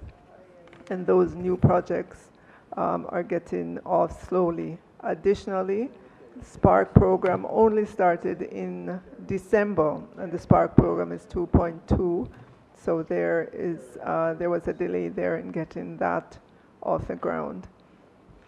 With regards to education and the question about the arrears, so education was given an allocation that includes 6.6 billion for the payment of statutory arrears. Those date back to I think 2000, yeah, about 2012, 2013, way back. Some of it may be as a result of schools, but I know some of it is as a result of the central ministry as well, not just the schools. Just beg about. Would that have affected how many teachers? This would primarily be for teachers. Do you have an idea of how many teachers would have been affected, and would these teachers have gotten into retirement and it affected any of the benefits that would accrue to them, whether access to NIS benefits, whether people want to get an NHT home? Can you speak to that? No, it would not have impacted any of those teachers. How come? It just would not have impacted them. If it wasn't paid over? It would not have impacted them. Even though it wasn't paid over? Because you're trying to, I understand you're catching up for a number of years. Well, in each year's budget, there would be payments made to There would be, sorry, entities. repeat? In each year's budget, payments would be made to some of those entities. I know, but if this represents going back to 2012, as you said, that's 6.6 billion over a 12-year period. So this is, you would have people who would not have been able to access benefits because it would have been withdrawn from their salary but not paid over to the relevant bodies, whether it's NIS, NHT, taxes, etc. So my question is, I don't understand how you could say it wouldn't affect them, because there would be no record at any of the entities that their deductions are paid over. Okay. All right. Just some additional information, member. What's here speaks only to PAYE and education tax. Just PAYE. So my question then would be, are there other deductions outside of PAYE and NIS that are outstanding that are yet to be paid over?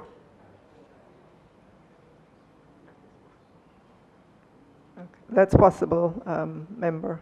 Okay, could you, if you don't have the information now, could you provide that? Because again, these are things that affect, one of the biggest issues in the Ministry of Education, which every MP gets, are teachers who reach retirement and for various reasons their pensions are delayed. I'm not saying this is a cause, but I think it's important that we know whether, if there are other outstanding benefits, it could be NHT or other things, we should know what those are. So if you could provide that once you can get that information. Okay. All right, you can go to the Ministry of Health, the 1.7 billion. Right, so the Ministry of Health was allocated an additional 3.5 billion, and that includes that 170 billion in salaries for medical consultants, dental surgeons, medical doctors across the regional health authorities, and the UHWI, and 1.3 billion in additional compensation to meet the cost of new staff. And you will notice that in the paper over the weekend, there were many, many pages of jobs being offered. But you will note that provision has been made to meet the cost of new staff. So it is being done in an orderly way. And I'm sure you've heard the minister. So my question was, would that conclude the outstanding matters which these groups have been in discussions with the Ministry of Finance about? Would this money cover those, the requests, so to speak, from these groups? And have we now concluded the negotiations and settled the outstanding matters with these groups? Not all of the groups. There's at least one group with the junior doctors that's currently with the Ministry of Labor and Social Security. Okay, so the junior doctors wouldn't be part of this, okay? All right. But the other groupings, the consultants, the surgeons, this concludes their outstanding matters that they would have had with the ministry.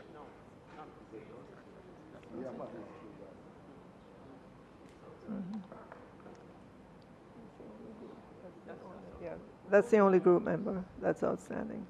Only the junior doctors. So everybody else has been satisfied in terms of the negotiations. All right. You can go to the Ministry of Local Government for me.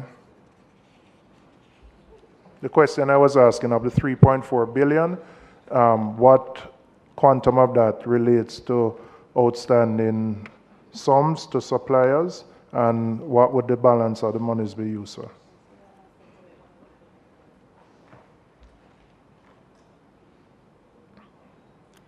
All right, members, you indicated 3.7 billion was allocated to the Ministry of Local Government and Community Development, and of that 3.4 billion is to support the operations of the National Solid Waste Management Authority through the rest of the fiscal year. Outstanding amounts to landfill and supplementary contractors is roughly 592 million for 6 fortnights, and the remaining balance includes 250 million advanced for the constituency-based disaster mitigation program, 815 million advanced to date to settle a portion of the outstanding amounts owed to contractors, and $1.8 billion to cover inescapable expenditure up to March 2025. All right. I have to get a little parochial minister. With this allocation, can we be assured that on a consistent basis, whether it is on a weekly basis, we can get back to ensuring that communities can get collection once a week? I must tell you as an MP, I will give credit to the NSWMA staff for being responsive, but I must tell you, I really should not as an MP have to call them every week. Some places in a vineyard town 3-4 weeks consistently. Now I know you had rain and all those things, but to be honest, it is hard to explain to people why their garbage can be collected once a week. So I'm hoping with this allocation, you clear the arrears and you can have consistent garbage collection. Well, yeah, could I add, though, Minister, that member, as you know, property taxes are collected to support NSWMA in its operations. Unfortunately, we've seen year over year, property taxes are not at the levels that we would expect them to be. And so this is a reminder to Jamaicans that we do need, all of us, to commit to paying on time amounts that are due for property taxes, because those go towards the operations of the National Solid Waste Management Authority. Otherwise, where there are shortfalls, they have to be picked up by the central ministry. Could you indicate, since you have raised that issue, what is the percentage collection at a national level of property taxes? In the interest of time, I'm not going to go through by parish, but if you can just give us are we 20-30% of what is due? What are we collecting in property taxes? And what are the efforts being made by TAJ to be more aggressive in getting more property taxes collected?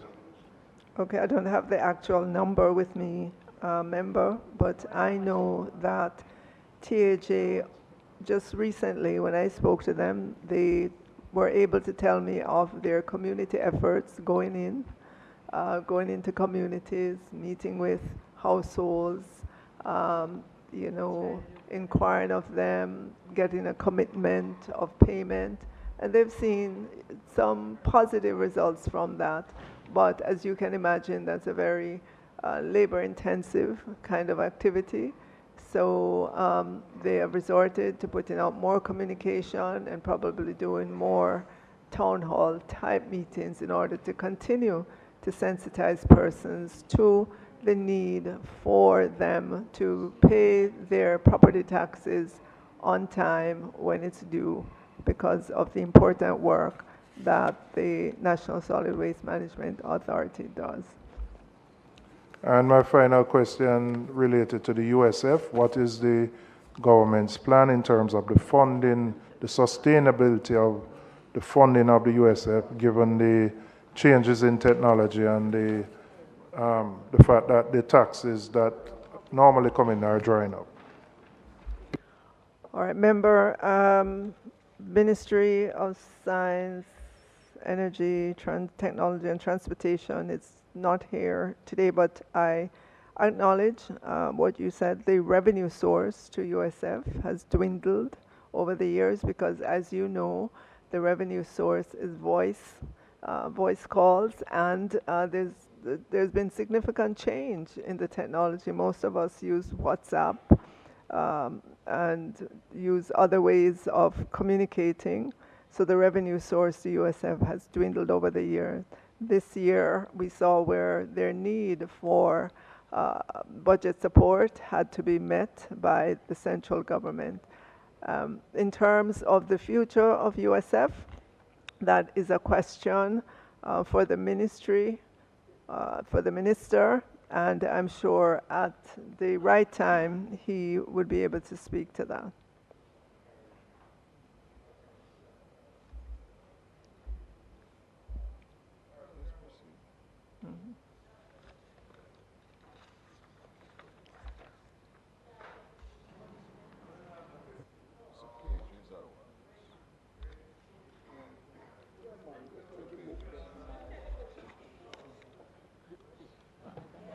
Minister.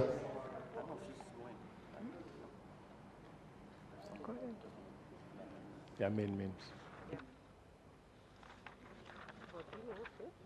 What else? He needs to take the book. He needs to put the book for them. Yeah, you need to put the book. You can just put the book.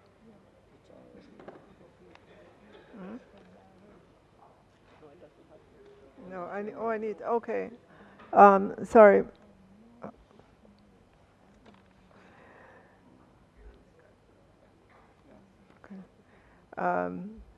The amendments to the Jamaica Public Bodies second supplementary estimates of revenue and expenditure for the year ending March 2025 and the third supplementary estimates of expenditure for the financial year 2024-2025 are before us, and I put the amendments as well.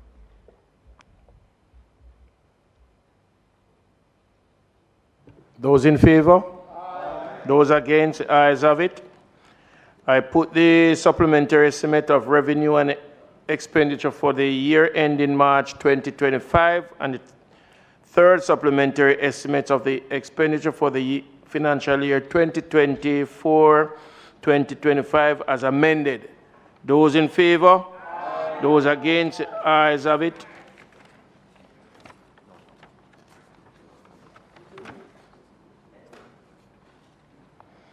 This committee now stands adjourned.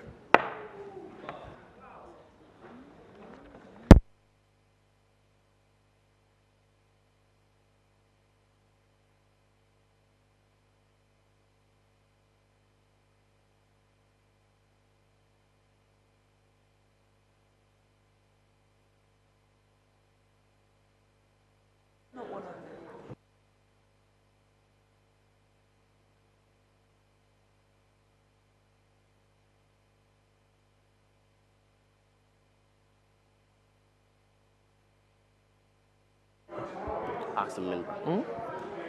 Ask the minister to stop. Minister? Minister? Madam Minister?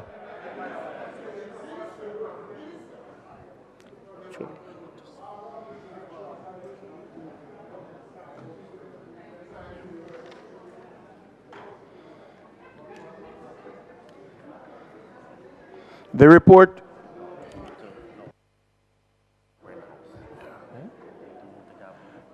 Members. Where's the man? Captain.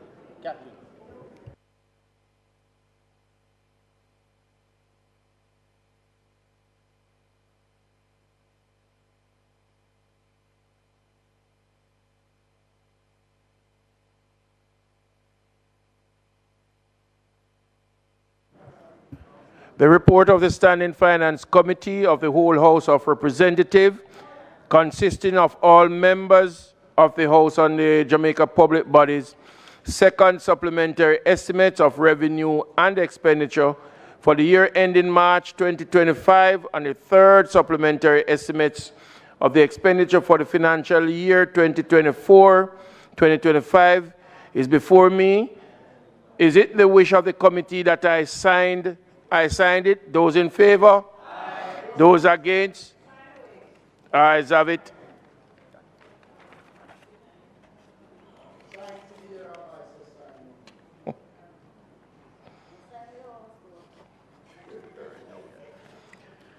This committee now stands adjourned.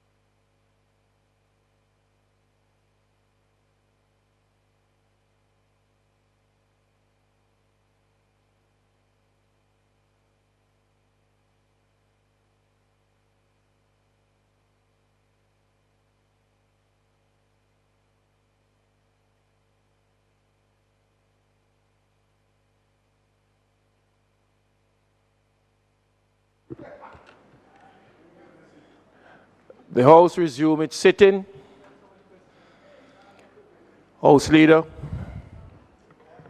Thank you, Mr. Speaker. I now ask for the recommittal of the items, announcements, reports from committees, and notices of motions given orally. Announcements. Laid on the table of the House is the report of the Standing Finance Committee of the House of Representatives, consisting of all members of the House, on the Jamaica Public Body's second supplementary estimates of revenue and expenditure for the financial year ending March 2025, and the Government of Jamaica third supplementary estimates for the financial year 2024-2025, dated the 21st of January 2025. Minister.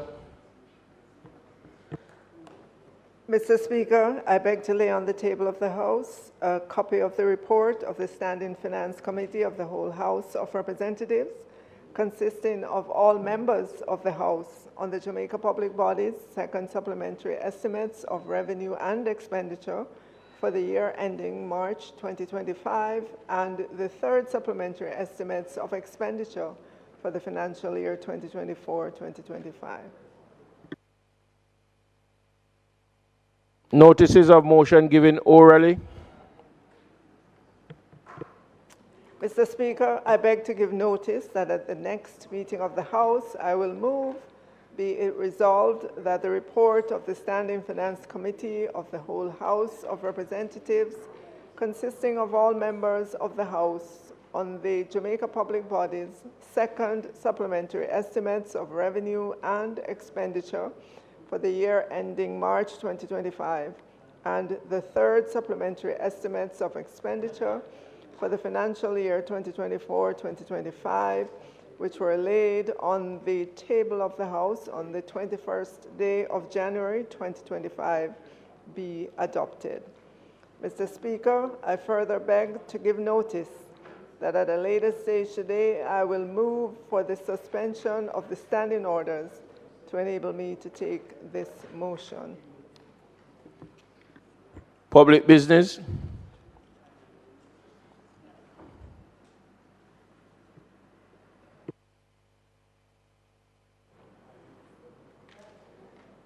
Mr. Speaker, I now move for the suspension of the standing orders to enable me to take the motion, notice of which I gave earlier. Those in favor? Those against? The ayes have it. Minister. Mr. Speaker, I want to thank everyone who has been involved in getting us here to this moment today, and I ask that the motion be approved.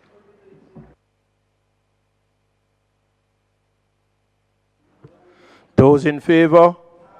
Those against? The ayes have it.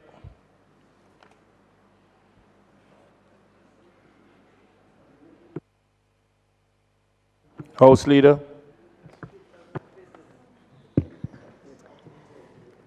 Mr. Speaker,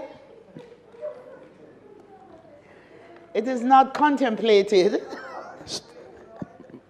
is not contemplated. House Leader, just housekeeping.